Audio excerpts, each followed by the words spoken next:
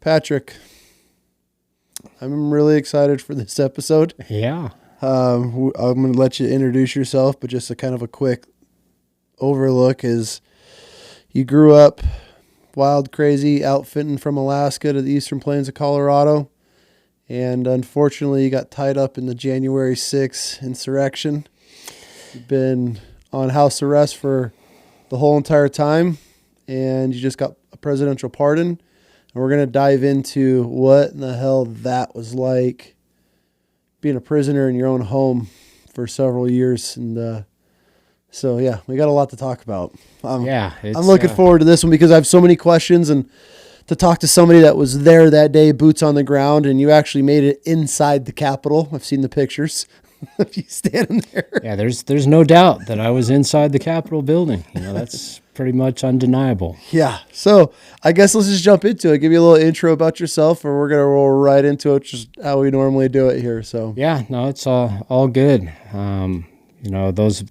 Those of your viewers that don't know who I am, my name's Patrick Montgomery. I was born and raised in Albuquerque, New Mexico. Grew up within an outdoor loving family. My dad was a big outdoorsman, and that's just the way that me and my brothers were raised. And I started working in Alaska at the age of 16, working as a fishing guide up there. And as my life progressed, I just assumed the role of, as a guide, more than anything. I think it kind of chose me more than I chose it. And that's just what I ended up doing. And along the way, my life is, it's had its ups and downs, and it's had its challenges. It's all part of the process. There's things that you can say that you regret about life, but there's not. And even with this January 6th, scenario, people ask me a lot of time, do you regret, that you were involved in it? Do you regret that you went there that day? And from that standpoint, I can say I regret the consequences, of some of the decisions that I made. Mm-hmm. But I can't say that I regret the whole experience, because of, that's part of my story, and it's part of this nation's story, and it's just something that I want to share the truth with people about, so that they have a better understanding of that day and how. And for me, it's all about, healing as a nation and moving forward. This is the United States of America, and when we act that way, we're a better nation because of it. For sure. So childhood, what was Albuquerque like? Because it is a wild city now. How was that as a kid growing up? Old Burke, it was wild growing up. Yeah. It's an interesting dynamic that you have there in Albuquerque, just because you've got a lot of mixes. It's a cultural mixing center. You have a lot of Native American, people within the, Native American Indian culture, if you will. There's a lot of, there's a military presence there that you have, between Kirtland Air Force Base, Los Alamos National Laboratory, White Sands Missile Range. You have a large Hispanic culture. And then you do have, African American culture. There's white Anglos, and it all comes together in the mixing pot that is Burke. And it got pretty wild even back in the day. I bet. Were you like in the heart of Albuquerque, or whereabouts did you grow up? I grew up in what they call the Northeast Heights, which is, upper middle class, white community for the most part, there in Albuquerque. Went to a big high school. My graduating class probably had 650, maybe 700, graduating students. So I was a product of the public school systems for the most part. I did attend school during middle school. There was a private academy, Albuquerque Academy. It was a parochial, league school that I went to for middle school, and just kind of decided that, that wasn't for me. Yeah. It was a little bit more on the uppity end, hanging out with the rich kids, and I just didn't feel comfortable really in that environment. So I went back to public schools to finish out high school. So from high school to Alaska, how do you go about going from Albuquerque as a kid to as a fishing guide to Alaska? That is complete polar opposite. Yeah, for me, I had a unique opportunity in that my dad was really good friends with a big time outfitter in New Mexico. It was Okay. an outfitter by the name of Rick Martin. I believe in 1988 he actually won Safari Club International Professional Hunter of the Year, Okay. which is an international award given Yep. to the top outfitter in the world by Safari Club International. So my dad was really good friends with him. So that outfitter happened to have the lease on a big giant ranch in New Mexico that was at the time, it was called the Baca location. Now that ranch has been bought by the federal government and is called the Valles Caldera. A lot of Oh, people okay. are well aware of the elk hunting that occurs on the Valles Caldera. So I had the opportunity to grow up. My dad was good friends with that outfitter. He took me up there, to the Baca Ranch. I hung out with that outfitter. That outfitter was part owner. I think he was 50% owner of a fishing lodge in Alaska with a guy by the name of Lynn Castle. Lynn Castle was a master guide there in Alaska. He kind of pioneered the hunting around Denali. Wood River Lodge is the lodge that he owned. Again, he was another outfitter that went on to win, Safari Club International, Professional Hunter of the Year. So I just kind of grew up in that circle. Okay. When I was a sophomore in high school, Rick Martin basically called me and asked me if I wanted to go up to Alaska and work for him that summer. And he kind of did that. We kind of did this on the sly behind my parents' back. Oh, you okay? So Okay. back in the day, it was old, phone. We didn't have cell phones. Yeah. So he called, and it wasn't unusual for him necessarily to call and talk to me. He was kind of like my second dad. Yeah. But he called and asked me if I wanted to go to Alaska, and well, of course, Rick. Yeah, I want to go to Alaska, but Absolutely. I'm too young. How can I go up there? Mom and Dad, are never going to let me go up there to Alaska. And he said, well, I've got this already all figured out. He said, here's what we do. He said, I'm going to buy you a plane ticket. I'm going to set you up an account with Cabela's to where you can order everything that you need. You'll have that shipped. We'll either have it shipped here to my house or you can ship it directly to the lodge up in Alaska. And your part is you can't say anything to your brothers. You can't tell your parents until right before it's time for you to go. And the purpose of that was that he was worried that if we told him too soon that they would deny it. They would say, no, there's no way you can go. Yeah. So it literally came down to I already had everything set, had a job. I wasn't originally hired to go up there and to guide. I was just going to be working kind of as a camp gopher, working in the kitchen, doing dishes. They had a position, basically they called it a river runner. Our lodge sat about 10 miles up the Unalakleet River from the main town of Unalakleet. Okay. And all of our supplies, our freight, our food, avgas for the planes, diesel to run the generators, all of that came into town and had to be hauled by boat up to the lodge. So that was going to be my job. I was going to help out around the lodge, help move freight, get gas, just be an all-around gopher. We didn't tell my parents. It was literally probably 2 weeks before I was going to Alaska. At the dinner table, Mom and Dad are having the conversation. I just turned 16, so I had my driver's license. And, the discussion came up, what are you going to do this summer? Parents' expectations were that if you're going to be here, you're either A, going to be working, or B, you're going to go to summer school. And so I brought up that, I kind of plan on working, the summer. And to them, it was all great. Well, great, that's awesome. What are you going to do? You're going to go work at the McDonald's, the local pizza joint. And I think my answer at the time was that, no, I think I'm going to go to Alaska. How'd that go over? Well, Mom particularly thought that was pretty hilarious. And Oh, really? They didn't take you serious?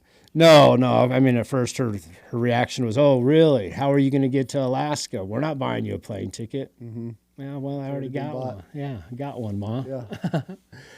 And then she kind of started seeing that I was serious about it. Well, we're not letting you go up there. We're not sending you up there to work with a bunch of grown adults by yourself. You're only 16. And I started to raise some objections. My dad kind of gave me that look across the table like, son, easy, don't say too much. don't go past that point where there's Oh. no coming back from. And so I kind of shut it down there. But at the end of the day, they talked about it and they let me, I mean, your dad grew up in that life, Yeah. He knows the outdoors, he knows the outfitting world and what it can do and how it can change a 16-year-old kid real quick. I mean, I'm sure he was probably pretty excited about it. I mean, Alaska's big boy country though too, so it is a dangerous place, Yeah, I mean, it's the real deal. Still is the real deal. Oh, absolutely. There's a lot of trouble you can get up there if you go up there, unprepared. Mm-hmm. My dad had lived in Alaska. My parents, both of them. My dad was in the Air Force. Okay. So they paid for his dental school. My dad was a dentist. So once he got out of dental school from Baylor University, him and my mother moved to Anchorage, Alaska. That's where my dad served his time in the Air Force. Got it. So he had already been there before. My older brother, Mike, ended up being born in Anchorage before they finally left Alaska and returned, to New Mexico, which is where my dad was born and raised, in the state of New Mexico. So, yeah, he knew what it was and what it was about. So you get to Alaska, 16-year-old kid. What the hell's going through your mind at this point? I mean, it's a pretty big leap to do for a 16-year-old kid for the summer to go up and venture around Alaska for a little bit. Yeah, it's not something that probably would happen today. Yeah. I don't know many parents that would, trust sending their kid off to work at a fishing lodge, thousands of miles away from home. And, back then it wasn't like it is now where you have this constant communication with cell phones. We were in a place where it would probably be, a couple weeks in between, time periods when my parents would even hear from me. But So did you guys have communication at your lodge, or was it when you went to town to resupply? Did you get a phone call there? We could use a radio, like a Motorola, radio that could sometimes, you could make calls on it.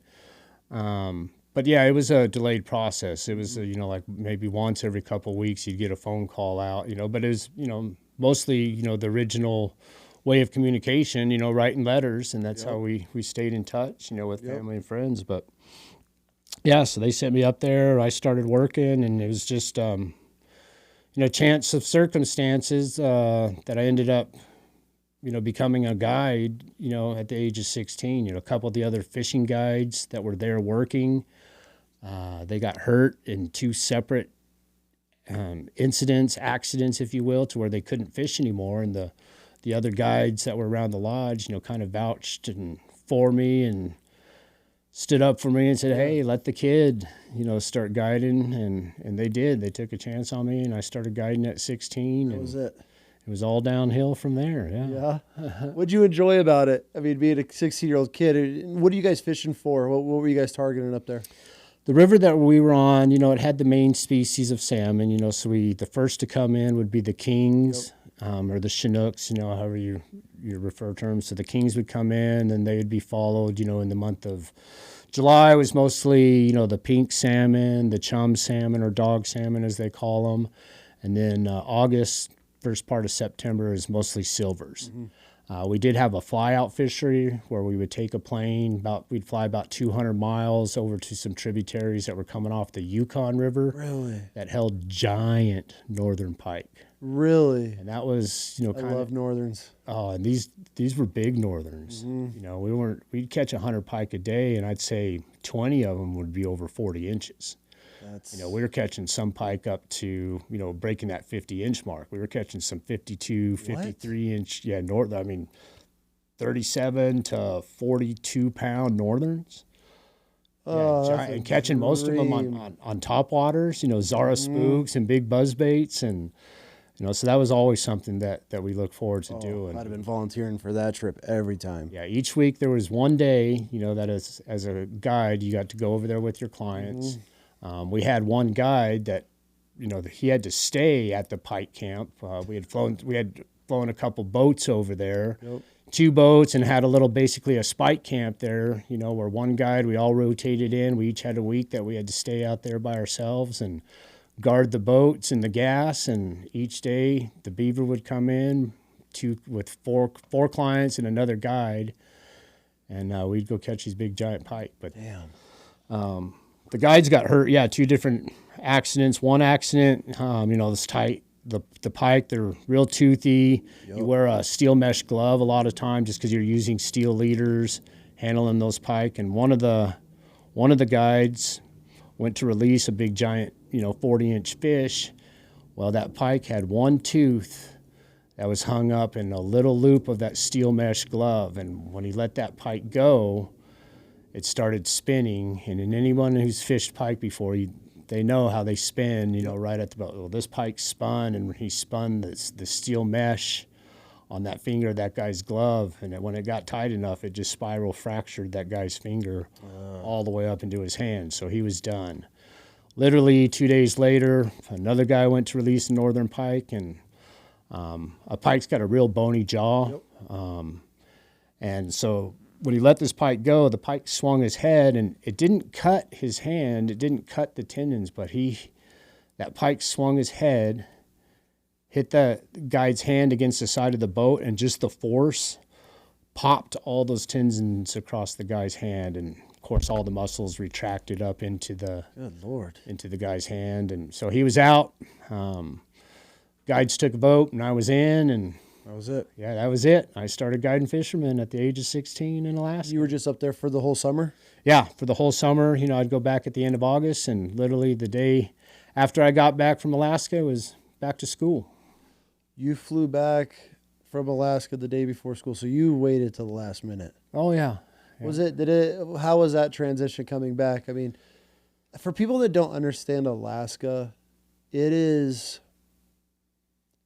one of the most amazing, incredible places you can ever go to explore anything. And it doesn't matter what part of Alaska, I feel like. It's all and very intimidating. It is.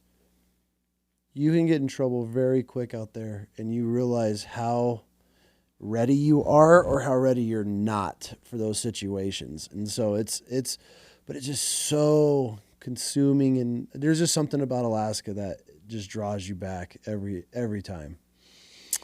Yeah, there's no doubt about that. And especially for a 16-year-old kid. Mm-hmm. When I first started going up there, I was pretty green, but even by the first year when I came back, I felt like I had grown leaps and bounds. For sure. I was doing a grown man's job, and that's the way I was treated, at the lodge. That was kind of their philosophy, that if I can work and do the job of a man, that I deserve to be treated that way. And that was good and bad, because at the end of the day, I was still a 16-year-old kid. Yeah. That felt like I had accomplished so much, earned the status of being an adult. Mm-hmm. But I didn't quite have that adult mentality, that adult mindset yet. So while it was good, it also started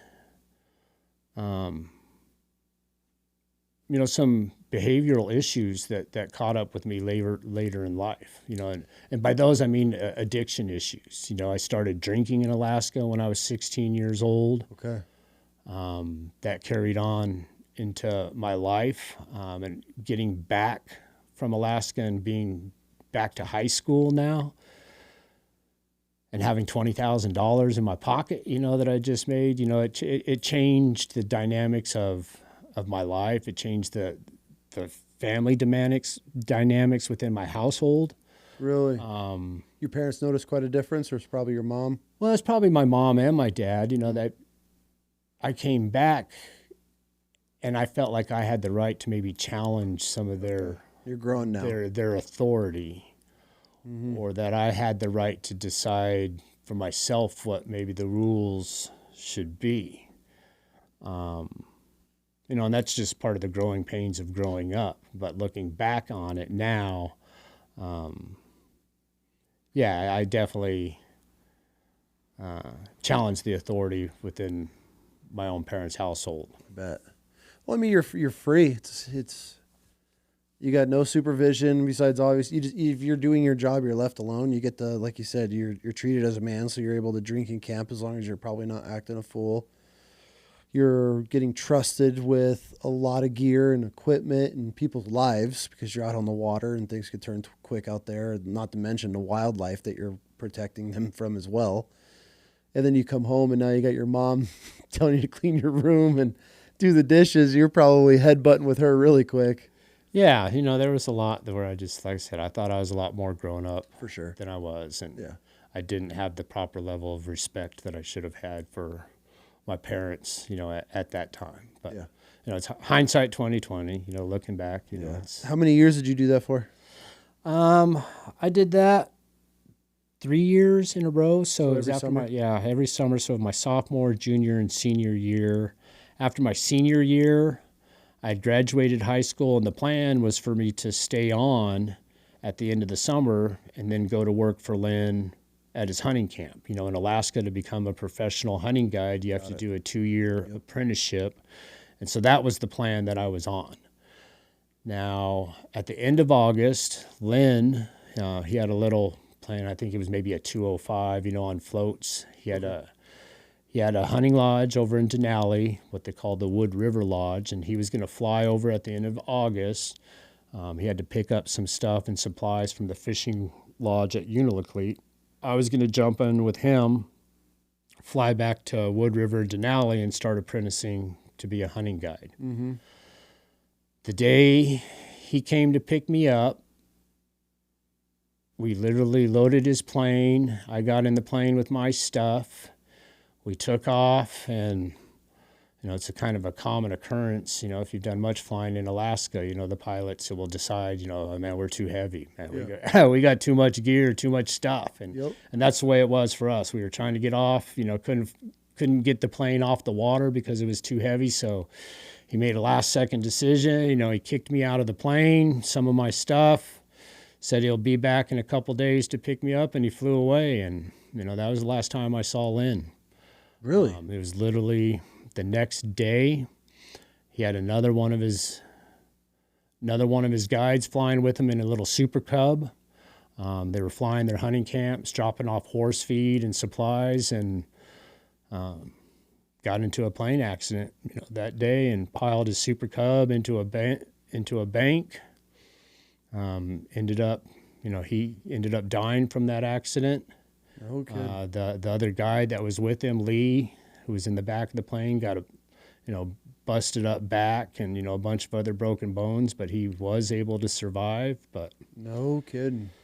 that was probably the first, I shouldn't say first moment, but another moment in life, where God made his presence clear and known by acting directly in the affairs of my life. Mm-hmm. I feel like if I hadn't been taken out of that plane at that moment, there's a good chance I probably would have been flying around in the plane with Lynn the next day, dropping off feed, and could be just like a that. different story than what it is today. For sure. So after he passed, were you pretty much done with Alaska? Yeah, once he passed away, everything was up in the air, so I wasn't doing the Alaska bit. I did still have the friend, that but leased the Big Elk Ranch in New Mexico. So that's what I transitioned to instead of going and staying in Alaska and working. Called that outfitter, let him know what was going on. He said, well, just come back to New Mexico. You can guide for me this fall, and then you can decide what you want to start doing. If you want to go to college, you can go. It makes sense. You could go the spring and summer semesters, and you could still guide for me in the fall. If you want to do things that way. So that's what I started doing. Started going to school at New Mexico State, spring semesters, fall semesters, and then I would, guide hunting in the fall. So how was that? I mean, you go from being a young kid coming home with 20, 30 grand in cash from tips and getting paid out in Alaska, and then now you come back and you're in college. Did you pick up a job right away, or were you just living off savings? Because it's the guide life, especially if you're young and you don't have a family. I mean, it's lucrative. You can come home with a pocket full of cash. Oh, yeah. I mean, and then now you're back to reality, No, and the reality of the situation was that I wasn't mature enough at that point in my life to be able to handle that influx of cash, especially when I was in a position where I was, upset with my family situation, not because of anything that my parents had actually done, but just my perception of reality, at that time was that, I wasn't being accepted for who I was and the way that I wanted to live my life, and Yeah. and therefore I was forced, to kind of provide for myself and take care of my own, which was fine. But the reality of the situation is that my parents shouldn't have been enabling me, to continue. At this point in time, I was starting to drink heavily. I was getting into doing other drugs, smoking weed, doing. You got to remember, this was the late 80s. Cocaine was big on the same scene back then. And I started getting involved in all those things. And it was just, a combination of too much money, not enough maturity, resentments that were probably not valid, Looking for reasons. Yeah, looking for reasons just to be a Mm-hmm. rebel, just to, you're not going to control me, you're not going to tell me what to do. I'm a big boy, Yep. I'm working, I'm making money, I can decide for myself what my best life is. And, I proved very quickly that I was not capable of making those decisions, Yeah. Which is such a natural. I mean, it's like us in the military, and you get a young kid, and you got guaranteed paycheck, and you get sent to these different countries, and you party like a rock star. And you don't know any different, And I get it, man. I've been there, especially, and then you feel grown. You got a job. I'm an adult now, but I mean, even at 20, you still don't know shit. Well, that's the biggest thing is looking back at it now. I can't even imagine, the military, with 18-year-olds and stuff, being drafted, back in Vietnam and being expected to go and do these things. For me, I can look at that time, man, I was not ready at that time. I understand everybody else matures at a different rate, but yeah, it's wild. Oh, it's wild. Imagine being drafted to. I mean, obviously, I don't know how. It's different when you're forced, So I don't know how I would feel being drafted. It's got to be such a terrifying feeling to get a phone call or a letter, however they were doing it back in Vietnam. Like, hey, you got to go to war. I couldn't even imagine being some kid just fucking off at home, and all of a sudden, now you're drafted and you got to go and serve your country. It's that to me is fascinating. I would love to talk to somebody that got drafted and went through the whole entire process, because it's hilarious. I'm one of those people. I feel like everybody in our country should, at least, if you're not doing college or guaranteed college, you should do 2 years in the military. Just right out of high school, 2 years of military, cool. Just to get some maturity, some life experience. You serve your country. We have numbers. We got a strong military.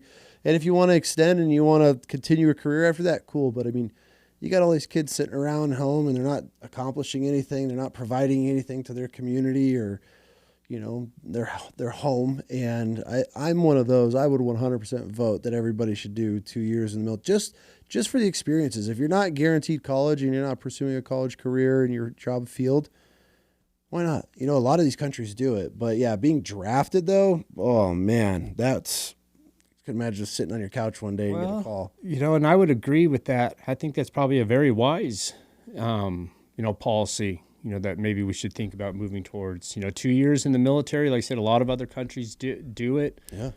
When I look back at my life and where it comes to things that I may possibly have some regrets, it's probably in that time period.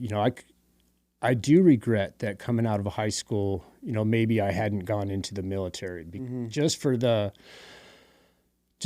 discipline, and maturity, and, just allowing 2 more years, of age, to catch up with me. I think that would have been, probably would have been good for me. Absolutely. The other side of it is I probably would be dead. Because for me at that time, and just the person that I am and my personality is, if I'm going to do something, I'm going to be wholeheartedly involved in it, and being a big hunter. I was also involved in the Olympic shooting sports growing up as a kid. So I shot competition small bore, Olympic style, 4 position, 22s, 50 feet, open sights. And, you know, and I was good. You know, when I was 14, I think I won the Southwest regional, you know, junior Olympic shooting championship. So I would have gone into the military probably highly recruited, you know, to be a sniper. I think I probably would have liked that game enough to the point where I probably would have been like one of these guys, Chris Kyle or somebody that just kept signing up, and you know, there's a good chance that I wouldn't be alive, you know, at this point in time. So, you know, everything happens for a reason. That it does. And you know, this is just the way my life's ended up. Yep. So you talked about, obviously things started to spiral in college, you know, getting into the drugs and alcohol and everything.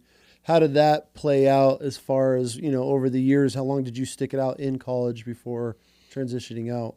Well, I mean, to be honest with you, my addictions landed me in prison. Really? Yep. Not in a direct manner. You know, it wasn't selling drugs, wasn't buying drugs, but for me, I ended up, you know, being convicted of robbery. Really? Yeah. I was, you know, at a bad point in my life, making stupid decisions. I was pulling some, you know, kind of point break kind of shit, like robbing stores to get money to fund. For me, it was hunting trips. You know, I would. It's, you know, I try not to. I try not to laugh either. I don't need the laugh, but I was not expecting you're going to be robbing stores to go on hunting trips. It's usually not that. No, but that's what it was for me. Okay, you know, I mean, at that point in time, you know, I got used to having money from working. When I didn't have money anymore, when I was going to school, you know, my parents kind of cut me off, you know, said that if you're going to be drinking and partying, you know, we're not going to support that behavior, as well they should. Yeah. You know, but at the time I didn't like it that much. Yeah. You know, I became rebellious, and I'd become used to having that money. I was entitled, if you will, you know, felt that I, you know, deserved to continue living that lifestyle. So when I wanted to go hunting or take a trip, I would, you know, knock over a store or something and get the money and go to Kansas and shoot pheasants for Thanksgiving, or, you know, go turkey hunting in Texas, you know, just different things. And yeah, it eventually caught up with me, you know, and I got caught. How were you not knocking these stores over? Were you armed, or what was your, if you mind me getting into details about this, how were you going about this? Like, what was your thought process? Well, obviously there wasn't a lot of a thought process, you know, behind it. But my thinking at the time was, you know, I was using a fake gun, you know, so it wasn't real. Okay. I knew what my intentions were, and that was, you know, not to really hurt anybody. You know, to me it was kind of a joke. It wasn't that big of a deal. You know, I'll just, you know, I would go, you know, into a store, you know, I'd act like I was buying something, you know, so that they would open the cash register. And then basically it was just, you know, use of threat or intimidation. You know, sometimes I think I'd show them a fake gun and, you know, just tell them, hey, you know, while that drawer's open, you might as well put the rest of the money in this backpack, you know. And were you getting a rush from this?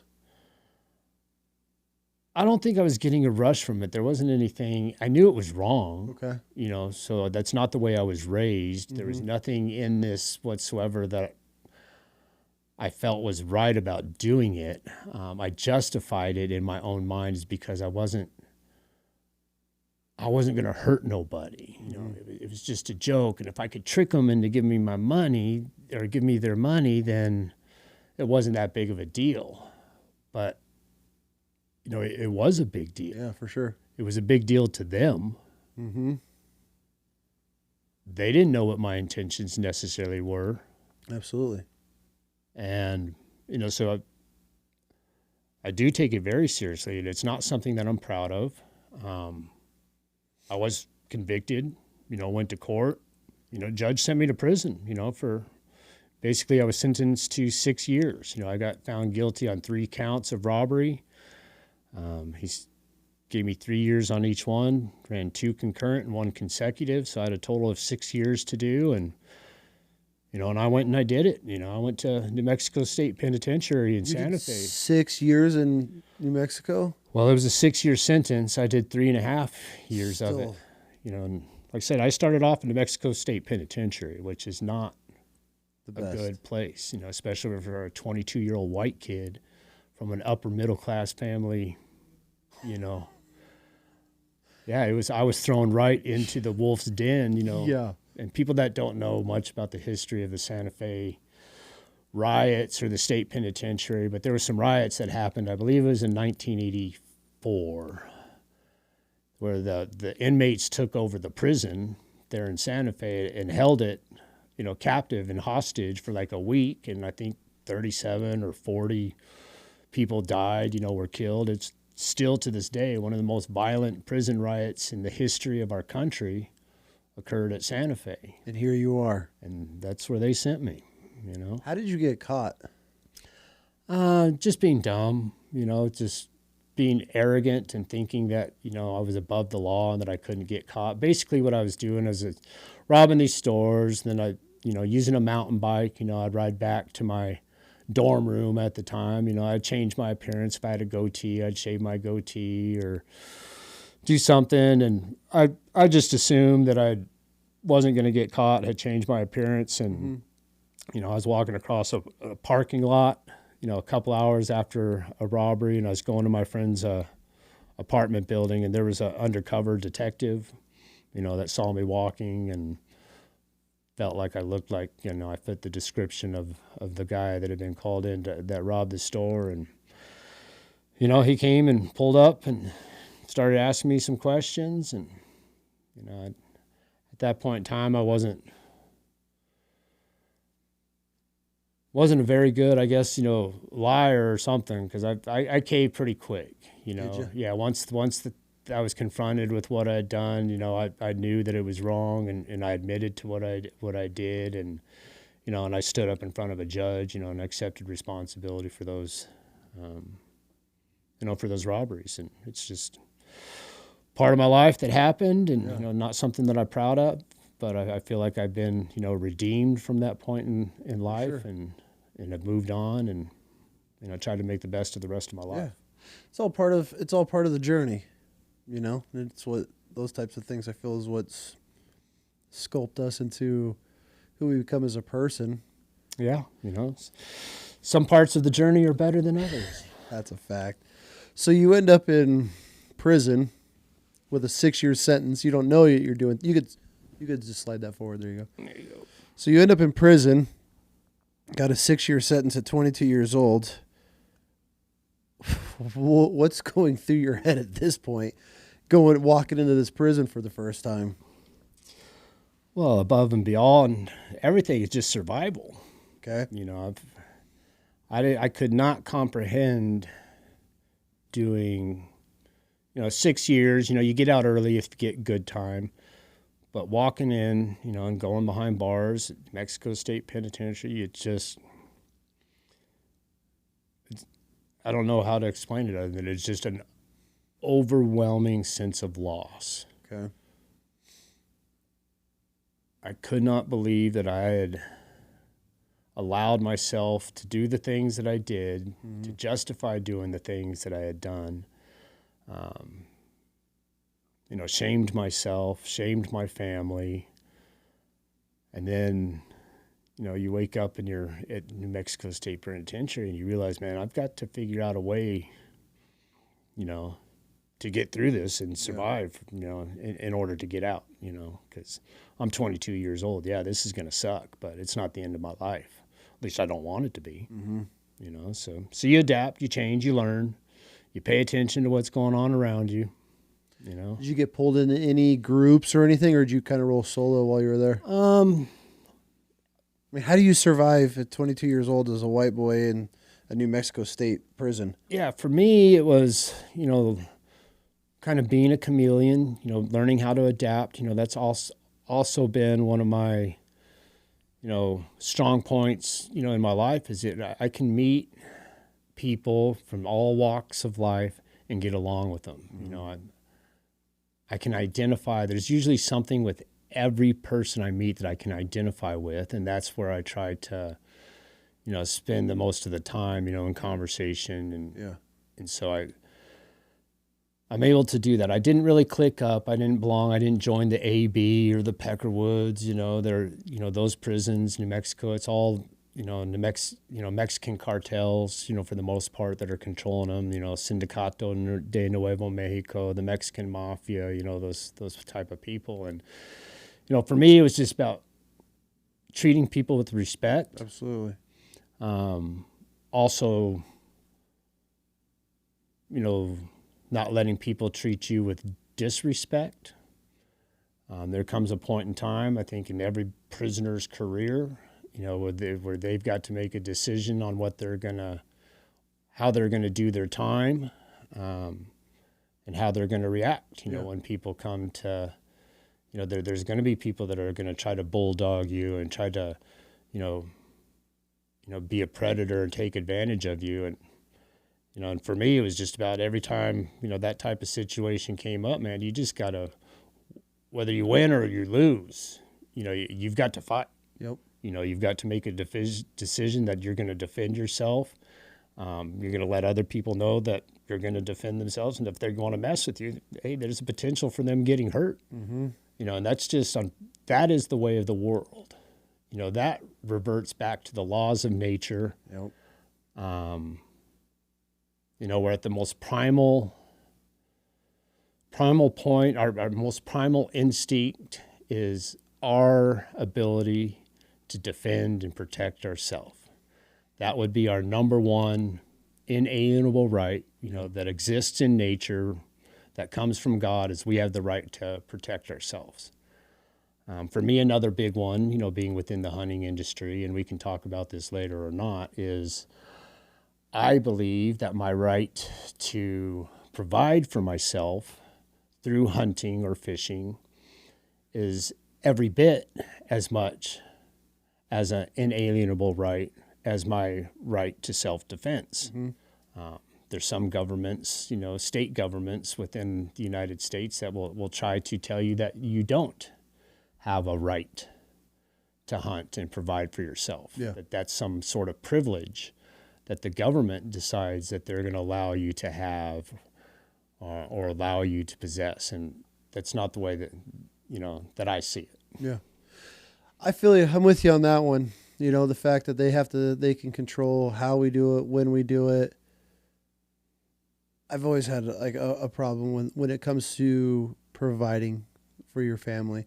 Now, if you're out trophy hunting and you're doing, shooting shit with spotlights and after dark, okay, like that I can't get behind.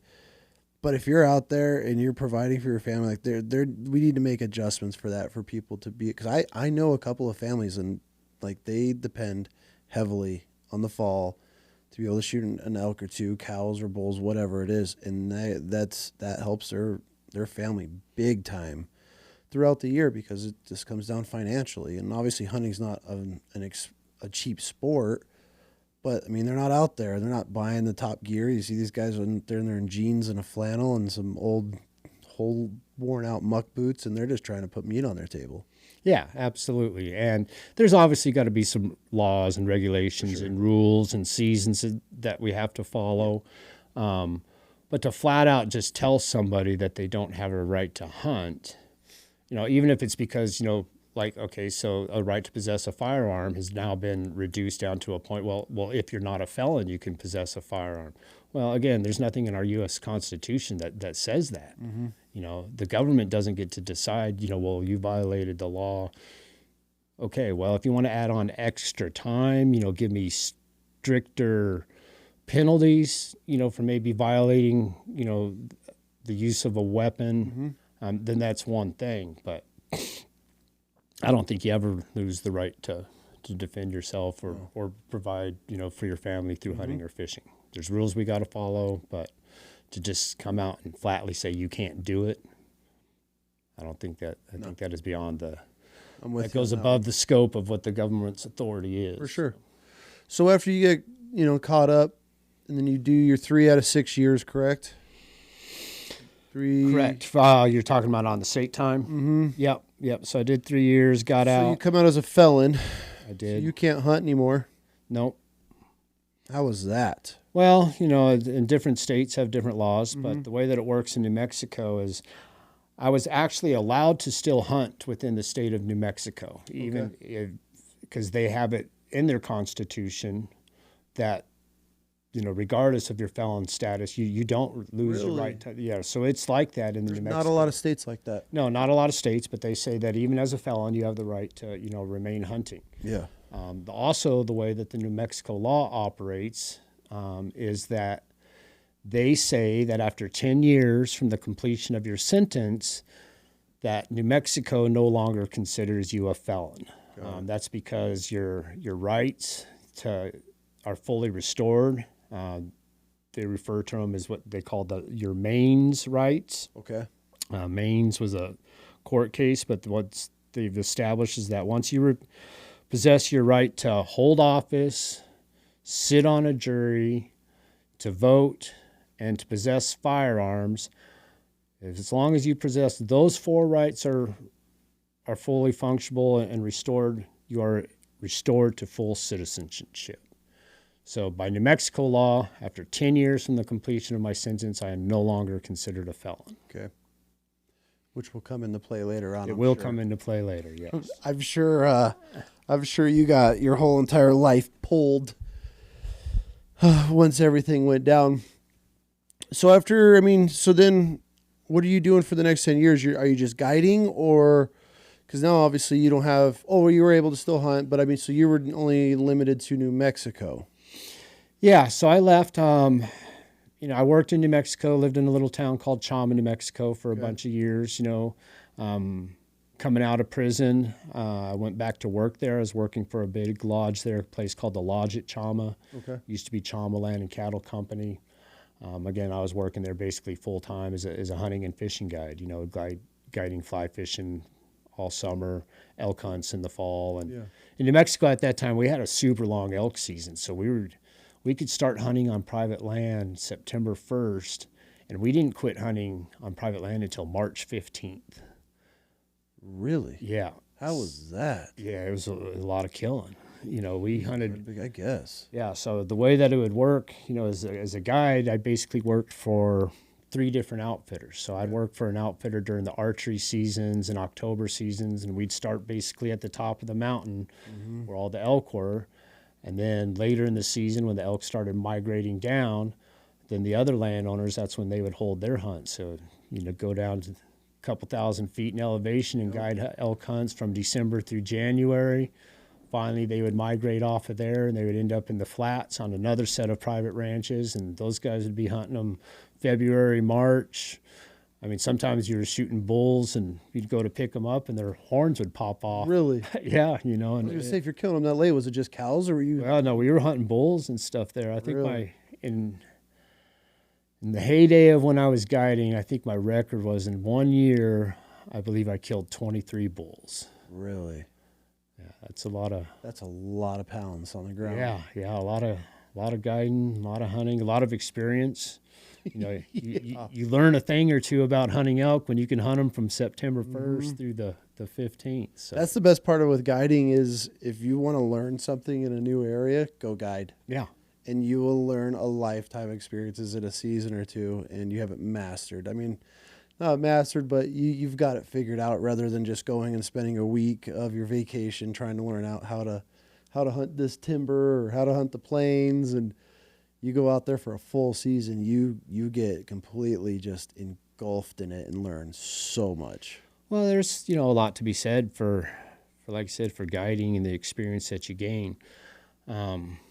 There's always going to be the back and forth between guided hunts versus do it yourself, and I don't know.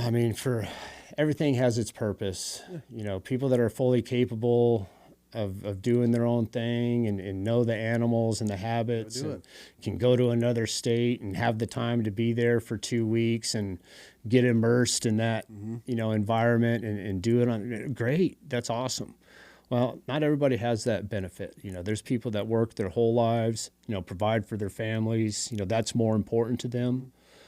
Being, the caretakers and making the money and paying those bills, that when they do have, some of these guys, maybe they only get 2 weeks vacation. So if they've got 5 days that they want to go and hunt someplace, man, to me, it only makes sense. Do it. To I was hire a one of guy. those guys for a while, like, you got to go out and grind it on the public land and all that bullshit. But once I really got into the guiding side of things, it's like I still have some clients that they work their ass off. They save up all year. They have 5 days off, and they get their ass to wherever as fast as possible, and that's their time. That's what they want to enjoy, and that's all they're offered for that season. And I have clients that they got more money than they'll ever know what to do with, and they spend the whole season going outfit to outfit to outfit, chasing it, and they get a ton of joy out of that. And once I realized, I was like, who gives a shit what it is? If you're having fun and you have the means to do it, do it. Like I don't know why there was like this big rift between guided hunts, and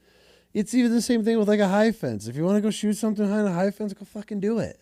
Don't claim it as some public land shit and now you're out grinding it out. But if that's your thing and you want to go down and hunt something, by all means, to each their own. But I mean, yeah, as far as guided stuff, I have no problem. This guy comes out or wants to bring his wife and kids and they got a certain amount of time to get it done and get back home before they got to get back to work or before a project starts, all for it. Well, and that's, for me, at the end of the day, you said it best. What does it matter? Yeah. Who gives a shit? Exactly. Was it the way that somebody else wants to do something? Yeah, who gives I used to be, I'm guilty of it. I'm not going to deny that. I used to be one of these keyboard warriors sometimes, that felt it was my responsibility to call everybody out on their bullshit or what they were doing wrong, or, even when you can just tell, that some people, just straight up making up lies. Mm-hmm. It's not my duty. It's not my responsibility to call everybody out and hold them accountable. It's not even worth the time. It's not. It's not worth the time. If they want to do it, who gives a shit? Somebody wants to follow it, they'll figure it out soon enough. Yeah. Scum always rises to the top. And for me, my cross to bear, it still probably is the thing. And I know I'm going to make some guys mad when I start talking to it, but for me, it's the shed hunters that, they're all about the sheds. And for me, I couldn't understand it. It didn't make any, why do you want to go pick up, dead sheds, kill it on a deer's, head, if you, and that for some reason, it just irked me that these guys found so much enjoyment out of picking up sheds, and I couldn't understand it. But guess what? Who gives a shit? It doesn't matter. Who cares? If they want to pick up dead calcium and they want to spend thousands of dollars doing it, and that's the way that they get enjoyment, fine. Who cares? I was right there with you. I used to work in an office with these two kids, and they were hardcore. I'm talking, they're trying to save up money to get a guy in a little plane to fly them so they can glass certain areas and figure out how to get in the new areas. And I'm like, for horns? And they're like, man, oh my God, gotta chase the brown, And I'm sitting in my office like, listen to these kids talk. And I'm like, these guys are out of their fucking mind. And then finally it was like, they'd come back. I mean, I'm talking, they were the happy. They'd go and put on hundreds of miles in a week, hiking around, carrying hundreds of pounds of sheds on them. And they would come back the happiest guys ever. And I'm looking, I'm like, they're fucking retarded. This is the dumbest shit I've ever seen in my life. And then finally I realized, I was like, God, these kids, who cares? They're so excited. It's just like the bicyclists on the side of the road. They're in their little spandex suits that everybody hates. I think we can all agree that everybody hates. What is the saying? A motorist hates a motorcyclist. Motorcyclists don't like motorists, but everybody hates a bicyclist. Yeah. Right? But if that dude, they're not my favorite. They're not mine either. But if that dude wants to spend 10 grand on a bike and put himself in some little spandex and pedal around with his friends on the weekend, who gives a fuck? Yeah, who cares? To each their own. It's not my thing. You're not going to see me putting on some little grape smugglers and pedaling around on the weekend up and down a mountain. Not for me, but hey, to each their own. I'm all for it. Well, and that's also a philosophy that once I started realizing that within my hunting community, and then I started applying it to my worldview and the way that I looked at, what was going on within our country and with our culture, that's when I started realizing that, again, it doesn't matter to me, the way that you want to live your life or what you choose to do. It doesn't affect you at all. Well, and as long as it doesn't affect me, I really shouldn't have a say in the way that you decide to live your life. Yep. Now, that being said, there are some common things, there's for me at least, there's some absolute rights and there's absolute wrong. There's good and there's evil in this world. And, I'm going to try to align myself as much as possible with the good. Yeah. And sometimes that puts me on the other side of evil. And, sometimes when those two things get together, you've got to make decisions about what you're going to do, what you're going to support, what your values are going to be, and how you're going to defend and support those in your beliefs. Yeah. So I want to get into the juice. The juice. Unless we want to go into some guide stories and talk some hunting. Oh man, we can talk hunting and we'll probably make our way back to it. But, I do want to, let's get into the details of, what happened on January 6th. And, yes, I want to share as much as I can about that, in a transparent manner. Yes, that's a big reason why I wanted to get you on, because I want to hear directly from somebody that had boots on the ground, that was there January 6th from start until your presidential pardon that just happened. And just hear it from somebody, because obviously with the mainstream media and everything that we've been fed through the social media platforms and news, I think the majority of it was all complete bullshit, and it was all set up, in my opinion. And so that's where, as soon as I think we were talking while you were still on house arrest, I'm like, the second you're free, let me know, because I wanted to know this. So I guess let's just start. What even made you want to go to Washington and protest? And have you ever protested anything before? No, that's just it. I've never been to a protest in my life. I think that was your first and last. January 6th was my, was my cherry, if you would. Yeah. What a one to pop it on, huh? Yeah. Well, and obviously, that wasn't, what we had planned on or what we wanted to get involved in. For me, you got to rewind a little bit to, go over to the question being, okay, how did I end up in Washington, D.C. on January 6th? The long and skinny of it is, I had a friend that was going, and my friend invited me to go. My friend later became my co-defendant. He'd called me sometime around Christmas time and said, hey, I'm going out to Washington, D.C. There's going to be this rally, for Donald Trump, a Save America rally. There's going to be a bunch of other American citizens there, just kind of showing the support, for the government. And, wanted to know if I wanted to come. And at the time, I talked it over with my wife. Politics was not something that I was hugely involved in. I'd become a lot more involved in them because of what was taking place in 2020, that I'd started to pay a lot more attention. But I think everybody did at that point. Yeah. And for me, that's what it really goes back to, is when the COVID lockdown started, that's when my red flag meter, kind of started pegging out and going through the roof. Yep. I was educated in middle school and through high school. I understood American history, civics, introductory to our Constitution and what it says and what it does, which, is way more than a lot of the kids today. In public schools, they don't get educated at all. Nope. About those things. I'm maybe Gen X, I'm a Gen Xer. Maybe that may have been the last, real, generation that were educated, on a public level as to the civics, American history, those kind of things. But when COVID happened and the lockdowns and the shutting down of private businesses, I knew that was a direct assault on my civil rights, on the people's civil rights. Our founding fathers would have never stood to, for the government to come in and tell us I can't operate my business. Yeah. What are you talking about? That's my pursuit of happiness.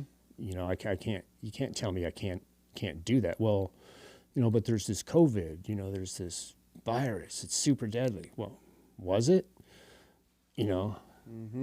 at the time that they started those lockdowns, they already had enough information, in my opinion, to know what it was, and they continued the farce. They continued to go down that route, and for me, I think it was a lot to do with it. That was an election year, and so I think they used COVID to, at the very least, manipulate the elections of 2020. There was things that we weren't allowed to talk about on social media. You know, I was banned by Facebook, you know, Mark Zuckerberg.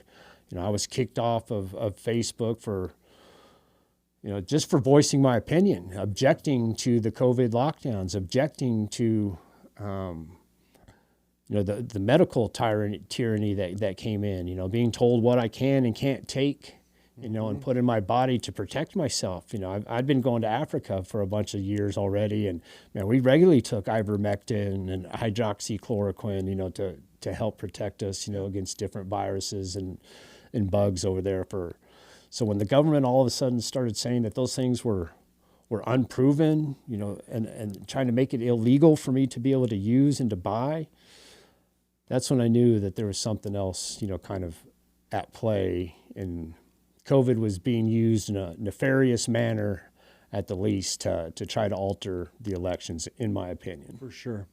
I feel that if anybody was even paying any remotely close attention to anything, that was the most blatant. All of this is happening right now so fast.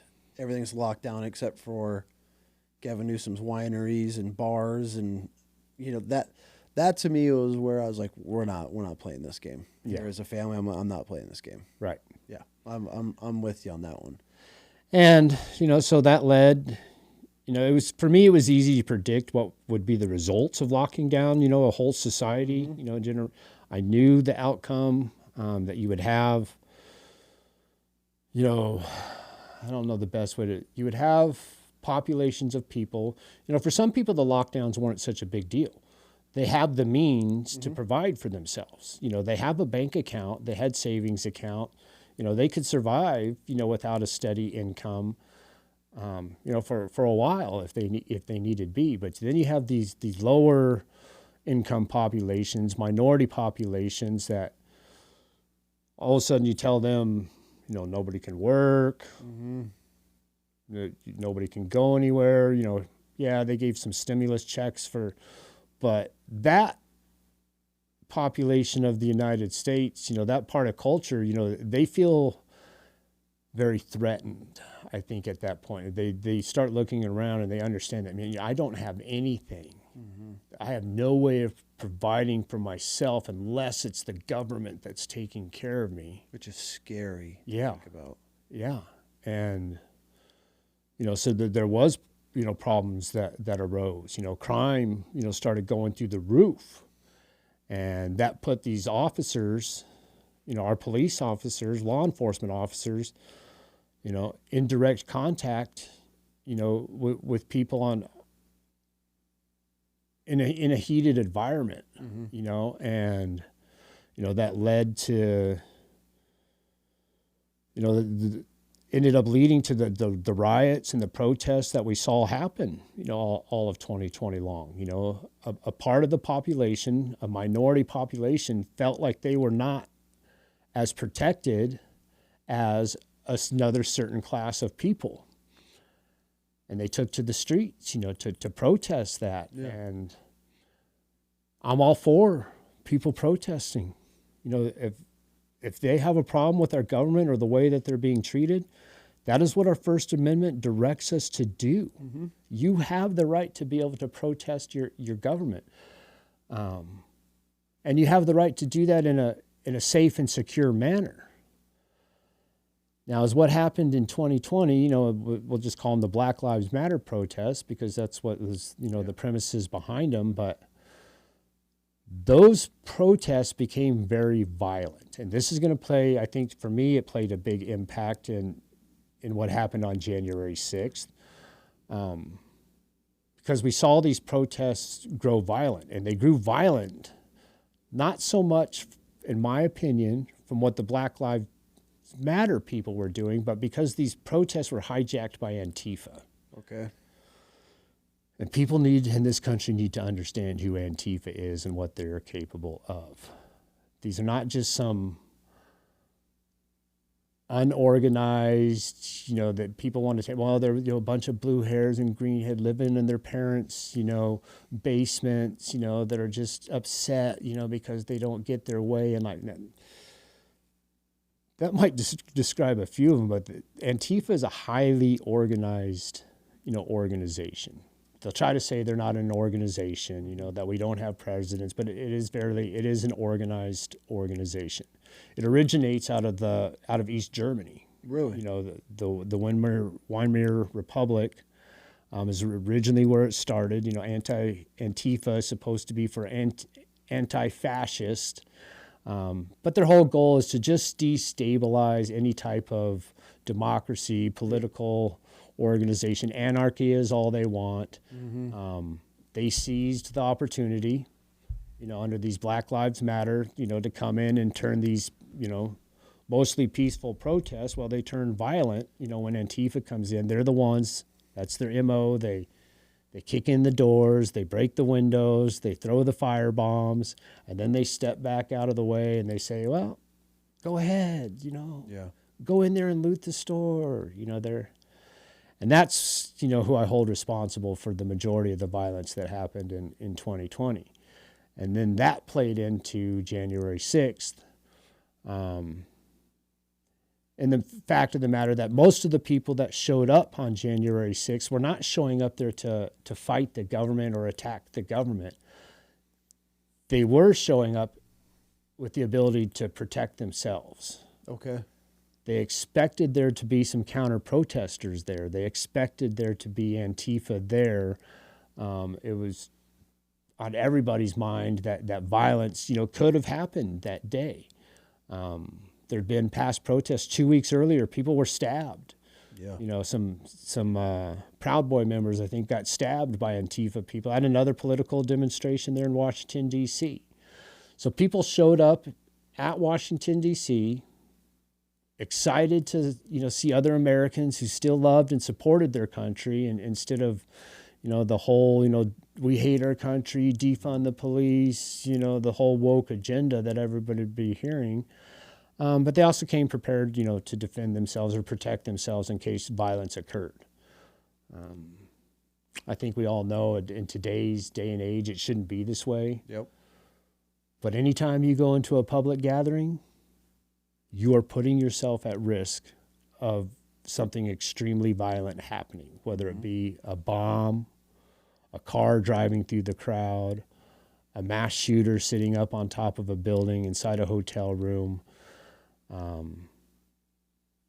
But the people showed up on January 6th with the ability to protect themselves. They were wearing protective personal, PPE gear, personal protection equipment. Mm-hmm. A lot of it matched that of what the law enforcement was wearing.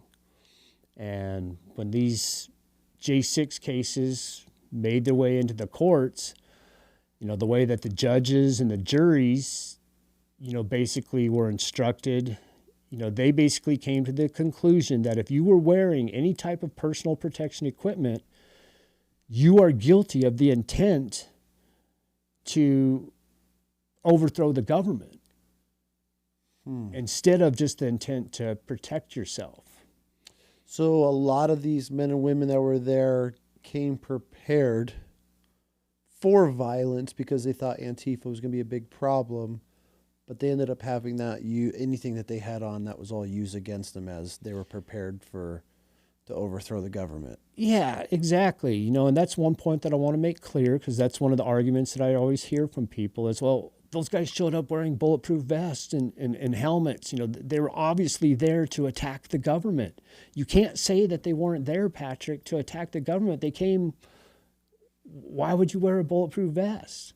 Well, okay, let's rewind it a little bit and let's put this question the other way. Had a bomb gone off, had there been a mass shooting, who are the people that would have survived that scenario? The people wearing the helmets, the people wearing the bulletproof vests. Had Antifa showed up, and decided, I think there was just so many people there that they, knew better than to come up and try to start any, fights or anything. That would have been that's a hell of a hornet's nest to kick. Situation, but had a bomb gone off, and there were bombs that were found that day. Really? There was pipe bombs that were found, stashed, both in front of the Republican National Center, and they're in front of the Democratic National Committee or Center. There was a few different pipe bombs. Well, had those bombs gone off, who would survive? Okay, the people with the PPE gear. The law enforcement, officers that were accusing the citizens of wearing that gear to attack them. Let me ask you this, and it's a fair question.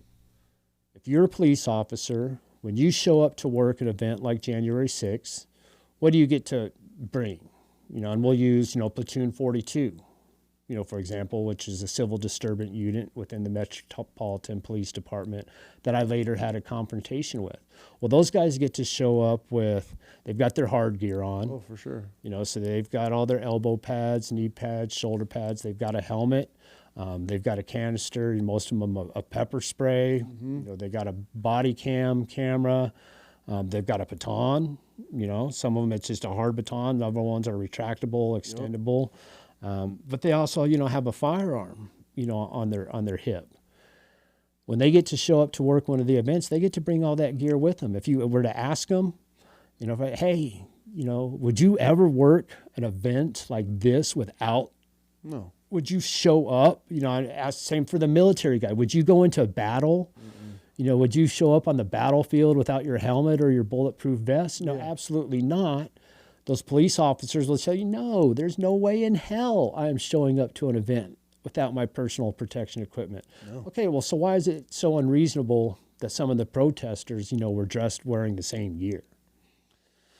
I get it, especially, with what we saw happen with pallets of rocks showing up and pallets of bricks just randomly appearing in these neighborhoods where Antifa's about to go through or Black Lives Matter was about to protest the day before.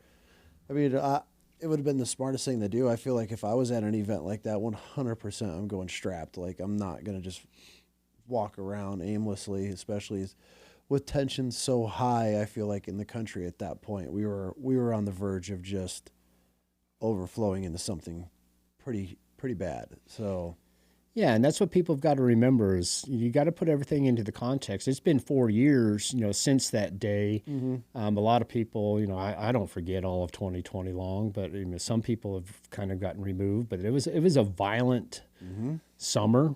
The summer of love, burnt down. Yeah, police stations burned down. Yeah, so 2020 was wild. Yeah, super wild. Wild year to watch. I mean, it was history, not good history.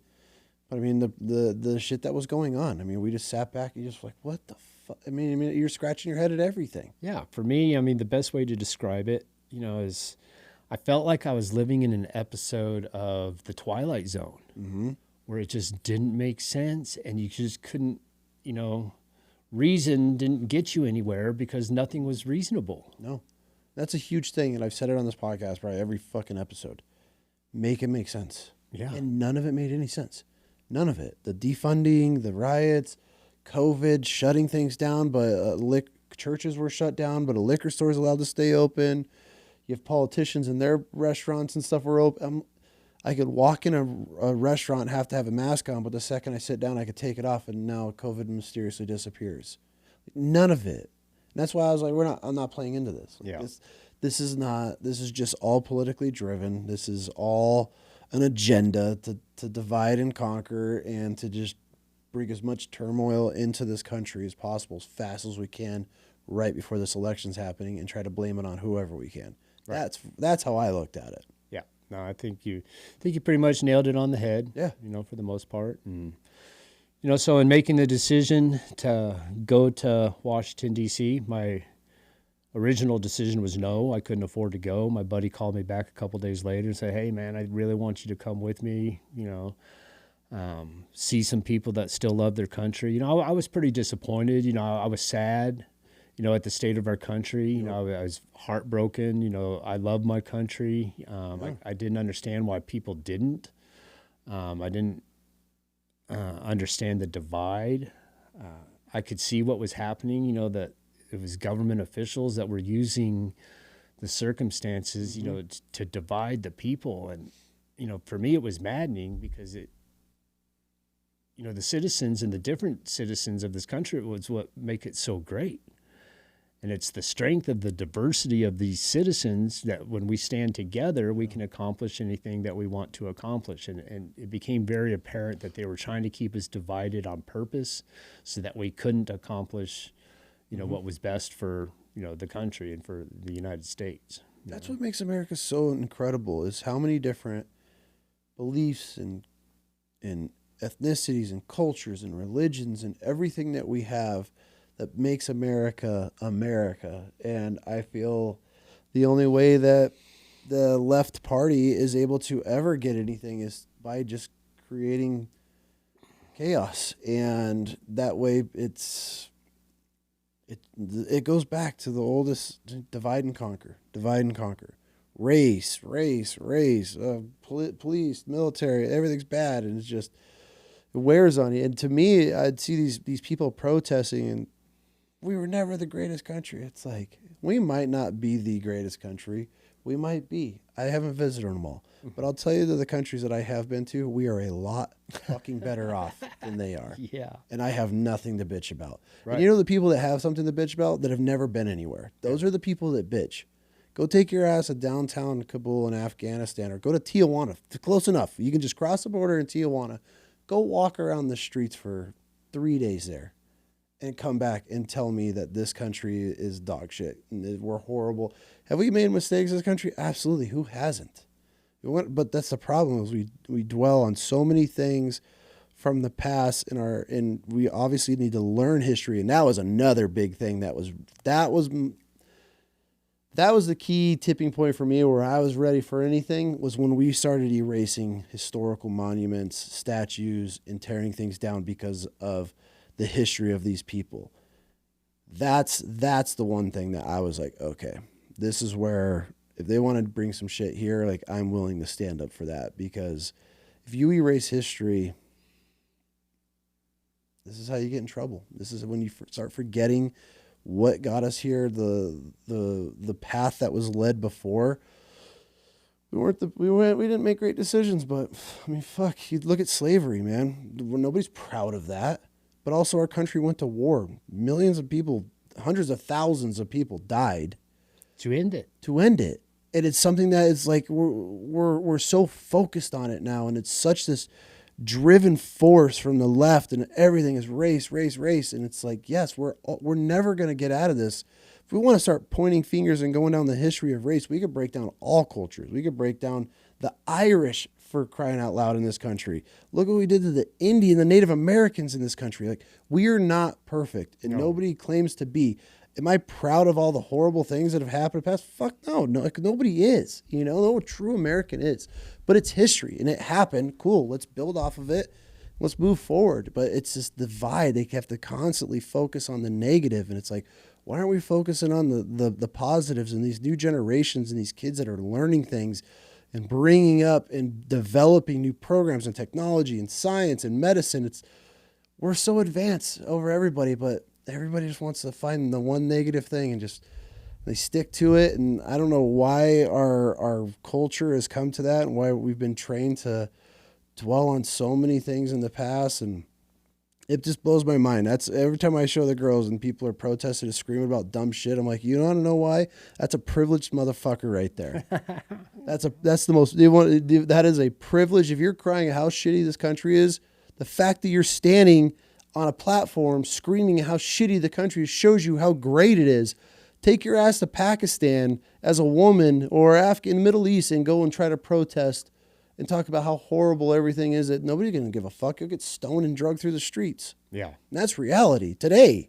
Yeah. No. But, you know, the whole gays for Palestine argument is just ridiculous. You know, I mean, if you put the gays in Palestine, they're all dead. Dead. You're getting tossed off of a rooftop. Yeah, they don't have that freedom and liberty. And the gays for Palestine, not happening. Tell me that there is propaganda without telling me that you have propaganda problems in your country when you have people protesting gays for Palestine. Yeah.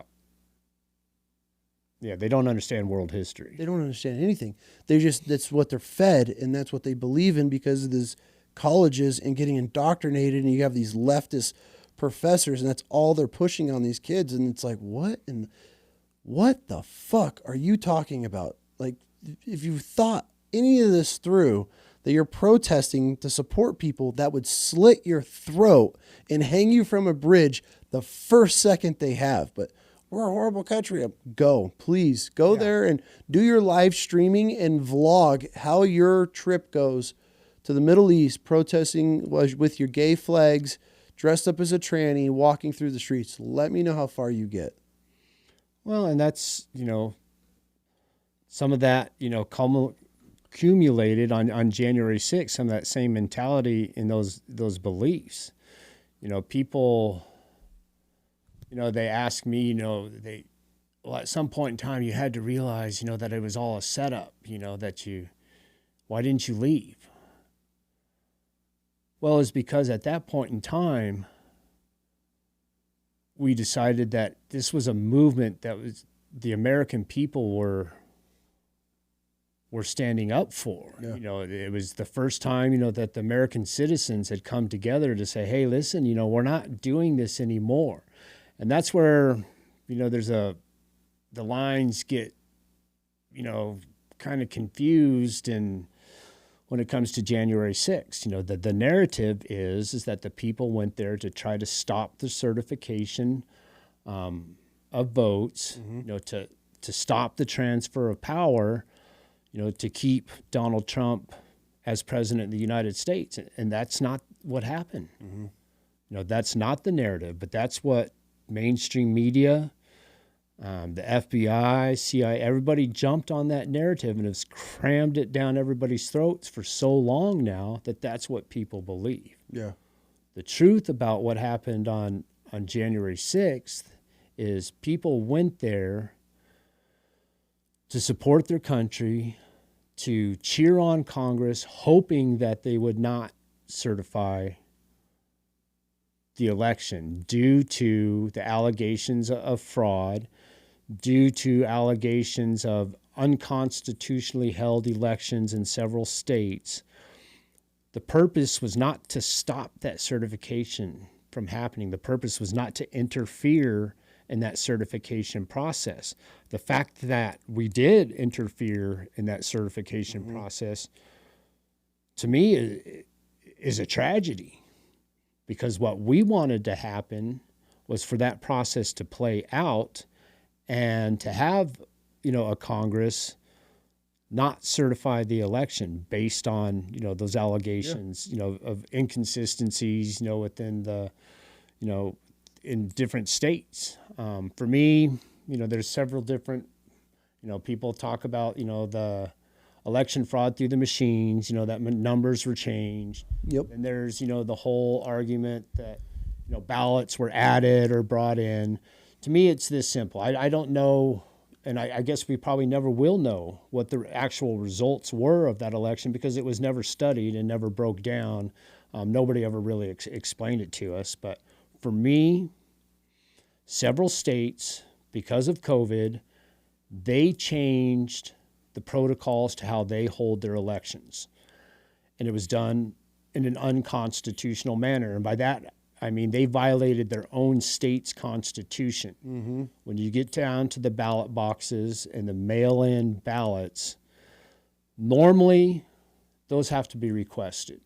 There are several states like Colorado where we do everything through mail-in ballots.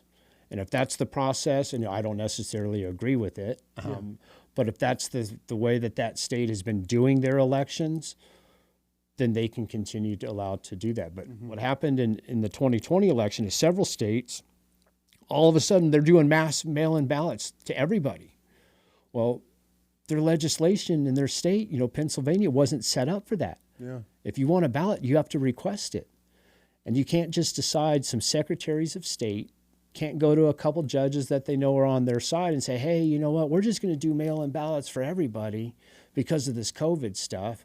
Have a judge approve it, and then you hold your elections. That's not the way it works. Yeah. And that's what I knew for a fact had happened. There was 5 or 6 key swing states that went to a total mail-in ballot system, putting drop boxes out that were unmonitored. And again, we don't have to even go into whether or not there was enough fraud that was caused because of this to affect the election. That's what a lot of people will say. Well, yeah, but they investigated it and there wasn't enough fraud to prove, that it would have changed the election. Okay, that's not the point. If there was any fraud, if the state particularly decided that they held an unconstitutional election, then that election has to be reheld. Yeah. And that's what we were expecting on January 6th. We were hoping that Congress would decide, hey, these certain states didn't follow their own rules. Let's send it back to those states, for further evaluation before we certify this thing. So that was a big reason why you went. That's what you were standing up for. Were those swing states that overnight ballots? They had hundreds of thousands of ballots that showed up out of nowhere. We see this huge spike in numbers in the middle of the night. So that's all of that compounded on top of it, and that's kind of what led you to like, hey, I'm going to go and I'm going to voice my opinion or give my thoughts at this protest. Was that the big reason what swayed you to go there? Yeah, that was, a lot of it was exactly that. I didn't know. And and some people are you an election denier. I'm not an election denier because I don't know. The numbers say that Joe Biden had more votes. To me, that is undisputable. How they reach those numbers is where the question is. Yeah. And the problem with at that point in time is, and what I wanted to see happen on a personal level, is I just thought that there needed to be some transparent investigations. I think everybody did. And I thought it was wise for the country as a whole to take those allegations serious and to do some investigations just to prove that they were going to be taken seriously. In the spirit of election integrity, in order for the people to have faith and to trust those elections, you have to prove to them that you're going to take those allegations seriously. Yep. And so that's what I was hoping for. I said, listen, if you guys do this investigation, put a pause on it. Yep, it's not normal. Yep, there's going to be people, everybody wants to, we're a country, if we want instant results, we want it right now. But especially in 2020, there was enough circumstances that it would warrant a little bit more investigation. From our point of view, at least from the American point of view, I feel that. I thought so. Yeah, 100%. And then it's what was happening is that wasn't happening. It was just looked right over. Yeah, so this whole, there's half of America, let's just call it half, conservative America that thinks that there should be some investigation. And, the judges, the secretaries of the state, they just didn't want to touch it. It was the scalding hot potato. And I understand. They felt like especially given the political climate at the time, if one of these judges had stood up and said, hey, you know what, I'm not, this is not right, we need to, they were afraid, I think, that they were going to cause a civil war. Damn near came to it anyways. And it damn near did come to it, but that's even more reason why you've got to take an extra careful, close look and prove to the people that, hey, in order to prevent a civil war, hey, man, you know what? We did look at it. We didn't just write you off. We didn't deny your, as what was happening. People were filing, lawsuits against the states in courts, and the judges were not investigating in them and proving those allegations to be false. They were simply refusing to investigate. Why that? Why right. At that time? And, and their reasoning at the time was, well, there's not enough, we can't find enough evidence to support. Well, you can't find the evidence until you bring it into the courts and agree to look at the evidence. It's a catch-22. In order to discover the fraud, you have to look at it. A lot of people are being paid off. I mean, obviously, we see what Doge is discovering now, and they haven't even scratched the surface of that. So, Yeah, imagine once they do the military. well, the Marines just passed. The Marines were the only ones that passed out of all the branches for the audit. Marines were in. They signed up for it, basically. And I had a buddy of mine who was like, hilarious. Marines were the only ones that passed an audit. I'm like, that's because that's all we do is dumb shit. we do more accountability of everything than I've ever dealt with in my life. So it makes sense that we know where all of our pieces of gear are. But Yeah, you're like, hey, do us. We got it. yeah. Well, we've been waiting our whole entire since 75 for this. Imagine when they do the Bureau of Prisons. Oh, After what I've saw just in my short time, being there, I can't imagine the amount of waste and corruption. Well, I'm back to the military side of things. I saw the other day there was this guy holds up this bag of bolts or washers, and he's like, these are aircraft certified, whatever, I don't know the terms, like for aircraft. It has that. It was like $90,000 for this little bag of washers. I remember ordering a sledgehammer when I was in the Marine Corps. We broke ours, had to order it. It was hundreds and hundreds of dollars. I remember filling out the form for it.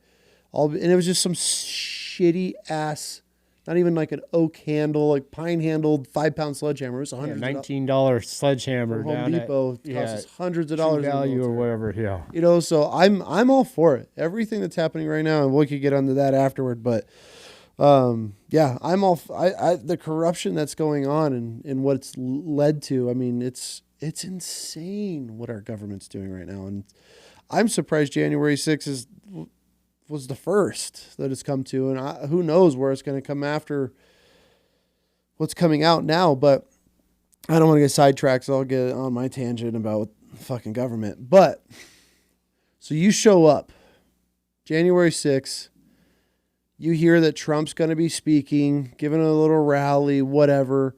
You and your buddy, you guys go marching 2 by 2 to this rally, and you're headed down the streets. Walk me through the day of January 6th when you showed up to the rally.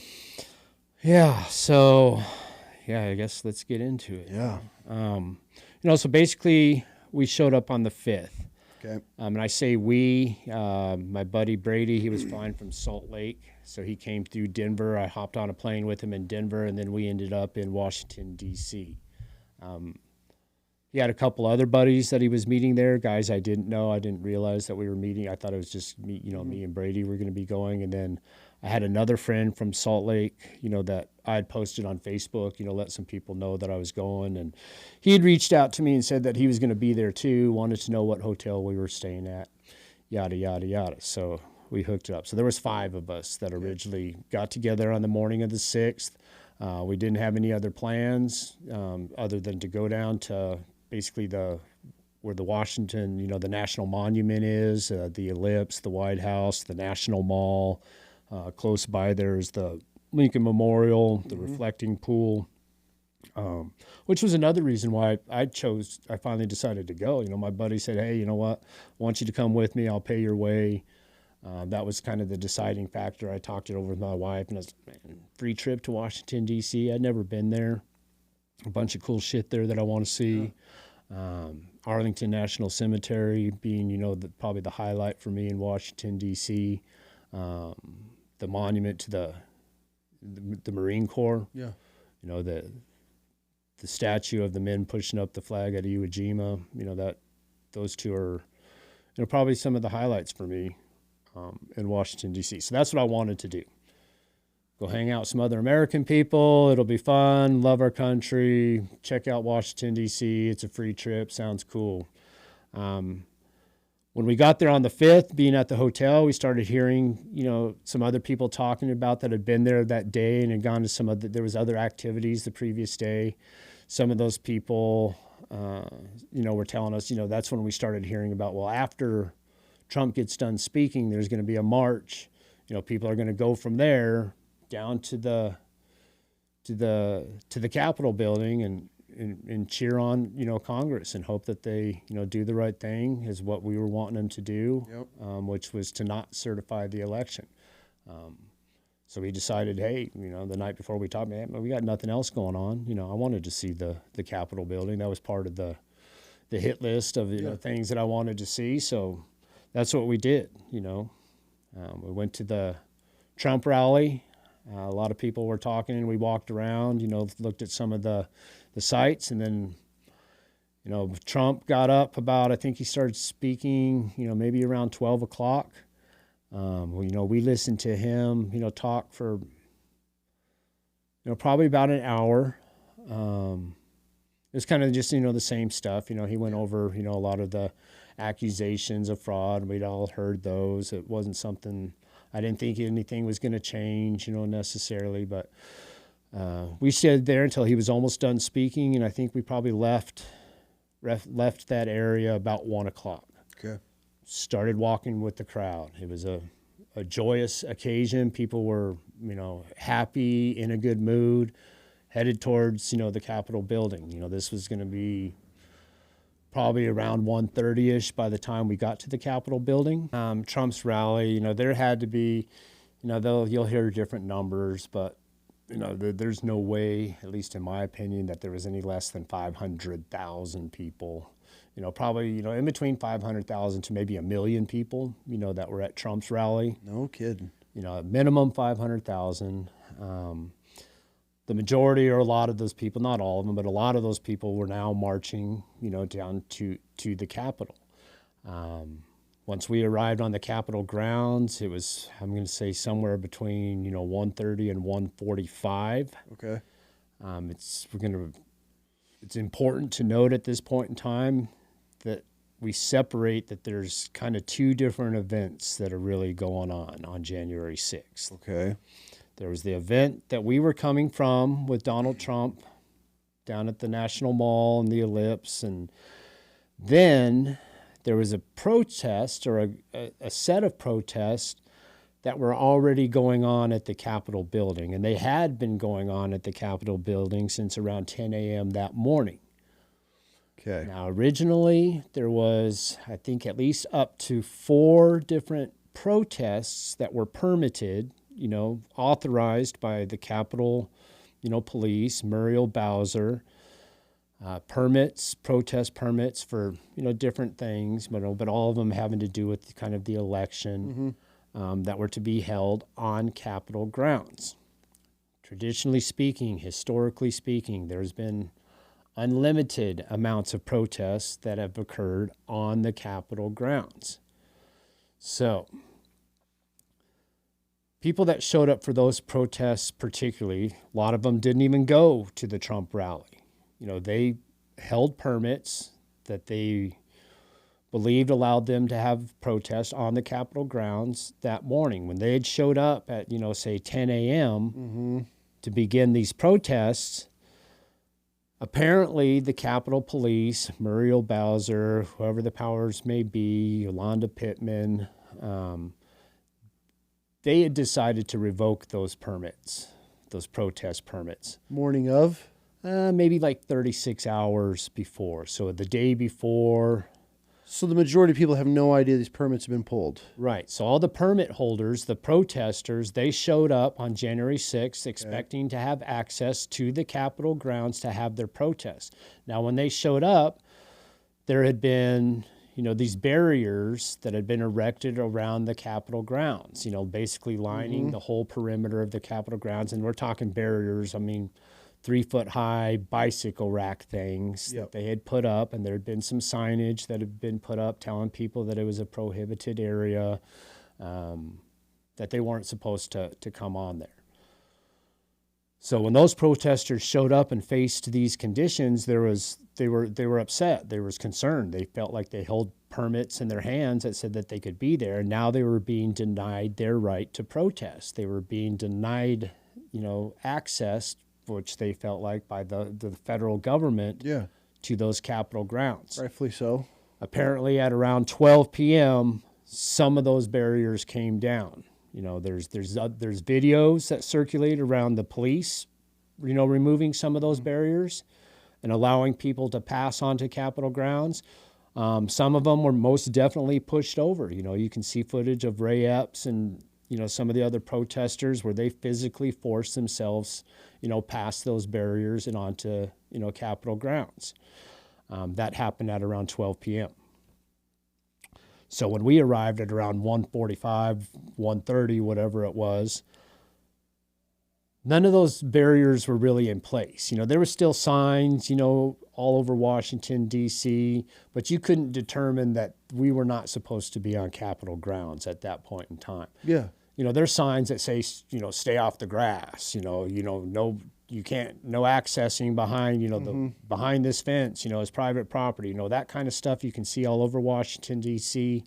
Long story short, when we showed up at 1:30, we were able to walk directly onto Capitol grounds. I didn't have to climb over any barriers. There was nobody standing out there. So you got a wide open. So by the time you guys are showing up to the Capitol, the gates are open. Yeah. You guys, and you don't know any different. You're just strolling in and going to the crowd that you're already watching protest. Yeah. We're walking across the street. We walk on the Capitol grounds. Nothing seems amiss. There was a lot of people. It was rowdy, but I've been to a bunch of heavy metal concerts and some rock concerts that are pretty rowdy too, you know, and I wasn't really expecting anything less, if with a couple 100,000 people, that were marching down to this protest. As we approach the Capitol grounds, I can see what they call the West Plaza area. I refer to it mostly as the West Stage area. And this is the area where, there had been a set of bleachers erected. There was a stage area. There had been a big sound tower, that was kind of erected in the middle of it that had, speakers and lights and different stuff, set up for it. As I approached the Capitol grounds, I looked up and I saw this stuff, and this is where all the masses of people were already gathered. Nothing seemed weird to me or amiss because that's what I was expecting. Yeah. I expected if Trump's going to be there and all these people are going to speak at this showing protest, man, there might as well be a stage. Mm-hmm. There might as well be bleachers, big sounds. None of it seemed out of place for me. So at this point, you have no red flags. Everything seems as you would expect. Yeah, no red flags walking onto the Capitol grounds. Okay. As we approach that West Stage area that we believe to have been set up for the protest, we start hearing, some explosions and, loud explosions like fireworks and, start seeing smoke. At first, again, I might have been a little naive in the situation. I'd never been to a protest. I thought this was all legit. We were where we were supposed to be. Yeah. So when I heard those first explosions, to me, I took it as, like at a rock concert, before the next performer comes out on stage, there's pyrotechnics and explosion, so that's, as I was approaching it, that's kind of what I took it in my mind. Okay. Was, well, man, they must, be really going at it, for this protest, announcing people. But then as we got closer, it became apparent, that something was amiss. You started, your eyes started burning, started seeing CS gas, seeing the gas, smelling the gas. And, my first reaction, man, what the fuck is going on here? Can imagine, yeah. We walked onto the grounds. We were told we were supposed to be here to have a protest. Now we walk up, and the first thing that happens is we're getting pepper sprayed, and they're throwing concussion grenades into the crowd now, and now there's flashbangs going off, and so we didn't go to the front area, right to the front. We kind of held up. We moved ourselves off to the side. It was apparent that something else bigger was going on and had been going on for a while before we ever arrived. So now it's starting to set in. This is something that you're like, okay, we need to stand back and watch this unfold. Yeah. It became apparent, that there was a lot more going on here. We kind of walked into, the hornet's nest had already been kicked. If you will. Okay. Probably a great way to put it. The hornets were getting angry. There was a loud buzz, and they were being sprayed with, pepper spray and flashbangs. Yep. And we didn't know exactly what was going on, so we didn't just dive into the middle of things. We were trying to remove ourselves. We were standing off to the left-hand side. I personally, when I was looking around, man, there was not any police. I didn't see any police officers near me, Really? around me. And that became concerning. When I started looking around at the size of the crowd, and man, there is a lot of people here, and there's not many police officers here, to protect this building. And better yet, now the few police officers that are here seem to be doing a very good job of inciting a riot. How so? Well, they're throwing pepper spray, flashbang grenades. I had learned enough after studying, the riots that had occurred, Yep. All 2020 long, that, there were some rules of engagement, especially concerning the use of chemical munitions. That a lot of the things that had happened in 2020, the riots had been sparked. Well, they had analyzed those, evaluated the police forces and the response.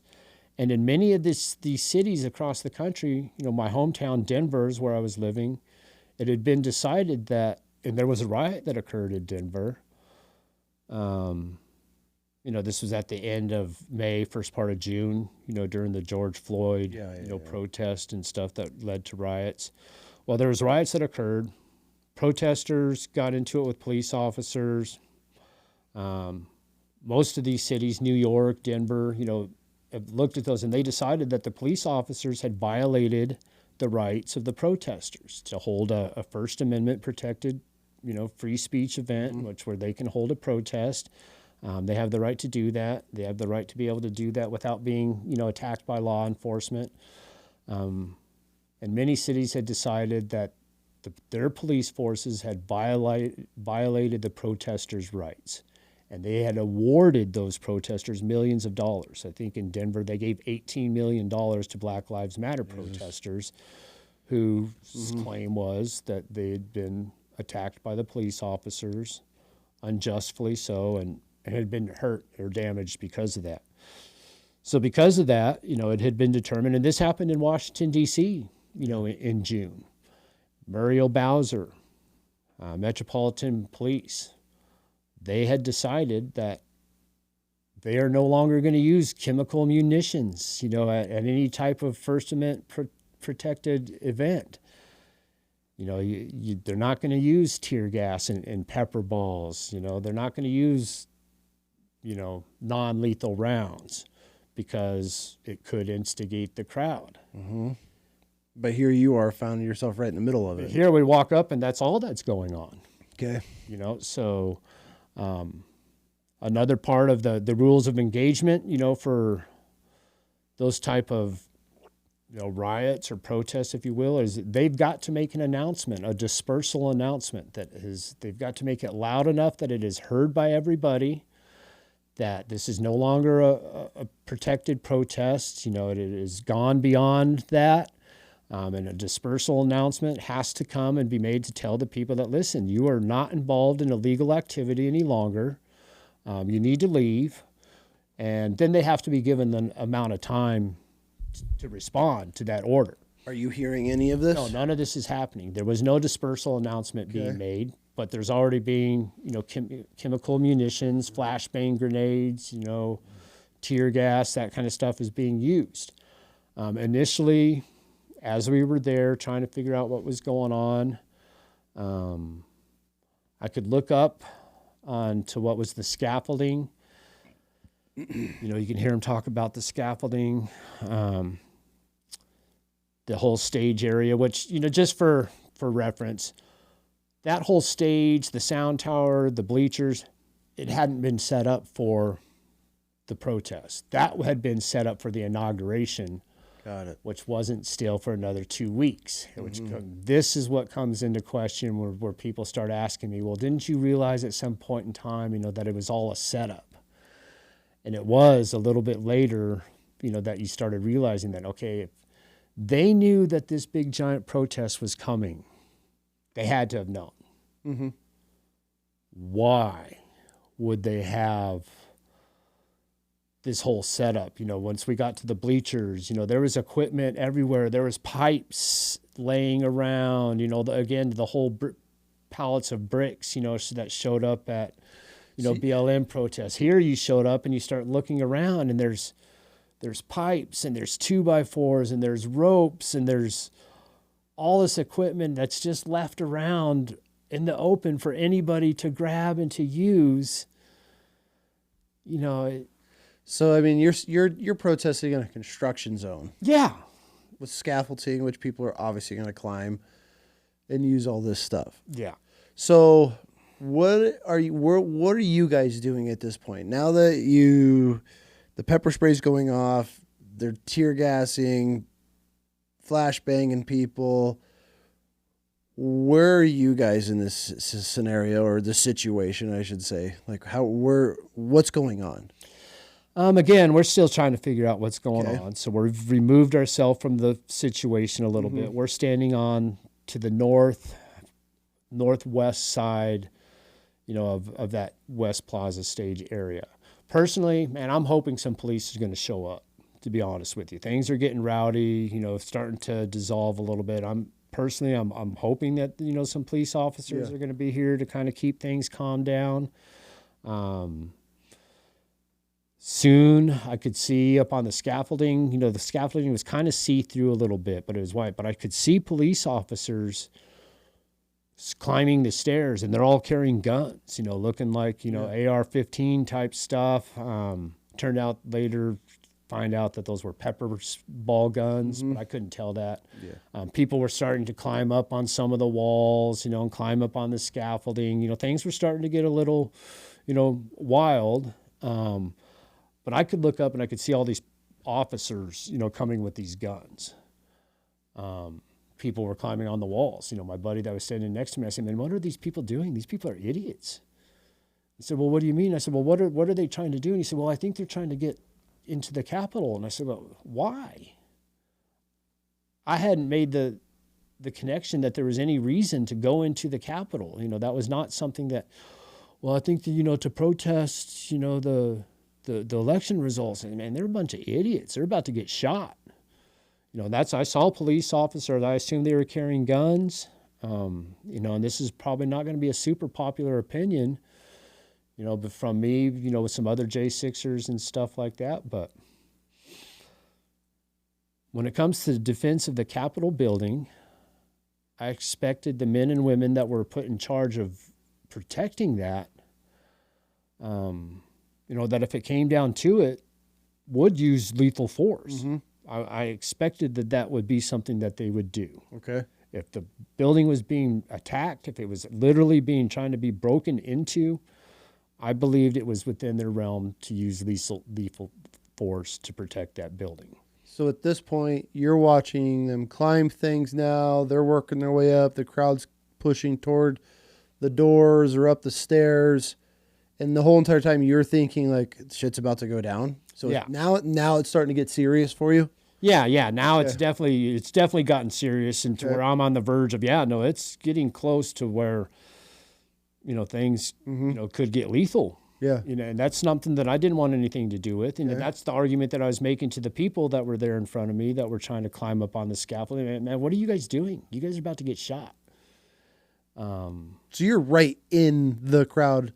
How far from the scaffolding were you? Because I remember these. Well, from now we're 15, 20 feet away from the scaffolding. Yeah, okay. We're at the front of the line. We're still the majority of the crowd is farther off to our right. That's right in front of the stage. We couldn't even see the stage at this point anymore because we were so far forward on the left.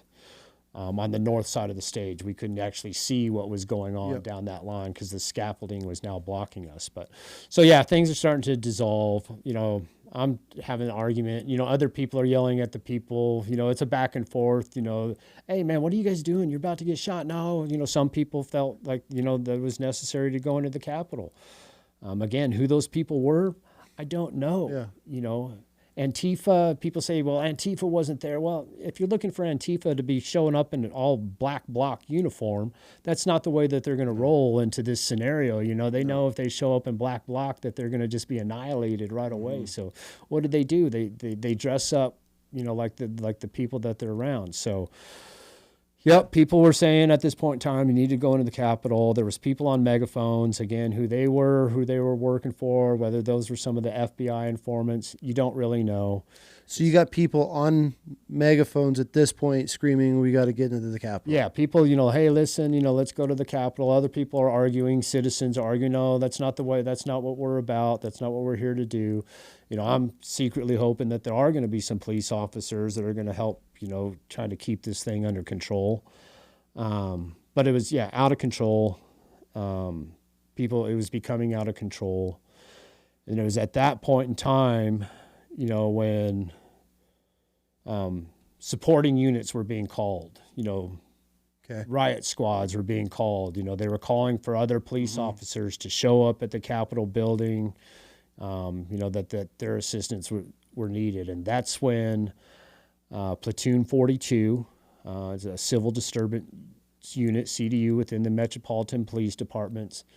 That's when they showed up. They were called on scene to respond to that West Plaza area, which is where those barriers were around the big sound tower, where you see a majority of the violence taking place, at least early on in that day. Yeah. So there's got to be so much going on at this point. Is it pure chaos, or is it still kind of a protest? I mean, how much time has elapsed at this point? Well, not very long. Like I said we showed up there maybe, let's just call it 1:45. Okay. When we walked onto Capitol grounds. Within 5 to 10 minutes, we realized that there was FUBAR. Quick. Yeah, so quick. This is not good. A lot of people say, why didn't you leave? Why didn't you, right then and there, why didn't you leave? Well, it's a good question, but, I'm just not that type of person. I would have watched it. I wanted to know the truth about what was going on in my country. I wanted to know the truth about the elections. I wanted to know the truth about COVID, and I'd been denied the truth. Yeah. And I felt at that point that the only way that I was going to know the truth about what happened that day was to stay and witness it. Yeah, 100%. I knew that whatever happened was going to be twisted and manipulated by the mainstream media to push an agenda that they wanted, the American people to believe, and it was. But I know the only way to combat that was to also have some level-headed people observe. And so that's where I went into kind of an observation mode. Okay. I've worked as a cameraman. I filmed a lot of TV shows, hunting shows, filmed TV shows for the Outdoor Channel. I know what it's like to record and to be a cameraman. And I kind of slipped into that mode at that point in time that, what, I'm just going to try to document everything, as best I can, keep some civility if at all possible. I didn't want to see police fighting with protesters. I didn't want to see protesters fighting with police, but, so I didn't leave. I wanted to see how it was going to play out. Now, while we're standing there in the middle of this chaos, we hear some cheers and also some jeers, coming from off to our left. When I turned to my left, I could see an approaching line of officers. They were all in their hard gear. Face masks, face shields, batons, all strapped down. They're all carrying guns on their hips. And they've gotten into a point where they're approaching the crowd, and the crowd became so densely packed, there was too many people that the officers couldn't get through anymore. Okay. And this is where they made a mistake. At least I think they made a mistake. And there's most of the officers later on, when you listen to their body cam footage and stuff, they also admit that they made a mistake. And the mistake was, instead of going around to support that skirmish line at the front of the stage, to me it makes sense that you do that from the rear. Always provide support from the rear. You're a military guy, and maybe I'm wrong, but I mean, does it ever make sense when you're in the middle of a battle type scenario? Would you insert yourself into that scenario by cutting through the people that you think is the enemy? So whoever their leadership was, put them in a bad position, to where this surrounded. Yeah, this crowd of officers basically tried to insert themselves into this scenario by forcing their way through the crowd. And in their own language, when they describe the scene later, they openly admit that, the crowd became so densely packed that they were reduced to single file line, walking in stack formation to try to force their way through the crowd. So these guys showed up and they began forcing their way through the crowd. This became, violent pretty quickly. An already agitated crowd. Yeah, an already agitated crowd. A crowd that these officers seems to believe is their enemy. Yep. At this point in time. And these guys come into the crowd. Their forward progress gets stopped to where they can't keep progressing. So they start to use their batons, forcefully pushing back the crowd to create space for themselves to enter themselves, into this scenario. Well, the crowd didn't particularly like that a whole lot. Don't blame them. They're already upset that they're being fired upon by police officers. Some of them had already got shot by rubber bullets. Some of them had tear gas, explode in their face. Others had flashbangs, blow up, close to them. Yeah. At this point in time, we'd seen two other gentlemen. I believe there was actually 4 people that died on January 6th. All 4 of them were protesters. 2 gentlemen, and I'm sorry I can't remember their names because they deserve to be, their names remembered, but they had died as part of that crowd. The official results were, complications due to pre-existing heart conditions. Mm-hmm. But when you start dropping flashbang grenades and concussion grenades in the middle of a crowd, I guess those things can happen. So this crowd has been getting fired upon. Seen some people carried out, bodies of these other gentlemen, were carried out of the crowd. They believe they're in the spot where they're supposed to be, to have these protests. And then the police officers showed up, trying to force their way physically, into the middle of them. The argument can be made that at that point in time, the police officers became the aggressors. I'm sure the officers will make the other argument. Well, no, the aggressors was the crowd. And there's going to be different opinions on that, and they're probably both valid. Yeah. That's the hard thing about this scenario is it's a complex issue. But it was a shit show. Yeah, it was a shit show. When these officers showed up, started pushing the crowd didn't like it. There became a standoff scenario where the people kind of circled around those officers. They were telling them things like, hey, you know what, we're on your side, same team, back the blue. We love you guys. What are you guys doing? No. We're not here to fight with you. We don't want anything to do with fighting you guys. And there was other people there too that, instigators, if you will. They may have just been, hardcore, American patriots that were just mad and pissed off at their government and who didn't have any respect for the police officer. Yeah. Those people exist. Mm-hmm. Some of them I'm absolutely convinced were Antifa people that were simply there to instigate, the crowd and try to pick fights with the police. We now know at this point in time that there was, FBI, people that the crowd was full of them, and some of these people, on their own body cams and footage, it is showing them encouraging the American people to move forward, and to move up the steps. But in this scenario, and that's all I can really talk about because that's what I was involved in, the police showed up, were being rough with the crowd. The crowd didn't like it. There was a standoff situation. My friend Brady, we weren't part of that original, blockage of those officers, if you will, but their forward progress was stopped. They were surrounded by other people in the crowd. There was a lot of arguing going back and forth. My friend Brady felt like, I guess, that it was his, he was in a position where he could kind of step to the front of the crowd and try to keep some peace, try to talk to the officers and explain to them, hey, man, you guys need to chill out a little bit. You're not in the best position, to be roughhousing, 200,000 people or whatever the numbers were that were actually there. Also trying to tell members of the crowd, hey, man, you guys calm down, man. These guys are not the issue. We're not here to yell and fight with the police. They've got a job to do. They're here to do it. Leave them alone.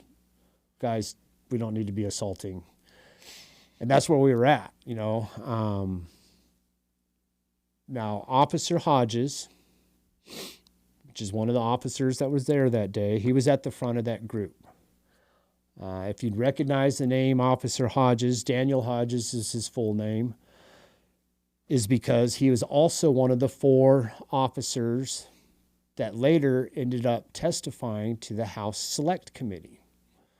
There was 4 officers out of all the officers that were there that day that testified to that House Select Committee, and he was one of them. He mainly testified because 2 hours later in the day, around 4:30, he became the officer that we all see in that West Tunnel scenario. He was the officer that got smashed between, you know, at the doorway. He got pinned at the doorway between protesters and the police officers that were inside the tunnel.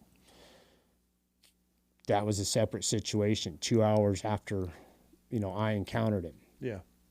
But he was the officer that was there. He was at the front of the group. We were standing in front of him, having a heated discussion back and forth. I mean, it was loud. You know, you had to be yelling back and forth at each other because of the environment. You know, there was no way of hearing, you know, what anybody was saying without yelling. We were telling the police officers, you know, hey, you guys got to calm down, relax a little bit. The officers weren't saying a whole lot of anything. You know, we were asking them, you know, where do you guys want to go? Where are you responding to? They weren't called to respond to that area. They weren't making any arrests in that area. So we were trying to, what is your purpose of being here? And some of them said, you know, we're not trying to be here. We're trying to get to there. Okay, you know, well, that makes sense, but this isn't the way to go about it. Hodges was at the front of the group. If you look at the body cam footage from the people that were at the rear of the group, and this is where, you know, the sergeants and some of the, you know, higher ranking officers of the platoon were at, the people at the back of the group were saying, hey, we need to retreat. We need to fall back. We made a mistake. You know, we can't be forcing our way through the crowd. You know, this is not good. You know, it's instigating things. For sure. So most of the command and the officers were saying, we need to fall back. Hodges was at the front. In his defense, I'm sure he couldn't hear what those other officers were saying, but he made the decision that they needed to move and make way. On his body cam footage, I'm standing right in front of him. He gives me a direct order. He says, move, make way. I've been around enough law enforcement. I've got enough law enforcement friends to understand that when they give you a direct order, at that point in time, yes, you have to obey that direct order. And so we did. He said, move, make way. You can see me on video, you know, move out of the way, put my hands to the side. I create a hole for this Officer Hodges, you know, to leave, to continue going about his business and to do his duty. When he leaves that group of officers, none of the other officers followed him. So now he's on his own. Yeah, so he left that group. Immediately upon leaving that group, there's a guy standing in front of him, and Hodges uses his baton, you know, to push this guy out of the way. This is an elderly gentleman, you know, 65 years old. You can see him on the cam reach up and grab onto Hodges' baton. Again, in self-defense, you know, protecting himself. He wasn't attacking Hodges. He was just trying to keep from being hit with the baton. This happened to be the second incident within about 2 minutes in which Hodges' baton had been grabbed. Earlier, again, he had pushed somebody from behind, and that guy had also turned around and grabbed onto Hodges' baton. 2 baton grabs within 2 minutes. Once Hodges realizes he's by himself, you know, I think a little bit of panic, you know, kind of sets in. You know, I don't question his courage. You know, that's not what I'm here to do. But if I was by myself in the middle of a hornet's nest, I would be afraid as well. Yeah. So I think he became afraid, rightfully probably so at that point in time. He made the decision to try to get back with his group of officers. In doing that, now he was approaching the American citizens that were in that situation, which all had their backs turned to him at this point in time. In his own words, this is not me making this up, this is Hodges' words that you can see in his testimony that he gives to the House Select Committee. That testimony is on tape. It's on YouTube. It was broadcast to all the world to see, broadcast to all of Washington, D.C. to see, long before my trial ever occurred. Yeah. So he got to tell his side of the story without facing any type of cross-examination. No lawyers, questioned his testimony. But we're getting a little bit too far ahead of, we're getting too far ahead of ourselves, into the legality of the prosecutions. This is simply, Hodges trying to make his way back into the crowd. On his body cam, he's got his baton in his left hand. You can see him reaching up and grabbing people by their collars, by the back of their shirts, by their backpacks, throwing them to the ground. You can see his baton in his left hand, making contact with the back of people's heads, with their backs of their necks, their shoulders. You can say that he wasn't, or he can say that he wasn't actually hitting people. I don't know. It's up for debate, but he's got his baton in his hand. He's grabbing people. Bodies are hitting the floor. As he's approaching me, now I'm stuck in the crowd. I look off to my left and I see Hodges coming back into the crowd. I'm trying to move. I can't retreat. I can't leave the area. I'm stuck between a wall and another barrier. I try to back up to get out of his way as he's coming. I can't do it. Right before he gets to me, there's another gentleman that tries to put his hands on Hodges, just try to stop him, if you will. He's attacking people, in my opinion, from my viewpoint, from behind. They're hitting the ground. Another guy puts his hands out, try to stop Hodges. Hodges turns and with a double-handed baseball bat type swings, and he hits this guy in the rib cage, hits him twice, wham, wham, in the ribs. As he turns and he lifts his baton, we make eye contact. At that point in time, it was an instinctive reaction. He had the baton lifted. I assumed that the next thing it was going to be used for was to hit me or the people in my immediate vicinity.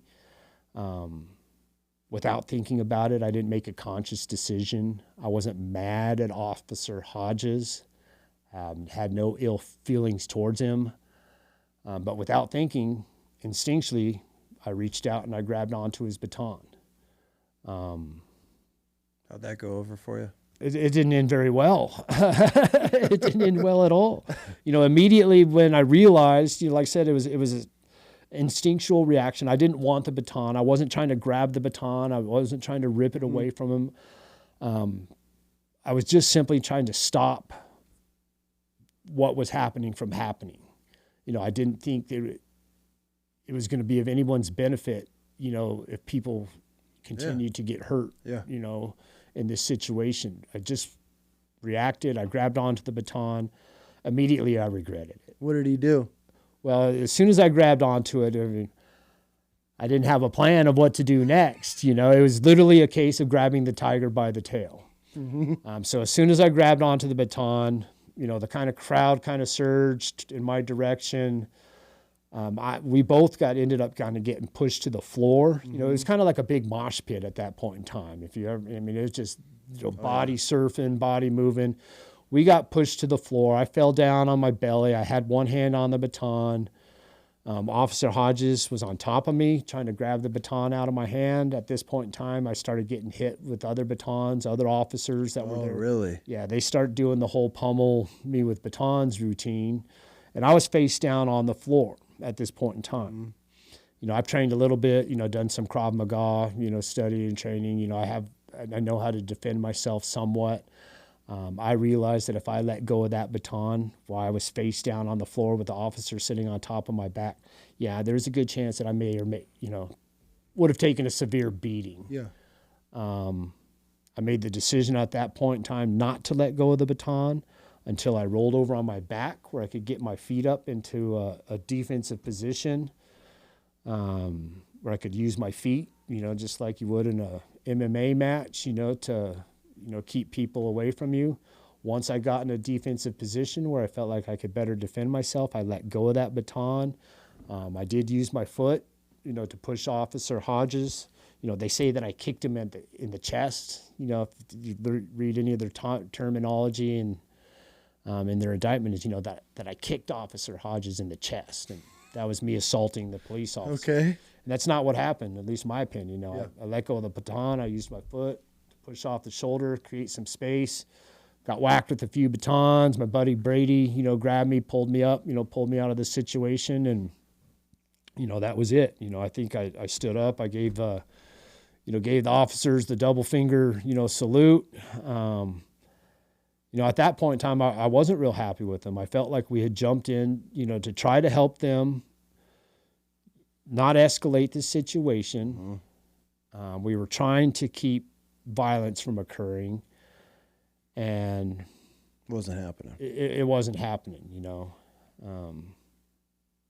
and at that point, that was pretty much over with that scenario. My friend picked me up. The officers, made their way, and they finally made it back behind the barriers to where they were supposed to be, and their day, went on from there.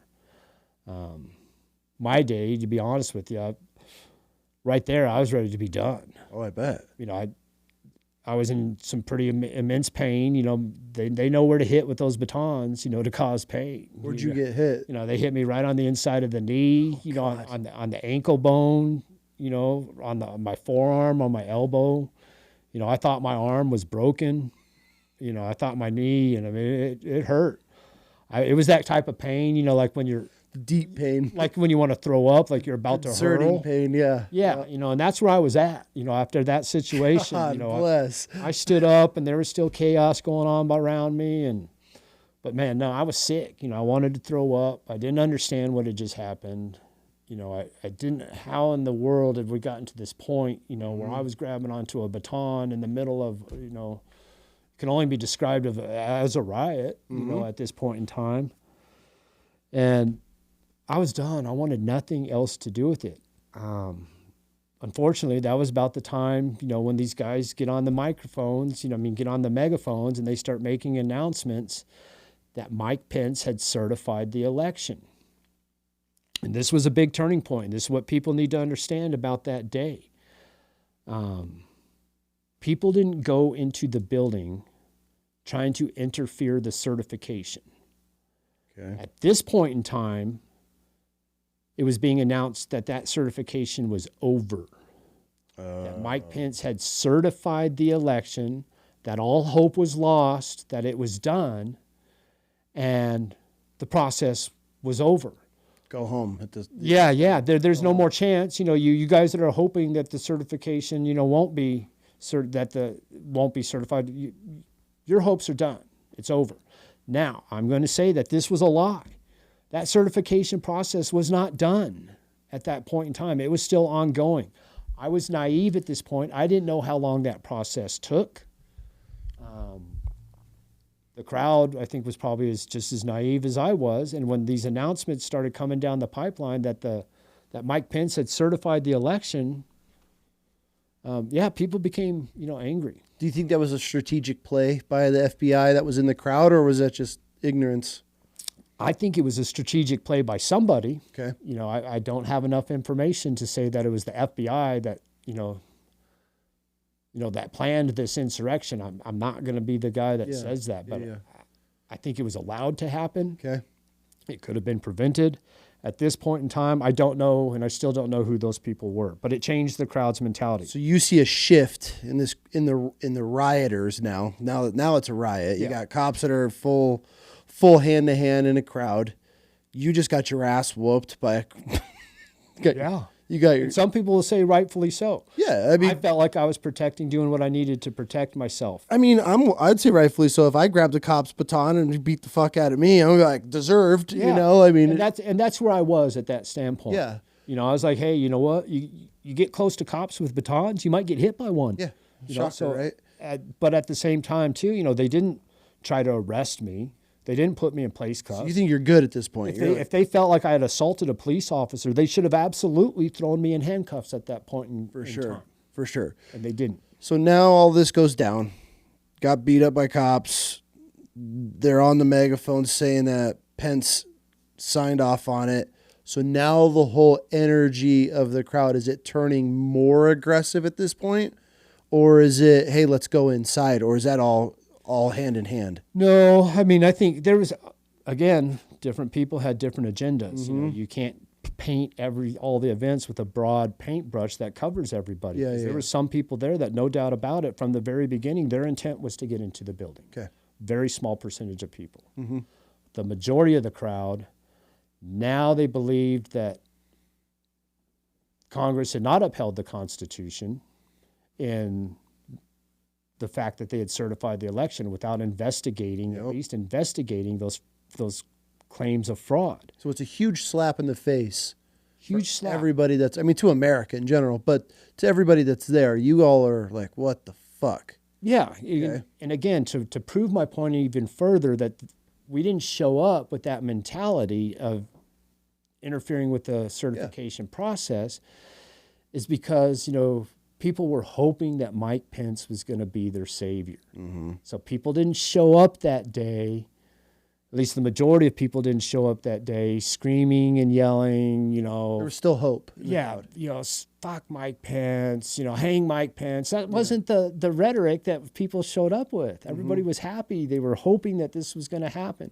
And when it became apparent, or it was announced that wasn't going to happen and it couldn't happen anymore because that process was over, now the same crowd, who at this point in time, now they've been being assaulted, or felt like they had been being assaulted by the police officer for over 2 hours now. I mean, you're in just a bowl of just chaos, getting pepper sprayed, beat up, shot with rubber bullets, all this other stuff. And I think that was the final point. So it's starting to boil over at this point. Yeah, and I think that was the point where a lot of people just decided, you know what? We're doing it. If you're not going to listen to the American people and our voice isn't going to be heard, then up the stairs we must go, into the Capitol. People felt that was a legitimate, reaction at that time. Yep. Again, I wasn't one of those people. I never felt like anything was going to be accomplished by me forcing my way into the Capitol building. Yeah. But at that point in time, when the rest of the crowd, they started going up the stairs, my friends that I was with, we had lost a couple already. There was 5 of us originally. 2 had already disappeared. I don't know where they went. So now it was down to just me, my Facebook friend Gary, and Brady. And we had a discussion as people were going up the stairs. What do we do? Should we go up or should we not go up? For me, that was the major dilemma, was because up until that point in time, I felt I had been within my legal bounds. Mm-hmm. The Capitol grounds, I felt, were originally permitted for protest. That's what I came there to do. The police officers, I felt like, had inserted themselves into the crowd violently, making them the aggressors, forcing myself to defend myself in that scenario. But, and this is where I thought their barriers had been set up to keep the crowd back. Once I made the decision to go up the stairs with the rest of the people, I felt like that was opening myself up to, misdemeanor trespassing charges. So you were aware. You were like, okay, this was one of our questions. At this point, you're starting to go inside. Have you processed it yet, or has it started to feel that this is a setup at this point? When did that register with you? Like, this is looking fishy. Yeah, it hadn't. The fact of it being a setup hadn't really started registering yet. But that, for me, that's when things legally changed. Okay. I felt like, okay, this is where I believe the barriers to be. If I go past this point, now I think I probably can be held accountable for trespassing, which is a misdemeanor crime. Okay. And I guess I accepted that responsibility at that point in time, that this was a movement that was happening. The American people, wanted their voice to be heard. Mm-hmm. We decided to proceed farther, up that stairs so that we could continue witnessing, the events that were taking place, but also just to throw some, show some solidarity, with the rest of the American people. That felt like, if that's what we were deciding, if this was what's happening is happening, and okay, then doing it. I'm loyal, to a fault, in a lot of ways. One of my major issues with all that happened 2020 long was this whole concept of this silent majority. Yeah. That's what we were told. Yeah, you guys have your fun and your protest and do all your defund the police, protest and violence, because wait till the silent majority shows up to vote.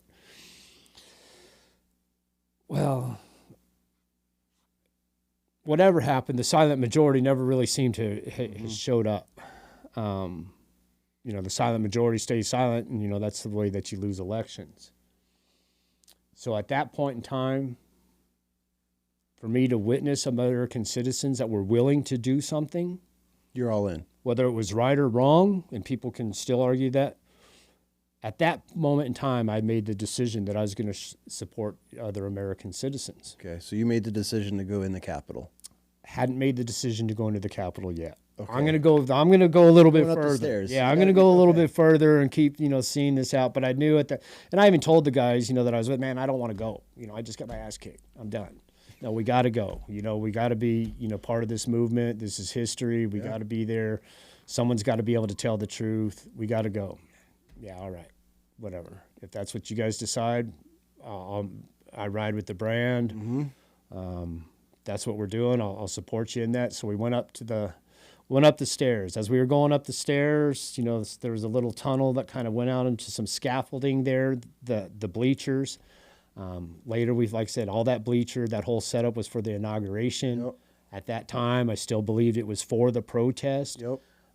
So we didn't really think that we were that far out of bounds, just by going up the steps. But once we got to the top of those stairs, there were people that were moving off towards some entrances. We made the decision at that point, that I didn't want to be around one of those entrances. I didn't know. I imagined, we'd heard people about wanting to break into the building. I didn't want to break in the building. So we removed ourselves from that crowd at that point. We weren't at one of these doors where people were banging on the doors. We weren't in any scenario where any windows got broke. Things were becoming crazy.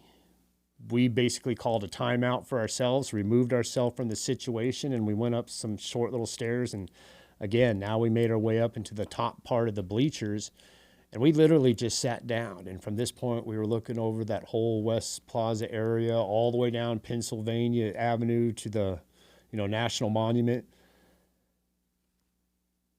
And as far as you could see in any direction, it was people. Really? So again, I don't know how many hundreds of thousands of people, but I think it's about a mile from the Capitol building to the Washington Monument. And it's a wall. National Monument. And it's people all the way down the streets, and all the way down the thing. And that's when the enormity of the situation really set in.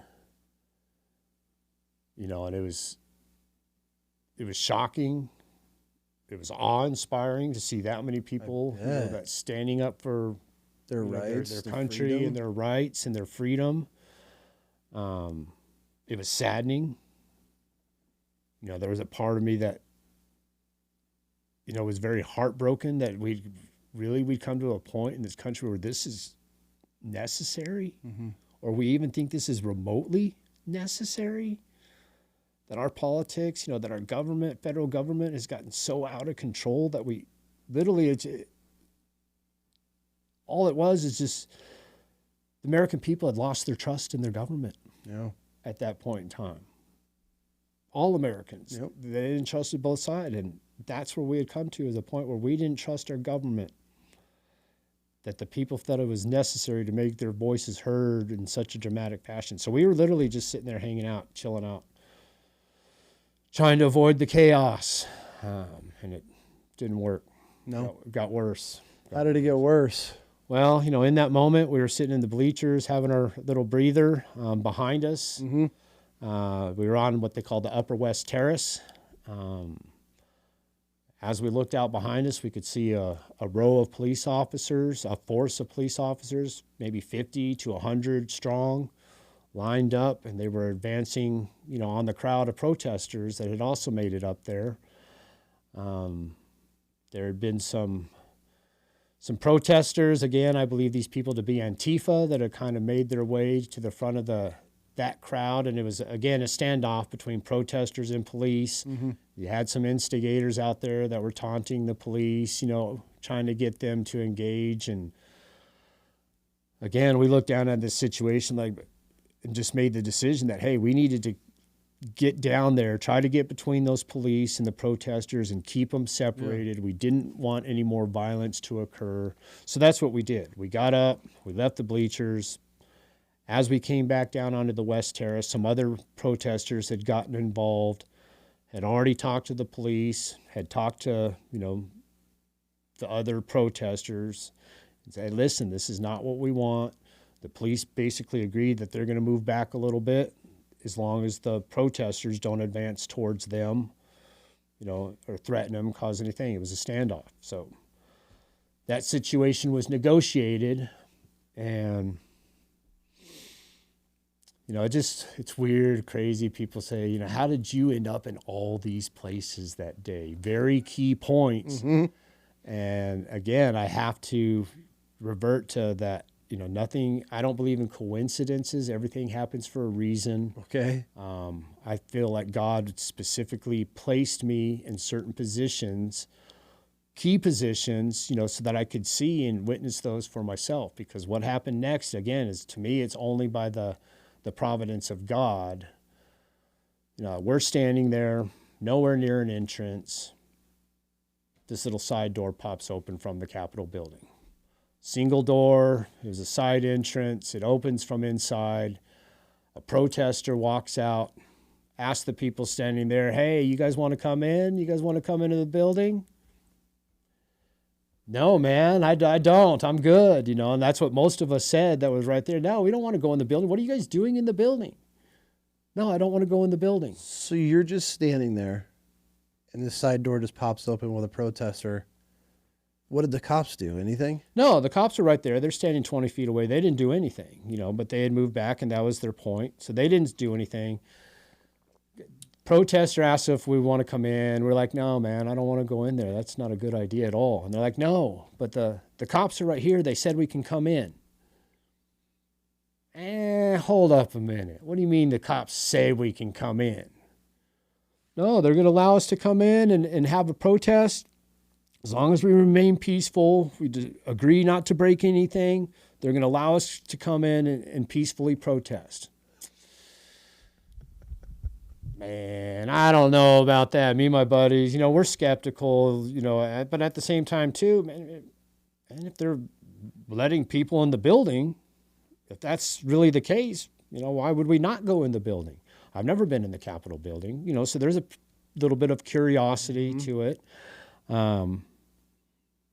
There's also, the part, people say, well, you knew better. You shouldn't have gone into the building. Yeah, probably, but if they're going to let me in the building and they're going to give me permission to do it, there's two factors. One, I'm curious. I want to see what's going to happen. I'm trying to determine, truth, and what's going to happen that day. Two, I'm well aware of the elements that are around me. There's some nasty, bad people there, whether they're Antifa, whether they're extreme right-wingists, I don't care. There was some elements of society that were being very violent, being vulgar, antagonizing police. If we were going to allow them inside the building, then guess what? There's going to need to be some American patriots inside that building too.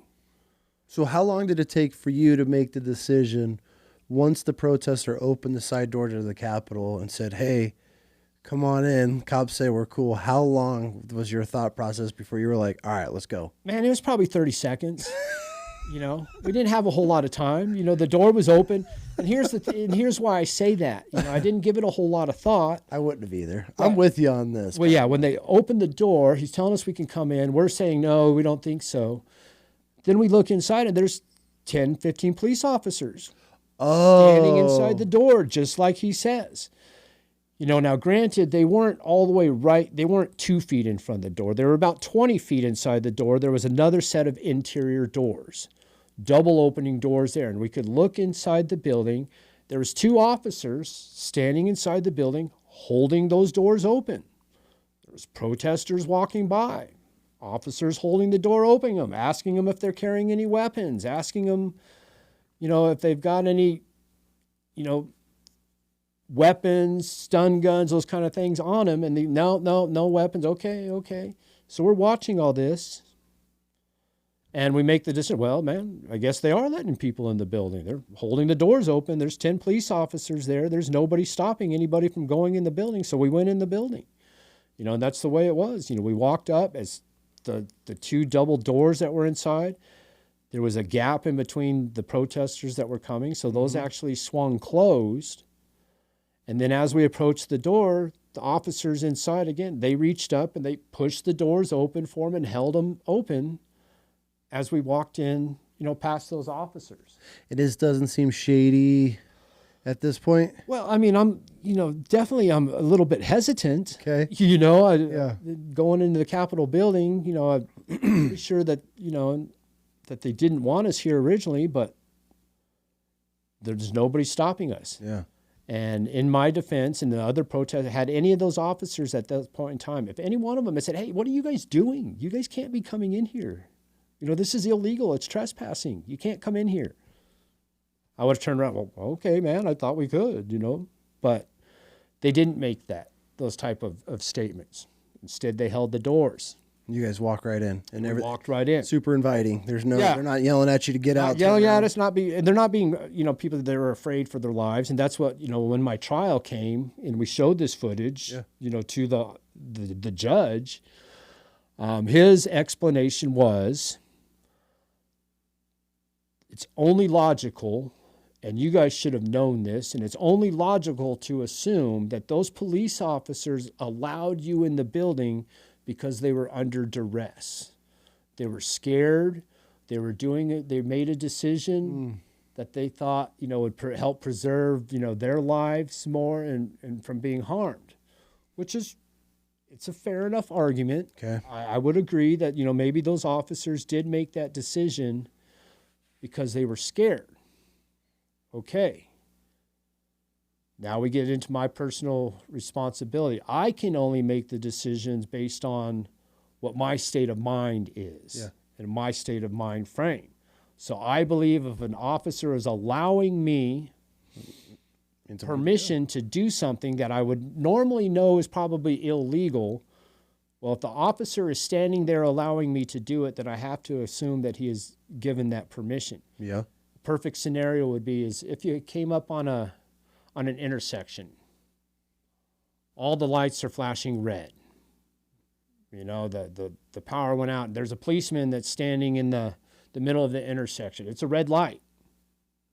But he's telling you to come forward. He's waving you on. Hey, come on. Okay, I know it's a red light.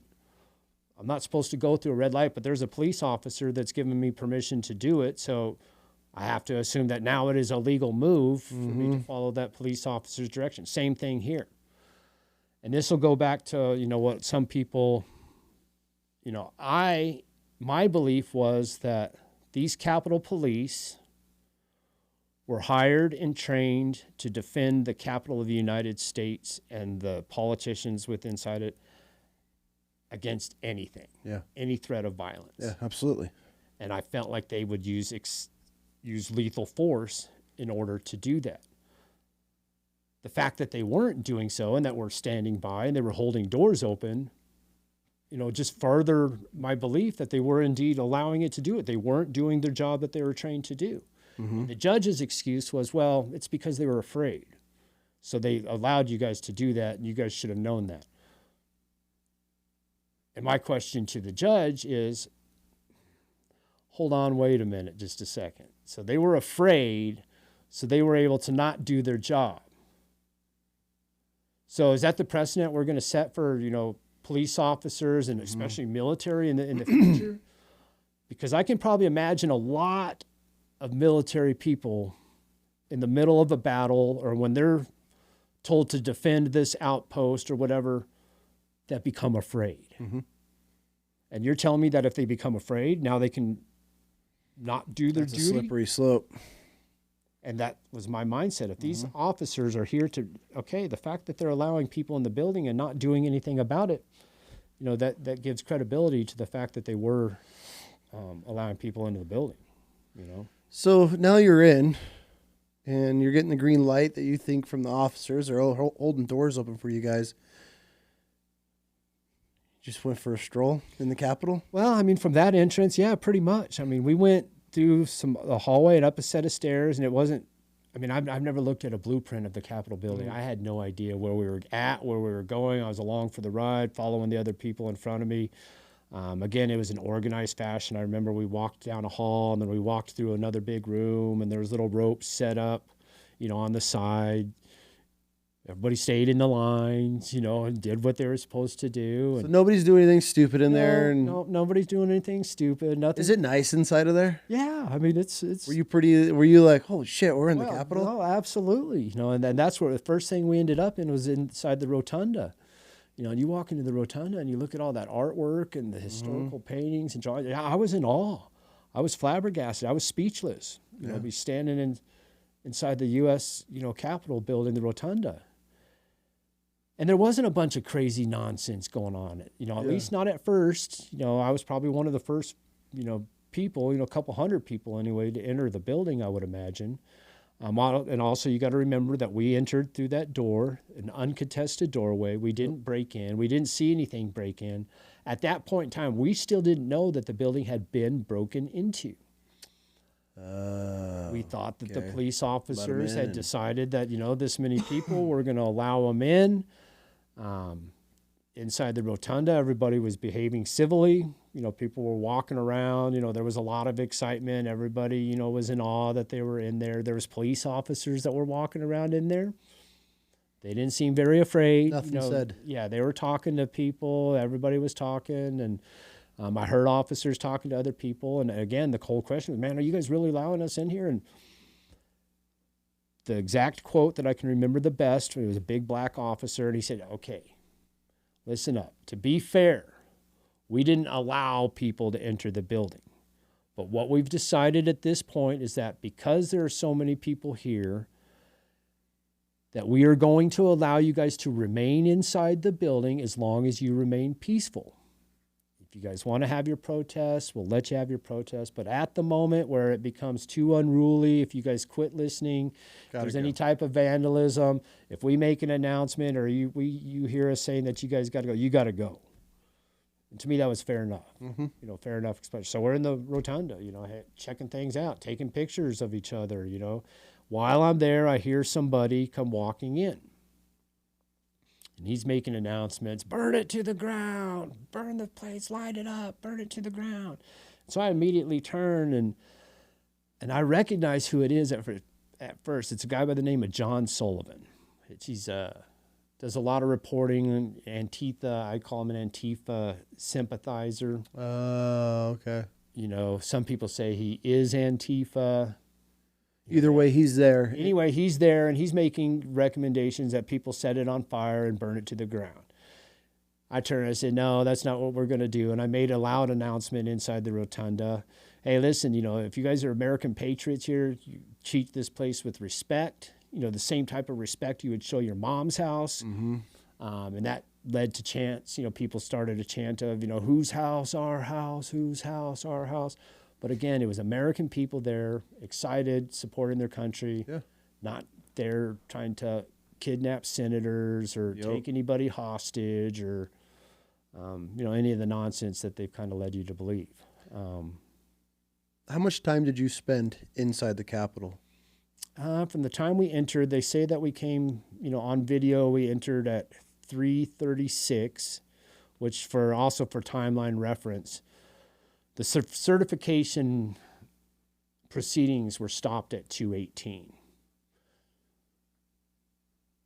When those certification process were stopped, the senators, House of Representatives, they were moved, from their chambers. So when we actually entered the building at 2:36, those official proceedings had already been stopped for going on 25 minutes. Okay. So they were already paused. At that point in time, we were still under the impression that process had been finished.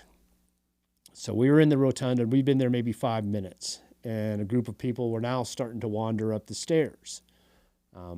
We had kind of free roam at this point in time. There was no police officers telling us where we could and couldn't go. So My friends, they started following some other people up a set of stairs. I was distracted by taking videos and pictures of the building, so I actually got separated from them for a little while. They came back and got me, and we started following the crowd up the stairs, with no real intention, didn't know where we were going, just kind of a case of curiosity killed the cat, follow the leader, type scenario. And we followed that group of people until we eventually, we ended up outside the Senate gallery. Really? Yeah. How was that? Again, it was interesting. Didn't realize I didn't have a blueprint. I was just following along with some other people. We came into a hallway. There were some guys that were dressed in, business suits, it looked like, and I couldn't tell, they weren't wearing police uniforms. Yeah. Later, it was found to be out that they were, in fact, Capitol Police, but they looked more like, law clerks or courtroom clerks, something like that. And as we turned and we were walking down this hall with a large group of people, there was a couple of those guys were over, they were locking up some doors. Some of the other protesters got involved with those officers. There was some pushing, shoving match. The officers finally left. I think they just kind of gave up and were like, man, screw it. They left, and then people opened those doors and people started going inside. Brady and Gary were some of the first people that went inside. I wasn't with them at that moment, so I actually went up a little bit further down the hallway and then went in and looked through the doors. And as soon as we came in through the doors, it didn't register again with me exactly where we were at. You got to remember, I was, all of this was kind of shocked. There was a lot going on. We stepped into what basically looked like a big giant courtroom, if you will, and we're standing up in the gallery, the mezzanine section, if you will. I didn't know where we were at, so I asked somebody standing next to me, hey, man, where are we at? Man, we're in the Senate. What do you mean we're in the Senate? No, yeah, we're in the Senate gallery. That's the floor of the Senate. Oh. Yeah, well, it's probably not a really good spot for us to be. I can't. Probably shouldn't be here. No, and I agree fully. And it's a misdemeanor offense, to enter into the Senate gallery. And there's, at that point in time, I probably became, guilty of violating a misdemeanor offense. I didn't do it on purpose. Yeah. It wasn't my intention, but there's no doubt about it. I was definitely there. You're in it now. Yeah, I was definitely there. And at first, again, there was nobody in the room. It didn't surprise me. I wasn't expecting to walk in on the Senate. How many? Okay, so in full operation progress. We thought that process had been finished. Wait, so there's still people in the Senate? No, there wasn't any people in the Senate. Because I thought, and it didn't strike me as odd, because I thought there wasn't supposed to be anybody. They finished the proceeding. Okay, and everybody left. We're standing there, and like I said, this is when I first kind of start getting uneasy. Okay. Realizing, okay, I'm looking around, and there's papers, and then I start noticing that there's laptops still sitting on people's desks, and yeah, should not be here. Yeah, then that's when I started putting it all together. Like, wait a minute, these people did not leave in an orderly fashion at the end of conducting business. This doesn't look good. Inside that scenario, there was a lot of other protests at the time. People were starting to making, comments about, let's jump down, onto the floor, onto the Senate floor, let's shit on their desks. There was other people there that were giving off that whole Antifa vibe. Yep. It became apparent to me very quickly that, all right, something's not right here. That's kind of when I first had that realization that, man, we may have messed up big time. Really? Now it's starting to sink in. Yeah. You should not have gone in the Capitol. Yeah. No, that's when it sinks in and say, wait a minute, this is not, a protest, that they gave us permission to have anymore. This is breaking and entering. Yeah, no, and I became very aware, man, you know what? We messed up. I didn't break into the building. I had permission to enter the building, so I still felt like, I was covered there. I knew I didn't have permission to enter the Senate gallery. It became apparent that, they were not done with conducting their business of the certification of votes. And at that point, I wanted out of there. I went and I got my two buddies, Brady and Gary. I said, hey, listen, man, I'm not sure what's going on, but that's enough of this. And we've been in the building at this point in time for maybe, 15 minutes. We were in the building total for about 20 minutes, 25 minutes. We entered at 2:35 and we left at 2:57. So now you guys are working your way out of there. Yeah, so I grabbed them. I said, whatever nonsense is going on, I'm not feeling good about it. We made an agreement with those police officers that we would leave, if things became disorderly and disruptive. And so that's what we need to go and we need to leave. So we left the Senate gallery, again, by our own accord. Still hadn't run into any police officers for the most matter. Mm-hmm. Went downstairs, and this is where things become complicated because as we came downstairs, we entered into another hallway, what they call the Ohio clockway or the Ohio room. Okay. Well, when we walked up, we walked right into the smack dab into the scenario where you see Jacob Chansley talking with the police officers. See the one that was dressed up in the buffalo hat and American flag and all that? Yeah, he was the buffalo shaman, the guy with the spear and the so the buffalo dude, the shaman dude, as we left the Senate gallery, we walked down and he's having a discussion, him and some other protesters. They had been having this discussion for some time, before we got there with other Capitol Police officers. It's all on tape. It's all on video. Those police officers are agreeing with him and telling him, you know what? Okay, here's the rules. We will allow you guys to stay in the building. We will allow you to have your protest, but it must remain peaceful. You guys all agree. And Jacob is relaying this on his loudspeaker, megaphone. Yeah. So as we walk up, he's saying, hey, the police officers, they've decided to allow us to have our protest. It must remain peaceful. Follow me. And those police officers move. And Jacob starts walking, and everybody's following him. And again, I'm still in the mode of, man, I'm trying to find my way out of here. But also realizing, at this point, we're behind. We're in the thick of it. We're behind enemy lines. As we're walking down, I'm looking down each little hallway. I'm looking for escape routes out of here. Mm-hmm. And now every hallway is blocked by police and officers. There's a few select of us that are behind all these lines that are, just told that we were allowed to have a protest. But I can feel the dragnet, starting to kind of creep in. So, but Jacob said that we could have a protest, so we're following him. He goes out the building, goes around the corner. As we come around the corner, there's a bunch of police officers standing there. They let Jacob and some other people walk by. Then there's another officer that's coming from upstairs, walks into this situation. Apparently he doesn't approve that the police officers that are there are just allowing us to walk by. And so he puts a stop to the whole scenario. Man, what is going on here? He's, chastising the other officers. What are you guys doing? You can't just let these guys walk. No, well, what do you mean we can't let them walk? They just told them that they could do it. And then the other officer that just told Jacob comes walking into the scene. He said, yeah, man, we were just talking to these guys. They just gave him permission. What are we supposed to do? What are we doing? There was a lot of, disorganization. And that the officer, that higher ranking officer, decides, well, we can't just let them go everywhere. We can't just give these guys free rein. So lock it down. And that was his exact words. Lock it down right here. Right here is drawing the line. Okay, so in that statement, there's a lot to be taken away from it because he is admitting at that point in time that they've allowed the protesters to be in the building, that they've allowed them to be wandering about the building, but at this point is where they're going to draw the line. Well, we had just come around the corner and watched Jacob go by. Now these officers spring into action and say, oh, no, you guys can't go past this point. All right, here we go. What do you mean we can't go past this point?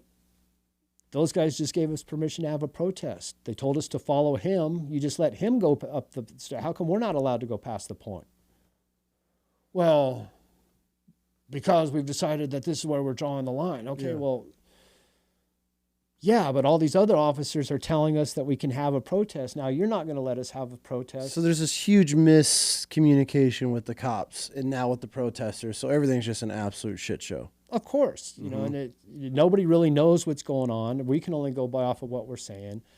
We thought we were going to be allowed to have a protest. Now these officers are telling us, no, we can't. And it became apparent, we argued back and forth. I think my point, there was a point there that the officer made that I want to bring up, because he said, I said, what are you guys doing? We're on your side. We're here on the side of American citizens. What are you guys doing? Man, we understand what you're saying, was the officers, but we're just doing our job.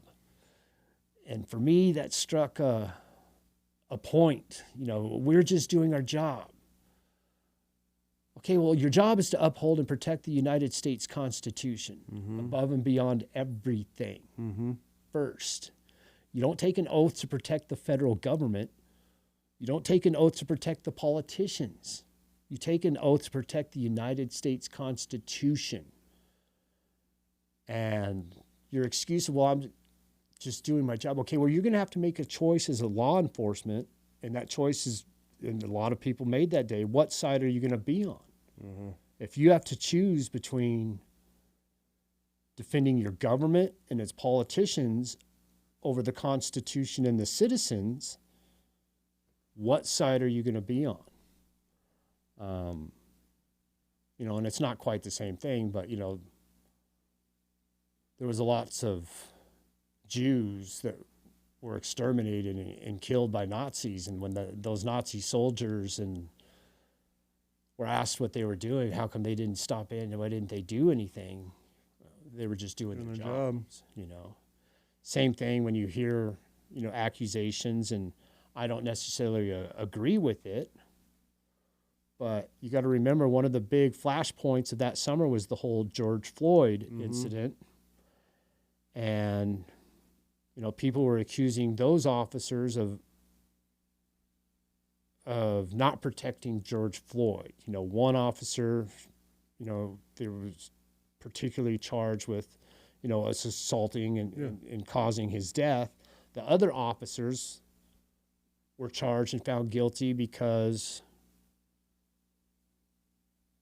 their excuse of, well, we were just doing our job, was not valid. At some point in time, when you're doing your job, goes against your oath to uphold and defend the Constitution, what choice are you going to make? Yep. And it's it's a hard choice. But in that scenario, and the officer said, we're just doing our job. Okay, well, at some point in time, you got to quit doing your job and be an American. Yeah. You're going to have to make a decision, and that, hopefully that point doesn't come, but I imagine it probably will. Yep. Sometime in the future, where military, police officers, and all of the above are going to decide, okay, are we going to be on the side of the people in the Constitution, or are we going to be on the side of the federal government? That's a slippery slope and a whole other conversation, but that's a great question, because I feel most of them would probably side with the government, because they're going to shut off everybody's paychecks and they'll still get paid and they can still support their families, and they're going to stick it out because it's their job, and they get the little bit of electricity or food or paycheck when all of us are shut down, and that's how they keep them on their side. Yeah, 100%. Well, and like I said, it's their decision. It's a decision that we all have to make. But what we're willing to do, what knee do we bow, Yep, exactly. Okay, so now that they've drawn a line, they've drawn this line for you guys. Okay, you can't move past here in the Capitol. They're just doing their job. Where are you now? You're like, okay, we got to get out of here, or what's your thought process going forward? Yeah, I immediately went back to, for me, I was trying to progress past that point. Yeah.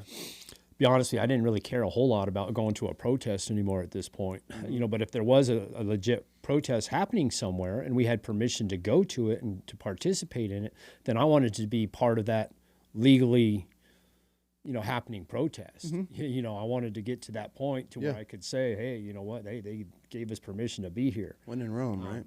At this point in time, when they made it obvious that we weren't progressing past that point, again, I went back to the mode, okay, it's time to get out of here, and I grabbed my guy, listen, man, we just got to go, at this point in time. But again, at this point in time, you looked around and we were definitely behind enemy lines.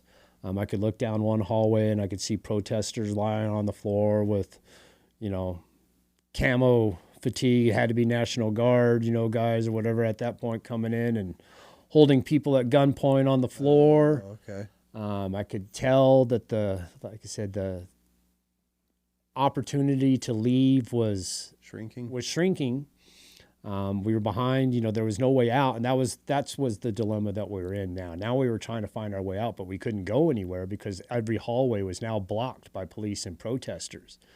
So we finally made it to a group of police officers, where we just explained our situation saying, hey, man, we just want to leave. Well, where are you guys trying to get? Man, we're just trying to leave. We're trying to leave the building. They told us we could be here to have a protest. They told us to leave if it didn't look like that was happening. So that's what we're trying to do. And the officer said, oh, you guys just want to leave? Yeah, we just want to leave. Oh, okay, cool. Well, come here. And he basically kind of escorted us, took our little group and walked us past, other lines of officers, that were holding, he parted the way, the Red Sea, if you will, opened the door and said, hey, man, listen, these guys are with us. They're the good guys. They just want to leave. We're letting them out. Gave us fist bumps. As we left, we thanked them for their service, patted some of the other officers on their shoulder, as we left the building and we were done. We were out of the building at 3:00. Then what? I mean, were you free at this point? Were you like, holy shit, what just happened? I mean, you still got to be pretty sore from getting beat up an hour prior. You just went through the whole entire Capitol, ended up in the Senate room. I mean, is it sunk in yet what the hell just happened? No, it's sinking in. Okay. And it wasn't, again, you got to remember this whole time, upon entry into the Capitol building, we were being allowed, believed that we were being allowed to go in there. Yeah. We didn't realize that the building had been broken into. Got it. It wasn't until I left the building at a different entrance or exit that we saw broken glass and saw that some of the front doors had been broken. And that's when I realized, okay, this is a totally different situation than what I thought it was. Okay. So as soon as we left, there was 3 of us. It was me and Brady and Gary that were still together. We had 2 of our other friends that we didn't know where they were at. We had brought some walkie-talkies, just to try to stay communication. Same thing. I take walkie-talkies when I go skiing, with people just to communicate and in case you get separated.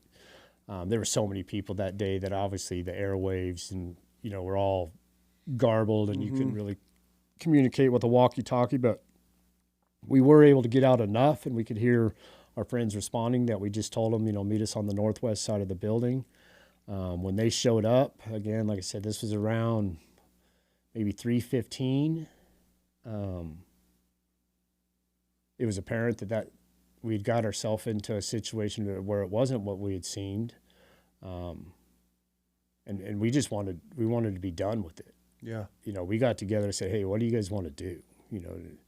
Man, there's no reason whatsoever for me to stick around here, any longer. I don't know exactly what's going on. It's not the way that we thought it was. We just need to leave. And so we did. There was some other people that were leaving. There was reports as we started walking back, some of the other people coming our way were saying, hey, man, you guys need to be careful walking back to your hotels. There's a lot of, shady groups of people, of individuals, that are trying to start shit, with Trump supporters and Trump people. And it was true, really? As we started walking back, there was a group of guys, and there's, a bunch of, it was like 4 or 5 guys that were all hanging out, black guys, and as I was walking by with mostly white guys, walking back to the hotel, and on our way home, they're talking smack to us, calling, hey, man, what's up with you? Which one of you Trump motherfuckers want to die? And I didn't really understand what he was talking about. I said, well, I don't know you. Why are you? Nah, I want you Trump fuckers. Which one of you Trump motherfuckers wants to die?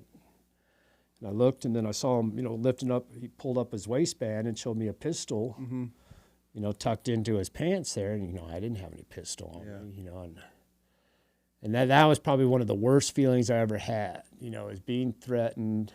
You can't even defend yourself. And then having to walk and not knowing, if the next few minutes I was going to feel, a hot bullet, in my back. And And we kept our head down and we kept walking, but, yeah. And so we went back to the hotel, and as soon as we got back to the hotel, I mean, I didn't turn on the news. Everyone kind of separated. I went back into my hotel room and man, I literally just laid down on the bed and I crashed out. I bet. Yeah. I mean, I was just emotionally, mentally drained. I bet. That I crashed out for a couple hours. I think I woke up and it was already dark, like 6:30 or 7. There was still stuff going on at the Capitol that day, and a lot of the stuff that you see on TV, like that whole West Tunnel scene, where Roseanne Boylan, she was killed there. Yeah. That didn't, where Daniel Hodges later, got pinned that didn't even happen till like 4:30 or 5. Oh, really? Yeah, in the afternoon. So we were already back at the hotel room. You've already been in the Capitol, did the tour, left at your hotel before that woman was shot. Oh, yeah. Really? Well, okay, maybe not before Ashley was shot. That may have happened right. In fact, looking at the time, I know that did happen while we were right at the beginning, after we had just entered the building. Okay. So that occurred, I think, at around maybe 2:35. And you didn't know that she had been killed? No. We didn't know that she'd been killed. Even inside the building, I didn't know. I didn't know until maybe even the next day. Really? That something had, what had happened to Ashley and so we didn't really realize at the moment, we were there. Like you said, we did the tour of the Capitol. We left, went back home. And it wasn't really, that night when everybody was talking about it, it started to sink in a little bit more. But it wasn't really until the next day that the enormity of the situation, Okay. really sank in. Sinking in. You're like, oh, shit. Right. This is way bigger than we thought. Yeah. And for me, the next day we had planned to all go home. We were all had different places. I came from Denver. Yeah. My buddy was in Utah, and another buddy in Utah, a couple guys from Texas. So, we split up pretty early the next day, went to the airport. It wasn't really until I was in the airport, in Washington, D.C., and I was watching, of course, everything in D.C., the news stations. It's all CNN, oh, for sure. MSNBC. And I'm watching the screens and I'm looking at it. And they're talking about insurrection and trying to overthrow the government. And I was like, oh, man, this is not good. Not good at all. That's not what happened, in my opinion. The people showed up, to go to a protest and had their First Amendment rights, violated. And then, there was violence that occurred at police officers that according to what we had seen in all of 2020, was, illegal for the officers to act in certain ways and use chemical munitions and tear gas and flashbangs and pepper spray and rubber bullets. But I knew immediately at that point in time, the way it was being portrayed is like, oh man, they're just going to use this as an attack on Donald Trump and on attack of his people. And then the realization that, oh, this was allowed to happen on purpose. So that's hitting you in the airport the next day. Yeah. So at this point, when you're seeing everything unfolding the next day after you storm the Capitol and everything's gone down, now you're processing it, is it starting to sink in that you might be absolutely screwed, or are you like, okay, I didn't get arrested, I'm good, I'm on my way home? Are you thinking that there's going to be repercussions for you at this point?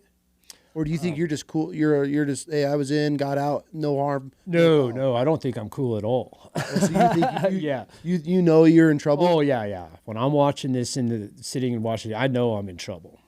Okay. Because it's not what we had thought it was in the way that they're portraying it to be. Now I knew I was in some trouble. Okay. And I had in the moments of that day, I had accepted responsibility, that I was going to could be in some trouble, misdemeanor crimes, maybe, for me, I wasn't guilty of trespassing on Capitol grounds. but once I made the decision to go past where I thought the barriers were and go up into the building, at that point I felt like I was probably misdemeanor, Okay. guilty of misdemeanor trespassing. Okay. Entering the building, I felt like I had been given the okay and Yeah. the permission to do that, so I don't feel like I unlawfully entered into the Capitol building. A misdemeanor charge that I was charged with was, parading and demonstrating with inside the Capitol building. All right, I don't know that I really got to parade or demonstrate, but my intent was to have a protest, and that was the reason for being in the building. So, okay, I'll sign off on that too. That's probably a misdemeanor, crime that I could admit that I was guilty to. This whole, interfering with an official proceeding of Congress, I thought was absolute horseshit. That proceeding of Congress hadn't been stopped, until, it was stopped at 2:18 or 2:16. I didn't even enter the building till 2:35. So how did me entering the building stop that proceeding from happening? And then there was the whole legality of that charge to begin with. It's called the 1512 charge, which is interfering with an official proceeding. That charge originated, from the Enron scandal, back in the day.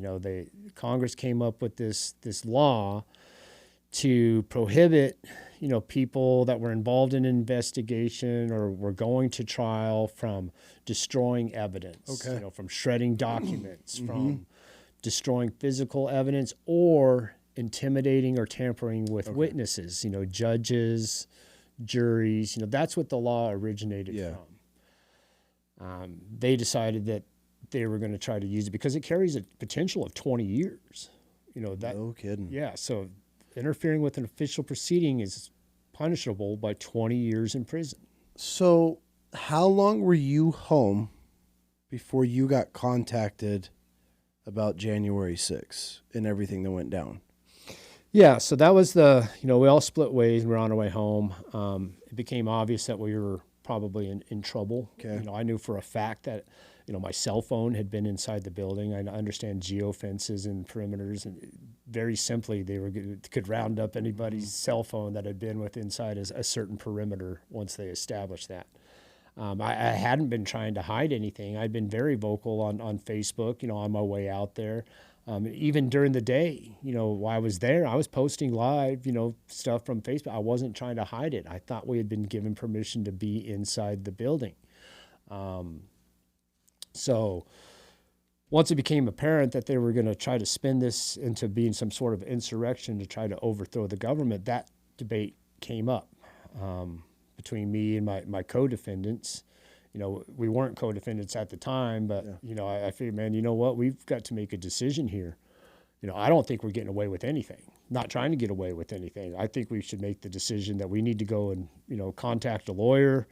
We need to figure out the best way to handle this, whether we need to turn ourselves in, what do we need to do to get on the right side of this? Yeah. And, there was different people involved. We had different opinions of the best way to handle it. My friend, he ended up, his family is fairly well connected, and they ended up, I think it was his brother maybe that hired some big hotshot federal attorney, out of that Dallas-Fort Worth area, to give us advice. My friend Brady was dealing with him. The advice that we got coming back was that there's so many people involved, maybe we just needed to lay low, See if it blows maybe over. it'll blow over. I wasn't really on board, with that. I just didn't think there was any way. But also I didn't have the money to hire an attorney. Yeah. My buddy was, gracious enough to, foot the bill, for hiring this attorney. And if that's what the federal attorney said was that we need to lay low, then that's what we're going to do. For me, as soon as I got back home, of course I'd explain to my family, my wife, daughter, what had happened. And, luckily for me, the next day, literally, I got back on like the 8th, I think, or the 7th. And then the 8th, I had a bow hunting trip down by Tucson, go hunt over the counter, archery deer down in Arizona. My buddy from Wyoming was coming down. And so, yeah, he picked me up and we took off to the desert, without knowing what else was going to happen. We decided to try to lay low. Talking with the federal attorney, his advice was that we needed to, ditch our cell phones, get new cell phones. Again, I was something that I was kind of adamant about because to me, the truth Like you're trying to hide. Well, the truth will set you free. For sure. And I had documented every single thing of that day, on my phone. I had the video, I had the conversations, I was willing to sit down, and Smart choice. yeah, and Because if you start hiding things, you're trying to get rid of stuff, it just makes you look guilty. well, that was my choice, that's what I thought we should do is go forward. But that wasn't, the attorney said, you guys need to ditch your phones. Right now, you're not defendants. Charges have not been filed against you. So they can't tell you that, that you're destroying evidence. All you're doing is getting rid of, bad memories, bad pictures, bad videos. And I took a stand on that for a while, for 2 or 3 days. Man, I'm not doing it. That does not sound smart to me. I want to hold on to my stuff. I got pressured by other people that were in the group. Other people, the attorney, was telling me, listen, you don't understand the way it's going to work. Your evidence is not going to be used to set you free. Your evidence is going to be used to convict you. You don't win against the federal government. There's no way. They've got a 98% conviction rate for a reason. You cannot win. You don't need to give them any more evidence. Get rid of your stuff. And so I did. Oh, really? I did. I ended up, and it's one of the things that I regret most to this day. Is that I didn't hold on to that. And there's enough other evidence and other things, but to me, I felt like that I should have made a bigger stand, there and stood up a little bit more. Were you on your deer hunt when they contacted you, or how long after? Yeah, so no, I wasn't on the deer hunt. I went down there with a buddy from Wyoming. I don't think he really realized the full scenario of the situation, until he picked me up. He picked me up on like I said, the 8th. He knew of January 6th, of course, but not so much my involvement in it until we started driving down there and I'm telling him about it. And I think it's sinking in with him too, that he might be riding, with public enemy number 1. Oh, really? Down to the close to the border of Mexico, and the way that might appear, to some people. And I think he probably told his girlfriend and his parents, and I could tell he was getting worn out about it, on the phone calls. He wasn't letting on to me about it, but you could tell. I'm sure he, people were not happy with him being with me. We were being down there. I couldn't really focus on hunting, because I was worried about what was going to happen. So we were supposed to be there for 2 weeks. I think we were there for about 5 or 6 days, and then we decided to head back. I knew at that point in time, I knew that I was going to have to talk to the FBI. There's no way that, the way that it was being portrayed, the amount of exposure that I'd already had on Facebook, and shared, that I was going to be questioned. I still believed in truth and justice. And I thought that if I just shared my truth, and told my side of the story, that, that things would work the way that they were supposed to. But I was just, totally naive about the whole thing. I had no idea. So you ended up reaching out? So I did not reach out. I got back home. I came home on the 17th. The next day was the 18th, I believed. Somewhere right around there. It was a Sunday. And I just remember I was watching TV, with my wife and my daughter. We were watching a prison show, actually. I don't know if you never saw that show, Orange is the New Black. Oh, yeah. Yeah. With all the, so. Yeah, the women in prison. Yeah, so we were watching the women prisoners, and I heard the knock, knock, knock on the front door. And if you've ever had a cop or the FBI knock on your door, you know what it is. Everybody knows instantaneously that knock. I was expecting to have to talk to him, so they knocked on the door Sunday afternoon. I got up, went to the front door, opened the door, and, there was 4 or 5 FBI agents and another dozen, local police. My whole cul-de-sac was full. Really? Yeah, full of cars and patrol cars, and I look out and I'm looking around my cul-de-sac and I see my neighbors, poking their heads out the doors, and I'm like, man, well, they obviously didn't all just roll up here. Thanks for the call. Thanks for the heads up that they were staging a FBI raid in my front yard. But I opened the door. The officer, I don't remember his name. I'm sure it's in the paperwork, but he looked at me and said, "Man, are you Mr. Montgomery?" "Yeah, yes, sir, I'm Mr. Montgomery." "Well, you don't look very surprised to see us." I said, "Well, no, I'm not real surprised to see you. You don't get to walk around inside the Capitol building without having to answer some questions about some repercussions. Yeah, without having some repercussions." So, and to be honest with you, my experience was a lot different than a lot of other people. A lot of people had their doors broke in, raids in the middle of the night, full-on SWAT tactical teams with red dots, on their families and their kids, as they're yanked out of their rooms. It wasn't that way for me, so I will, give the officers that handled that situation, I thought they did a good job. They basically told me, hey, at that point in time, I was only indicted on 5 or 4 misdemeanor charges. I didn't have any felony charges. No felony at that time? No felony at that time. They basically explained, hey, we've got to ask you some questions. We've got a warrant. We want 2 things. We want your cell phone. We want your green coat. I'd been wearing a green puffy coat, and I think they wanted that to be able to identify me for sure. There was another female agent there that was able to sit down and explain to my wife and my daughter kind of what was going on. Mm-hmm. And at that point in time, it was basically, they had a warrant. They had to arrest me. They had to go get me booked in. And then I'd be, basically explain to my wife that I would be released on my own recognizance, the next day or as soon as the judge could see me. And yeah, that's what ended up happening. I was arrested. They took me to jail. The next day actually was Martin Luther King's Day.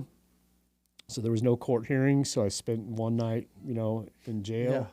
Next day I went and saw the judge, and, he basically turned me loose on my own recognizance, on, misdemeanor crimes is what I originally started with. So the wife, FBI's at your house or local law enforcement, along with everybody else. They serve you a warrant, they arrest you. How'd that go over? Let's just say that she was not happy. She was not thrilled. Probably got a few of the I told you so's. Yeah, exactly. Well, and we had talked about it before I went, that there was talk, and chatter online about, being careful, that there may be Antifa people there. Yeah, so my last words to my wife, before I left was, don't worry. We're good. I'm good. I'll make sure, I'm not going to do anything stupid. I'm not going to be involved in anything that's going to put this, any type of jeopardy, especially after my past, I've had, trouble with the law. Yep. And I overcame that, and I fought to redeem myself and to, reestablish my reputation. So there was absolutely no way in hell that I was intentionally going to put that into jeopardy. Yep.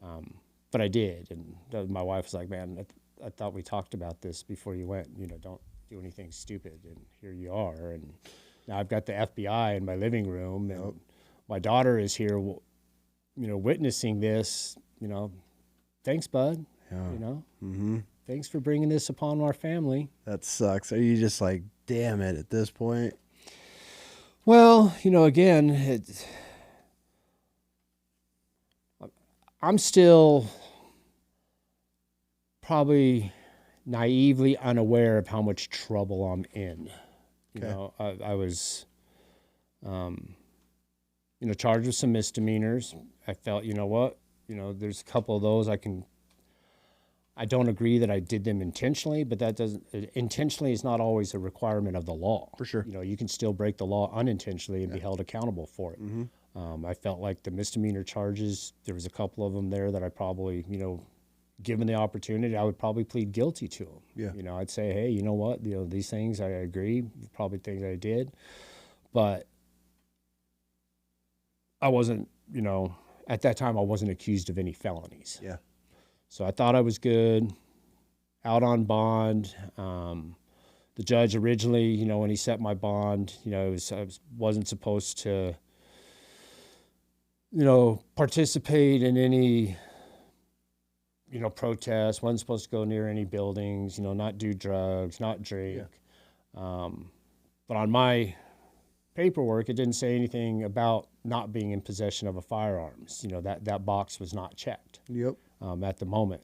And so I just kind of, you know, at that point in time, I was still under the impression that this could be solved, you know, that I could have a chance to talk to somebody and tell them my side of the story and, you know, pay the consequences for what it was that I actually did and, Yep. you know, call it a day. And that all changed. It did all change. Yep, things, and I'm really good at this. Things, when they start going bad, man, I keep piling it on there, and it goes from bad to worse, you know, pretty quick. And in this situation, what happened, you know, I'm a hunter, I'm a houndsman, you know, I run dogs, you know, in the wintertime, I'm out there, you know, chasing cats with my dogs. I wasn't under at the time, any regulations or stipulations that I could see that wouldn't allow me to keep doing that. I was not prohibited from possessing, you know, a firearm.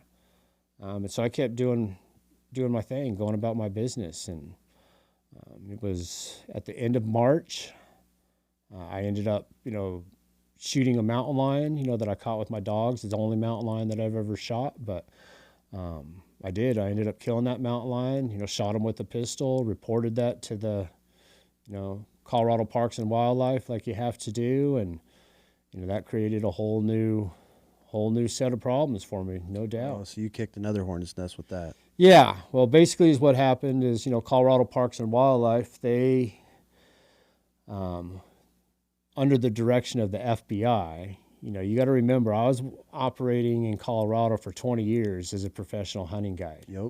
I was around guns all the time. Mm-hmm. I was checked with guns in my vehicle.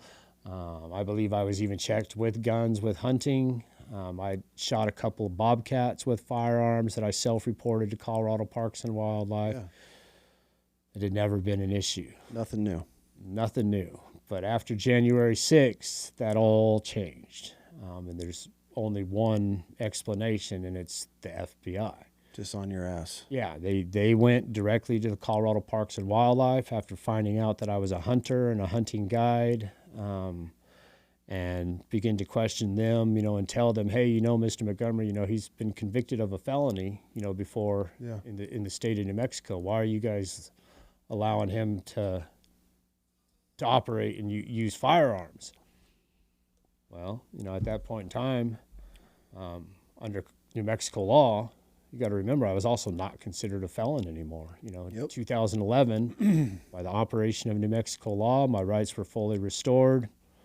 You know, that's what I believed at the time, but Colorado didn't see it that way. You know, they basically charged me with possession of a firearm by a felon in possession of a firearm. This was also while I was out on bond from January 6th. God. So if I was convicted in a court of law of another felony while out on bond with January 6th, it was not going to end well. Yeah, you're done for a while. Yeah. So long story short, you know, and we could talk about, you know, wildlife laws and Colorado Parks and Wildlife. That'd be a whole nother, you know, podcast. But they came to the conclusion that I was a felon in possession of a firearm when I killed the mountain lion. You know, at that point in time, I just had a public defender for an attorney in Washington, D.C., and she did a good job of keeping me, you know, out of prison. You know, as the FBI was telling the judge, you know, that I was a felon. Colorado was saying that I was a felon in possession of a firearm. But, you know, that was actually when I got put on home incarceration. And how long did you get for that? Oh, man, they put it on me, and they didn't take it off till a couple months ago. You know, I did 4 years under home incarceration. The first 2 years, I was not allowed to leave my house at all. I couldn't go across the street, couldn't go too far into my backyard or off the back deck. You know, for 2 years, I was what it sounds like, home incarcerated. So you were a prisoner in your own home for 2 years. And I know some people probably say that doesn't sound horrible, but what is that like? I guess it's all in perspective and context. It's not horrible compared to sitting in prison. Yeah, for absolutely. I mean, But- I would take it all day. But for someone like myself or like you or any other outdoorsman that might be listening to this show, yeah, that's everything. That goes against everything that we're about. You know, my whole point in living my life is to live it as free as possible. And I live that according to the standards that God has set for me, you know, not according to what my government decides is free. But, you know, my rights, you know, they come from God. And my objective in this life is to live as free as possible. I don't want anybody to take care of me. I don't need anybody to take care of me. I don't need anything from my government other than the opportunity to be able to provide for myself. And for somebody that enjoys the outdoors as much as we do, you know, tell you that you can't leave your house. I mean, it's almost worse, I mean, I think, than prison. Because at least in prison, you've accepted you're in prison, but like at home, and I'm not speaking for anybody because I've never had to deal with either one, but I feel like that is the ultimate just torture. You know, granted, you get to be home with your wife and kids. That's great. But God, 2 years, you can't even like leave your back porch. Yeah, I couldn't even leave, and I still got 4 hunting dogs. You know, I still got 4 hound dogs that in my life, you know, they're used to going out, you know, 3 to 4 times a week. I wasn't allowed to do that anymore. I couldn't even take them to the dog park, couldn't take them hiking, you know, so I had, you know, some some kids that live in my residential area, you know, that I was kind of apprenticing, you know, showing, you know, teaching them how to be houndsmen. And then some of my other houndsman buddies, you know, they would come and take my dogs for me, you know, but that's even worse, you know, sitting at home and loading your dogs up into somebody else's dog box, you know, to go run around on the mountain while you've got to, you know, just sit at home. So like I said, with prison, at least you accept your fate, you know where you're at. But yeah, it was hard, you know, being restricted. It was probably even harder, I think, for my wife because now all the financial responsibility, you know, came upon her. She was the only one that was allowed to work. Yeah. She was the one that was, you know, paying all the bills. We had a daughter that was graduating high school and was getting ready to go to college. You know, that all became, you know, my wife's responsibility. Yep. And the fact that, you know, she had to, you know, I wasn't on vacation. It wasn't my choice not to be working or to be there, but there's got to be, and she would never say this, but there's got to be some animosity, you know, when she's got to get up at 4 o'clock in the morning to get dressed and go into the office and work, you know, for 10, 12 hours a day. And she comes home and I'm in the same place as where I was on the couch, you know, or at my computer. You know, I started doing a lot of writing, you know, writing a book on this whole experience, and, you know, we'll have that out, you know, hopefully within this first 6 months. Yep. But yeah, no, it was hard for my wife. I can only imagine. So 4 years, 2 years locked to house arrest. The second 2, you still had ankle bracelet on, but you had some more freedoms. Yeah, so after a little while, 2 years on home incarceration, you know, we put in a request to the judge, say, hey, man, if this is going to keep going on and dragging on, and all we were doing is waiting for a trial. Yeah. The reason why all these trials took so long is because there was just so much evidence, you know, compiled, and it was in all these other databases that in order to get all the evidence that pertained to your case, you had to wait. You know, so you know, so there's rights to speedy trials, and you know, I thought it was just the government messing with everybody, like just because the judges are all corrupt and they want to just drag this on as much as possible. It is in a roundabout way, you know, but the way that they sold it to us is, yeah, you can have a speedy trial, which gives you 6 months. You know, if you want to have a trial and get to you got 6 months, you know, that they can take you, you know, they need to get the evidence compiled. And they said that they would do that for us. Sure, we can get you to trial.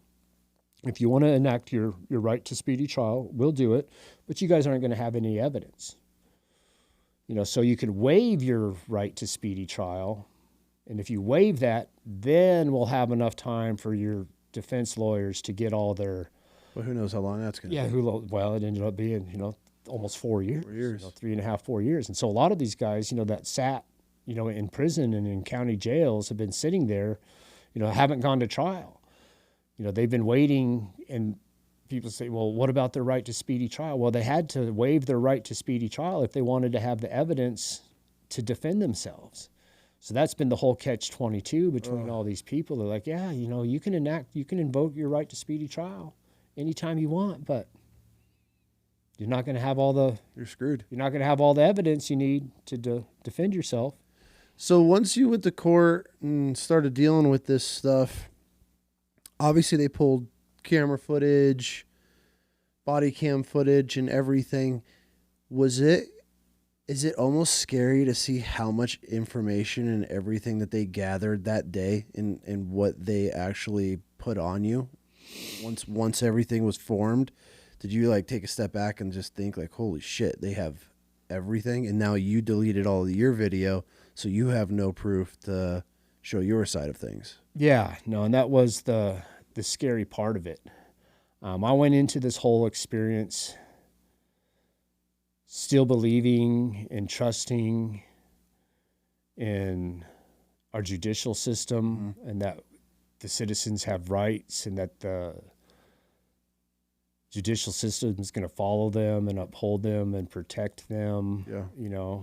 And that's been the scariest thing of it all, is that through this, with the amount of evidence that they had, anything that was exculpatory or helped you defend your case was locked away and hidden in top secret files that you didn't have access to.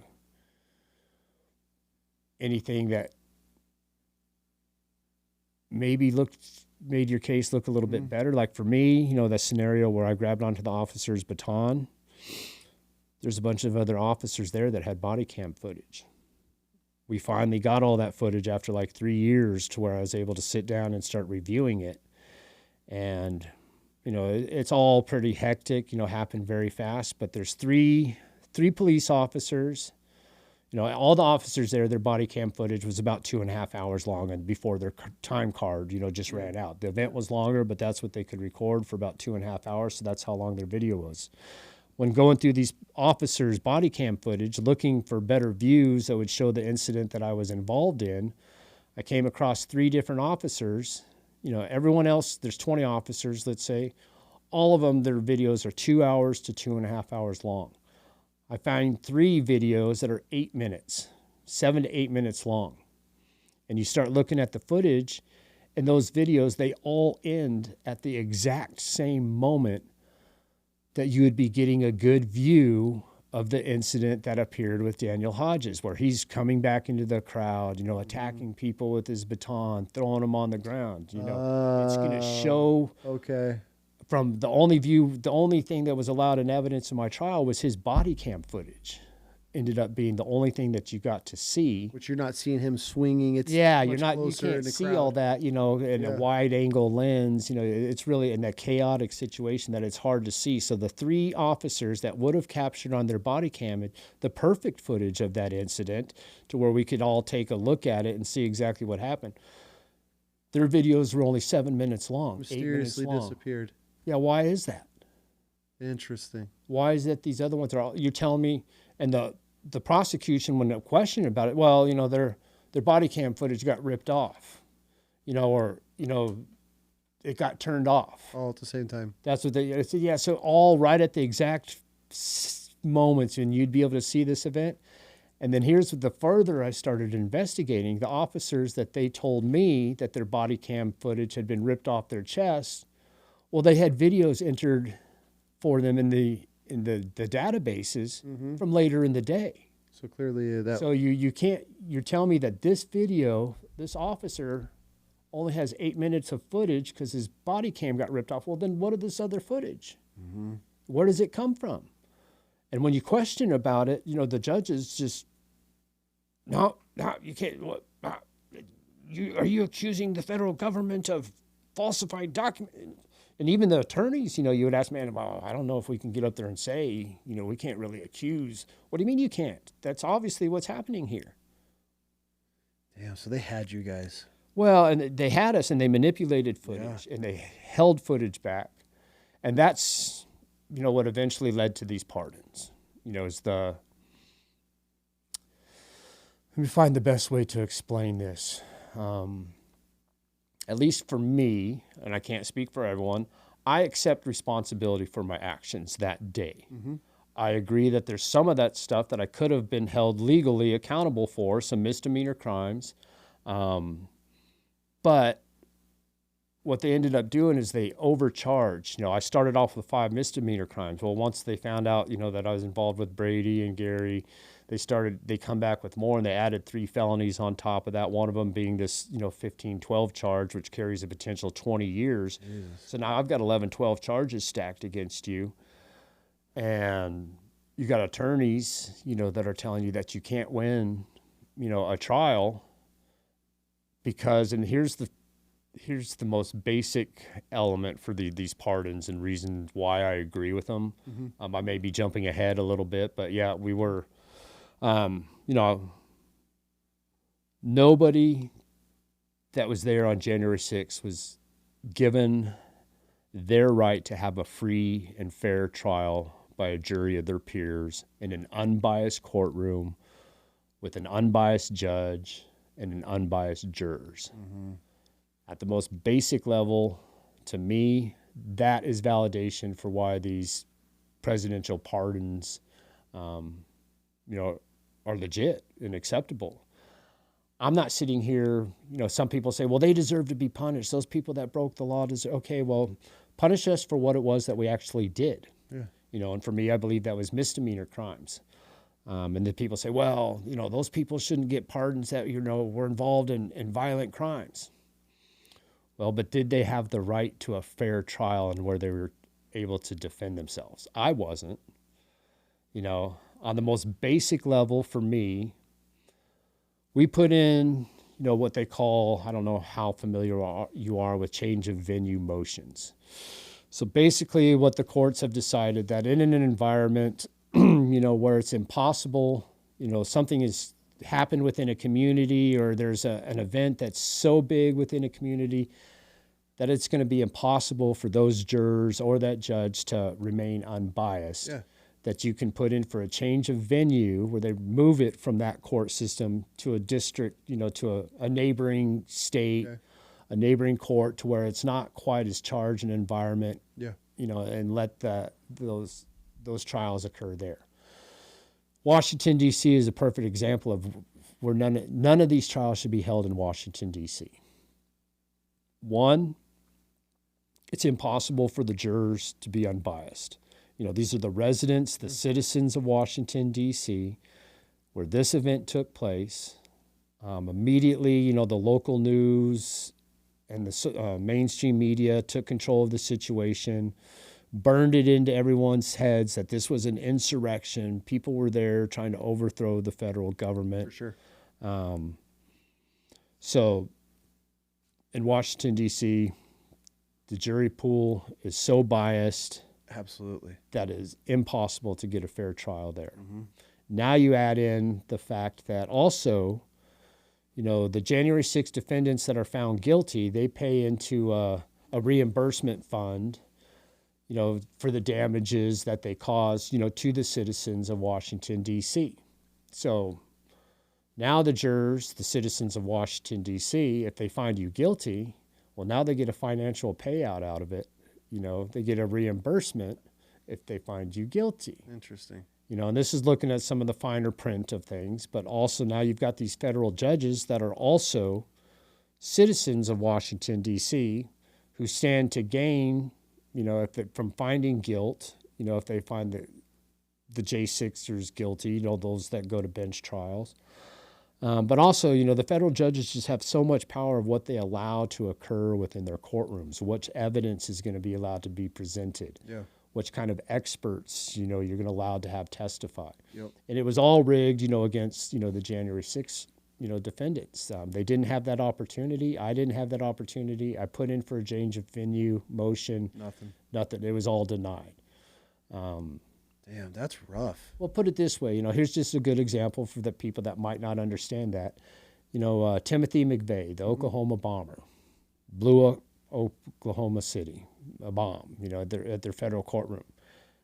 He doesn't go on trial in Oklahoma. They move his trial outside of the state because they know that he can't get a fair trial. It's the same thing that has to happen in these trials in D.C. Yeah. You have judges that are also not only citizens of Washington, D.C., but you also had some of these judges making statements in the courtroom. For instance, with the attorneys, everybody was battling a lot around this word insurrection. Yeah.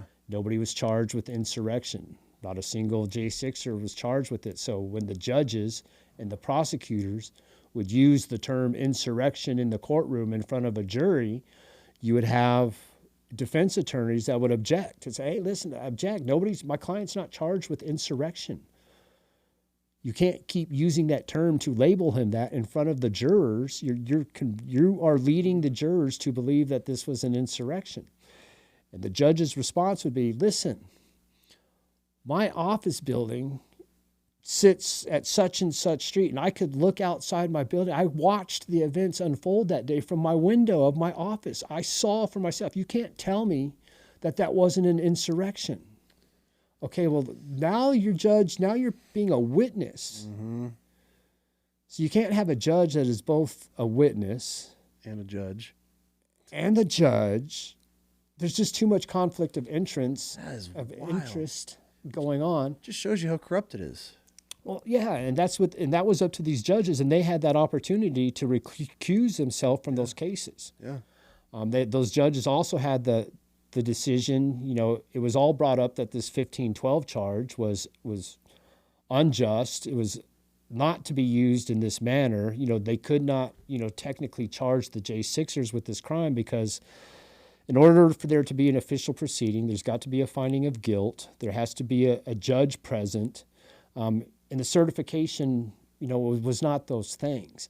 And that's ultimately what the Supreme Court decided, later, was that the 1512 charge, had to be dismissed, and it was. I ended up being convicted of 2 charges, the 1512 charge and then the 111A charge, which is impeding, resisting, interfering, or assaulting a police officer for when I grabbed onto the baton. Found guilty of those. The Supreme Court threw out the 1512 charge. And so I went to prison on the 111 charge for grabbing onto the baton. And then you ended up getting 36 months federal before as you were getting pardoned? Yeah, so I was originally sentenced. I went to trial March of 2024, was convicted. I ended up doing a stipulated bench trial instead of taking my chances with the jury. Okay. The judge, of course, I knew he was still going to find me guilty, but for the stipulated bench trials, the prosecution agreed to drop like 8 charges. Being convicted of 2 is being better than being convicted of 10 or 12 or whatever. So we did the stipulated trial, knowing good and well that the judge was still going to find us guilty. At my trial, I was not allowed to make any self-defense arguments. I wasn't even allowed to argue that I grabbed the baton in self-defense. That wasn't part of my understanding that I was going to be of what I was allowed and not allowed to do at a stipulated trial. I thought that I was still going to be allowed to make defensive arguments to that 111 charge. As soon as we were at trial with the judge and my attorney began to make those type of arguments, the prosecution shut us down. They said, Your Honor, Mr. Montgomery has agreed to do a stipulated trial, meaning that he agrees to certain facts of that day. He agrees that he grabbed onto the police officer's baton. He agrees that his foot, touched that officer's, shoulder. He agrees that he assaulted the police officer. And that was never part of my agreement. And that's what we said. No, I agree to those facts as them being factual. Yes, I did grab onto the baton. Yes, I did use my foot. But because I agree to those facts doesn't mean that I am agreeing that I assaulted the officer. I still have the right to explain that situation from a self-defense scenario. For sure. Nothing. To add the context that, I was afraid for, being hurt. I didn't approach that officer. That officer came into my space. He was the aggressor. I didn't get to make any of those arguments because the judge immediately agreed with the prosecution and said, hey, you know what? You agreed, they dropped these 8 charges, and now you're going to sit here and try to make arguments against these other 2. If you continue down this line, Mr. Montgomery, I'm going to declare a mistrial. We'll start jury selection tomorrow, and you'll do a full bench trial, jury trial. Are you flying to Washington for these? No, mostly the trials were in Washington, but most of the court stuff was just done. It was still COVID at the time, so we got a lot of it done through. That's lucky. Through Zoom, those kind of things. Yeah, what a nightmare. Yeah, so at the end of the day, I was convicted, sentenced to 37 months. I didn't know when I was going to have to report. Yeah. So I didn't actually go to sentencing until Halloween of 2024. Okay. The judge sentenced me to 37 months. At the beginning of December, I got a call like the first week in December saying that I had to self-report, go turn myself in to FCI Inglewood, which is there in Denver. And I had to turn myself in on December 23rd, which was 2 days, before Christmas. Damn. Knowing good and well that Trump had won the 2024 election. It was you're praying. You are praying that he's going to swipe this. Yeah. I mean, obviously, I turning myself into prison was tough. My wife had to go and drop me off. Yeah. You're prepared to do these 37 months. Yeah, that's the way that I had to approach it. Yeah. And there was this talk of these pardons, but from a mental standpoint, getting ready to do 37 months, I could not allow myself to give in to that hope of I'm going to get a pardon. I'm going to get a pardon. I think I believed, most people believe that some people were going to get pardons. Yep. But there was a line in the sand kind of being drawn around whether. Does everybody get a pardon? Is it going to be blanket pardons, or is it just the nonviolent ones, the ones that are accused and convicted of violent crimes? Do they get pardons, or do they not get pardons? And it's all legit questions. But I, being accused of a violent crime, assaulting a police officer for grabbing onto the baton, I did not think that I was going to get a pardon. Shit. I didn't necessarily agree. Yeah. With that, because based on the premise of, everybody deserves a right to a free trial, I felt that was grounds enough that I didn't get a chance to defend myself. So just because somebody's got a violent conviction on their record, was that a legitimate, charge to begin with? Did they get a fair trial? Yeah. Other people will argue, well, some people pled guilty, to those violent crimes. Do they get a pardon? Well, if they pled guilty, people say, well, they admitted that that's what they did. Well, but they were charged with 12 different things. Yeah, they had to take a plea deal. Yeah, and one of those charges, the 1512 charge was an illegal charge to be used against them, but it was used to manipulate them into taking a plea deal that where, if you guys will plead guilty to this, this one violent charge of, assaulting a police officer, we'll drop all your other charges. Some people felt like they had no other choice but to do that. Yeah. Which again... That is insane. I'm going to ask you a couple questions. Okay. Damn it. I left my... Fuck. Can you text Mom to run me up my phone? Yes. Please, I think I left it in the bathroom. With the pardon, we got about 30 minutes left, so we could blow through these. Okay. With the pardon... in getting a presidential pardon, did that pardon just that? This is one of the questions from one of our followers. Did you get a pardon like a Biden pardon, how he blanketed and covered his son, or is this just for that you're clear, ready to rock and roll, moving forward? For us, our pardons apply to events that happened on January 6th. Got it. So it doesn't clear me of my past, history, from 1995, in New Mexico. It doesn't, protect me from anything in the future, that happens. If I go out there and get in trouble again, it's not going to, protect me. Got it, I figured. And the pardon, from my understanding of it, is it doesn't even completely remove it from my record. It basically, it restores all of my my civil rights. Got it. So my right to carry firearms, right to vote, hold public office, sit on a jury. Yep. Those rights have been restored, so I'm restored to full citizenship, so I can also not be treated, as a felon. Got it. So those type of, on a federal level and according to the January 6th stuff, I am free and clear, to possess firearms, to go back to my business of guiding and hunting. Good. And doing what I've been doing for the past 30 years. Yeah. So you were you were 2 months in, 3 months into your sentence, right? I mean, you turned yourself in December and you just got pardoned, correct? Yeah. So I basically turned myself in on December 23rd, went to prison. When I first, got to prison, here's just a little interesting story for you, coming, from veterans' standpoint of view. Yeah. You start. Thank you, love. The prison that I went to, they had a program that was specifically set up just for the vets. So all veterans from military fields. Oh, really? They had their own unit. They've had special programs, to help them deal with, some of their stuff.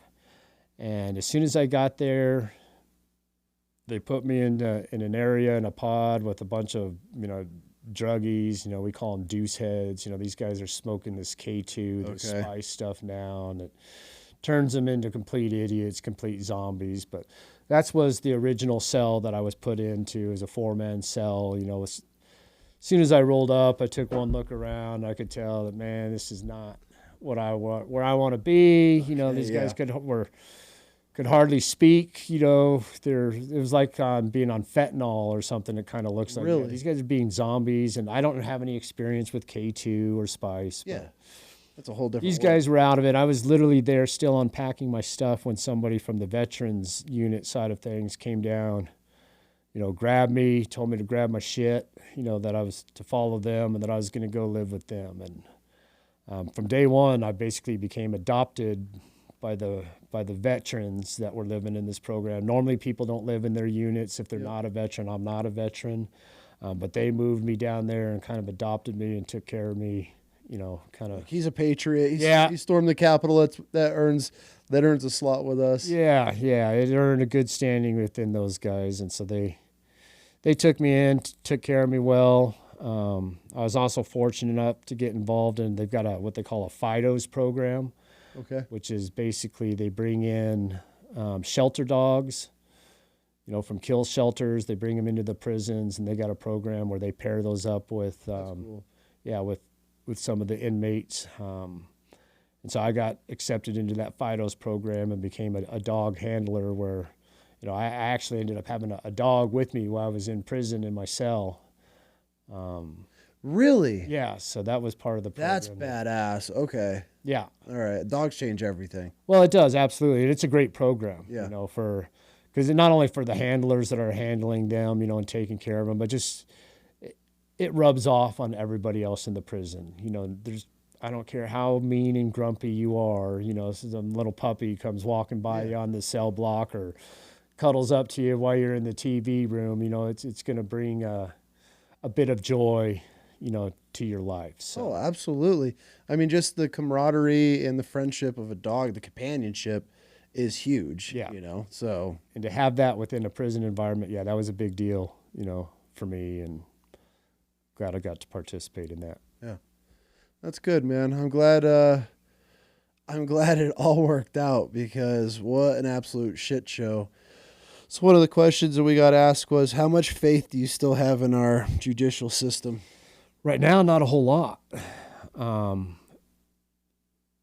Just because I've experienced and I've seen it. And, unfortunately, this is something that we've been hearing for a while, from our minority populations. They've been saying that the justice system isn't fair, that they get treated unfairly. And being part of that system, I would have to agree. It's not set up. I don't think our judicial system is set up with the interest of holding people accountable for their actions, letting them, accept the consequences and responsibility for those actions so that they can pay their dues, do their time, be rehabilitated, if you will, and then go on about their business. I think it's our judicial system is now more geared to once you're in the system, good luck getting out of it because you're a number. You make them money, you bring them profits. All it comes down to money, and that's what our system is geared, towards. I think seems to be, keeping people within the system as long as possible so 100%. That they continue to make those dollars.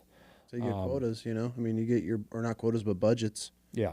Off of numbers. And if you have low numbers and people are actually making a full turnaround and you're not having the bodies cycle through your prison systems, you're not getting the budget or the allocated amounts of money. I mean, for these guys, and it's a game. Yeah.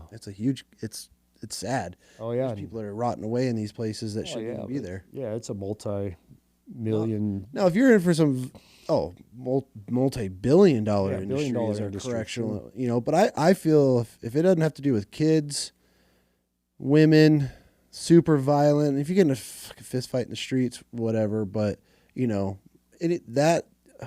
cool. There you go. Go away. But these guys that are popping on drugs in their car and they're not and they're wasting years away, and it's like that's my tax-paying dollars in there. Well, that's what that is what people need to look at it from that standpoint. Is that's your taxpayers' dollars that are supporting all this prison system, and there's better ways of doing it nowadays. Sure. And we could be putting them. I'd rather put my money into programs, helping these guys get clean, and I don't know. I don't know how we break it down and do a 3-strike thing. I don't know, but. It's just I think it's wild the fact of how many guys are rotting away in cells that are turn their whole lives around, giving their life to Christ, haven't been in any incidences in decades in prison. It's like, get the motherfucker out of here. Yeah, no, and that's Give him a chance. And that's the reform that needs to happen. That when I look at it, technology has come a long ways. They were able to keep plenty good enough track of me with an ankle bracelet. Yep. Why are we not doing that? A lot of these drug offenders and all these people, let's give them a break. Put them instead of having taxpayers' dollars spent to keep them locked up in prison where they're really not, let's just face it, they're not being rehabilitated. Nobody's, getting all the special treatment and mental help that they need while they're in prison. It's making it worse. You're getting pulled in the gangs. You're getting pulled in the drugs. You're getting pulled into anything you have to do to survive. It's not. That's why I think recently with this president of Guatemala, I believe it is, or Venezuela, he said we could ship all of even the American criminals down there, like top tier criminals. Why are they sitting here? If this dude's willing to take them, they got that giant maximum, one of the largest prisons in the world down there. Yeah. All of our rapists, murderers, gone. Yeah. And then our prisons should turn into helping these guys get back on their feet. Hardcore drugs, if you're a kingpin drug dealer, whatever, cool. We have our certain prisons that are designated for those, but our normal prisons, we should not be throwing some 19-year-old kid into a prison system. They get popped for some weed or coke or whatever is it in some, I don't want, like, non-violent crimes. Now he's getting pulled into a gang. So here's this kid that's his first time getting popped on something that's non-violent related, goes in the jail or prison, and gets sucked right into the system, and he's gone forever. You can't get him back. Yeah. Now, once you enter that prison system, whether it's the state prison system or the federal prison system, all that's really, you're just being educated to become a better criminal. You're just learning better tactics, better ways of doing things. Again, we could save the taxpayers in this country a ton of money. Put these guys, let them back out, put them on ankle monitors. Let them pay for it. Yes. We don't have to pay to incarcerate them. Let them pay for it. If they mess up, if they get a dirty UA or whatever, okay, you put them back in the pokey, for another 90 days or 6 months. Apparently they didn't learn their lesson very well. Nope. And then you put them back out, as like you said, as long as they're not a non-violent offender, they're not hurting people. I have no problem with it. Put them back out there. If they mess up again, like you said, maybe come up with a 3-strike system like, hey, bud, we've given you 2 different opportunities here to be out on and you're not doing it. You're not getting the point. So now you're going to have to spend the rest of your 3 years, in prison at this point, but start with home incarceration. Yeah, ankle start there, monitors. work your way out, give them an opportunity. It's way cheaper to put an ankle bracelet on somebody than it is to feed them every day in prison. Oh, especially when they're paying for it. Mm-hmm. You know, let them go work. Mm-hmm. Let them be productive. You know, let them pay restitution based off of a full salary that they're earning at their job. Yeah. Why not? Why not? They're still being able to contribute to society, but they got to pay for their problems, and they're not taking my tax-paying dollars and flushing them down the drain. Exactly. Dude, I really appreciate it. Yeah, it's been a good conversation, you know, and I could, unfortunately, you know. Sure, we can go for another day on this. But Yeah, we could go. I think we're pushing the 4.5 hour mark. Or Wow, that's are crazy. we? No, Jeremiah's is the longest so far. I think so. Really? His is 5, I believe. But well, I don't want to set a new record. Yeah, right. Let's not do that. No, but I mean, this is stuff that people. I mean, I have so many questions that people ask, but they're answered. You know, people want to know if Trump, you know, was part of from his rally pushing you guys over, and I mean, it seems like everybody walked over. A couple of questions people had were if you saw busloads of like Antifa getting dropped off, which I think it was probably a little late by that point. You were there, but I'd say for the most part, man, I feel like we got a pretty good insight of what happened. You know, a lot of people want to know if you got let in, and obviously we covered that. That's fascinating to me that some guy just opened the door and the cops were standing there. I mean, what a crazy experience to be able to live through. And now a part of history, you can say you were one of the ones that went in the Capitol and stormed the Capitol. I mean, fuck, bro. You're going to be telling your grandkids this one day, like, you have no idea what your uncle or your grandpa has been through and done. I mean, you know, and I shake my head and I smile and maybe even smirk because it's not, I don't find it funny. Oh God, no. By any means, and please, I hope nobody takes it as that I'm making light of this situation. Oh God, no. Part of it is it's just so unbelievable. It's not something that was planned. It's not the type of trouble that I was looking to get into by any means. Yeah. And to find yourself in this situation, I mean, not to make light of it, but not too many people can say that they've got a presidential pardon. You know, no, not too many people have that piece of paper. Last question. Knowing everything you know now, would you do it again? Oh, man, that is, you know, probably the biggest and most important question. For the effect that it had on my family and my wife, my initial reaction would be no.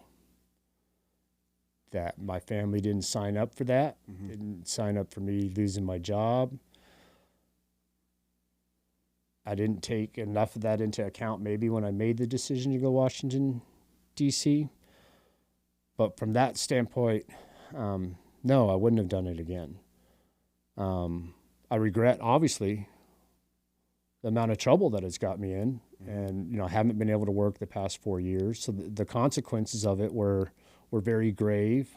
I accepted and acknowledged, you know, responsibility for some of that, but the punishment has gone above and beyond what is fair and acceptable. For sure.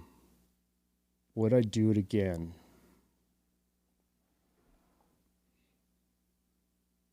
I don't think that I would have gone inside the building. Okay. I would have probably still gone. I probably have still, you know, the incidents that happened with the officer probably still would have happened because we were outside the building and where we agreed, you know, where we thought we were supposed to be.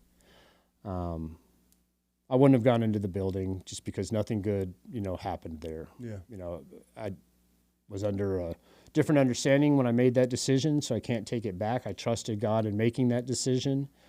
But ultimately, you know, January 6th was a tragedy. Sometimes tragedies are allowed to happen in our lives. God allows things to happen because it's necessary to produce a reaction. So if January 6th was necessary to wake up the so-called silent majority, to get the attention of American citizens that may be a little bit more trusting and or naive of the government, the federal government, and what they're capable of doing. If January 6th was necessary to wake people up, then I would do it again. Yeah, I agree with you. And I would accept those consequences, even to the point, and this is where the decision that I had to talk with my wife about is, even if it meant knowing that I wasn't going to get a pardon. Mm-hmm. It's easy to say, yeah, I'd do it again if I know I'm going to get a pardon. But would I do it again knowing that I might have to spend 3 years in prison? Yeah, I think so. Good for you, and good for you for standing with that. Because I think at the point, what we see happening now, I think is a direct result of the American citizen being awakened through the events of 2020. And to see, people no longer blindly trust the federal government, and they shouldn't. That wasn't the case in 2020.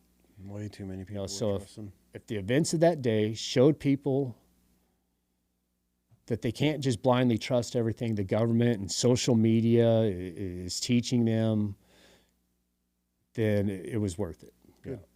Good for you.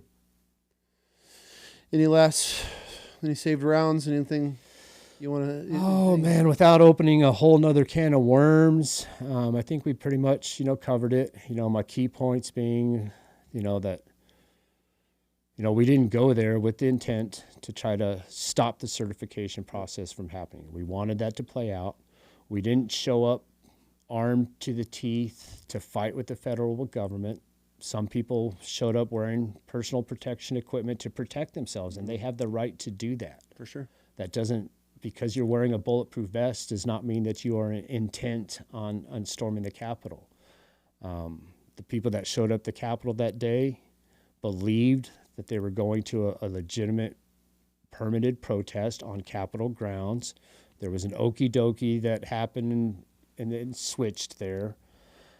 To where the people didn't realize that they were trespassing. Yeah. Everything unfolded. Yeah, and then at the end of the day, too, we always retain the right to protect ourselves. The right to self-defense. That doesn't come from the government.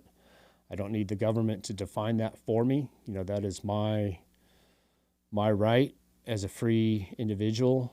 That my creator, who I refer to as God, has given me that right to protect myself.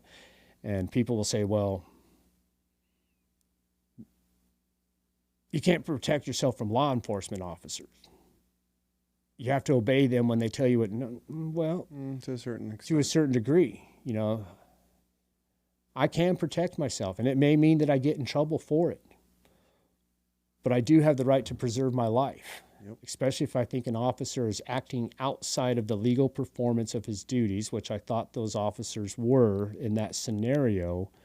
I have a right to defend myself. At the end of the day, and this would be, maybe what all ended on, yep, you can say right or wrong about, the things that we did. You can say we made some bad choices. You can say I made some stupid mistakes. And yeah, probably all of that's true. But at the end of the day, I'm still here today. I wasn't seriously injured. Nobody around me was seriously injured. So there's legitimacy to that saying, it's better to be judged by 12 than carried by 6. Mm-hmm. And, that's the decision, I guess, that I made that day. Good for you, man. And thanks for being part of that. Yeah, it's opened a lot of people's eyes. And then we got to watch the last 4 years of how everybody was treated. And, luckily I'd feel like the majority of everybody getting pardoned. It was a long time coming, but it was a huge part of this country. It was history. We told our kids about it. Like this is, I know they don't understand now, but like that was a chunk of history that our Capitol got stormed, and how the media spun it, and the hell that they put everybody through for the last 4 years. And yeah, man, yeah, for you and the rest of the people trying to make a stance. That's what we need. That's what this country was founded and built off of. In 50 years, hopefully there is a 50 years from now, but, people will look at that event of that day, and it will have significance as much as the Boston Massacre, the Boston Tea Party, the American, the first American Revolution. You got to remember our founding fathers, when they first, started going to war against the British and fighting for our independence, they were all traitors. Had they been caught, and a lot of them were, they're dead, hung, treason. To stand up for it. Some people say the J6ers, are treasonous. Well, what were they doing? They were standing up for their beliefs. And I think 50 years from now, when we look at this event, I think the narrative is going to be quite different, and I think it's going to be in support of American citizens who stood up, and voiced their opinion against the federal government. Yep. Well, thanks, man. I appreciate you sharing that story. I couldn't even imagine the hell you've been through the last 4 years and just dealing with our judicial system and how corrupt and broken and paid off everybody is in it. And that probably opened your eyes quite a bit. And everybody else has been able to watch that. And it's been wild.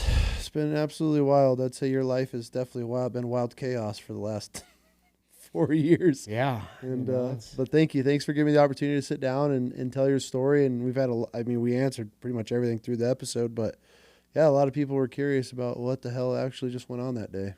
Good, and I thank you for the opportunity to share my side of the story. Yep.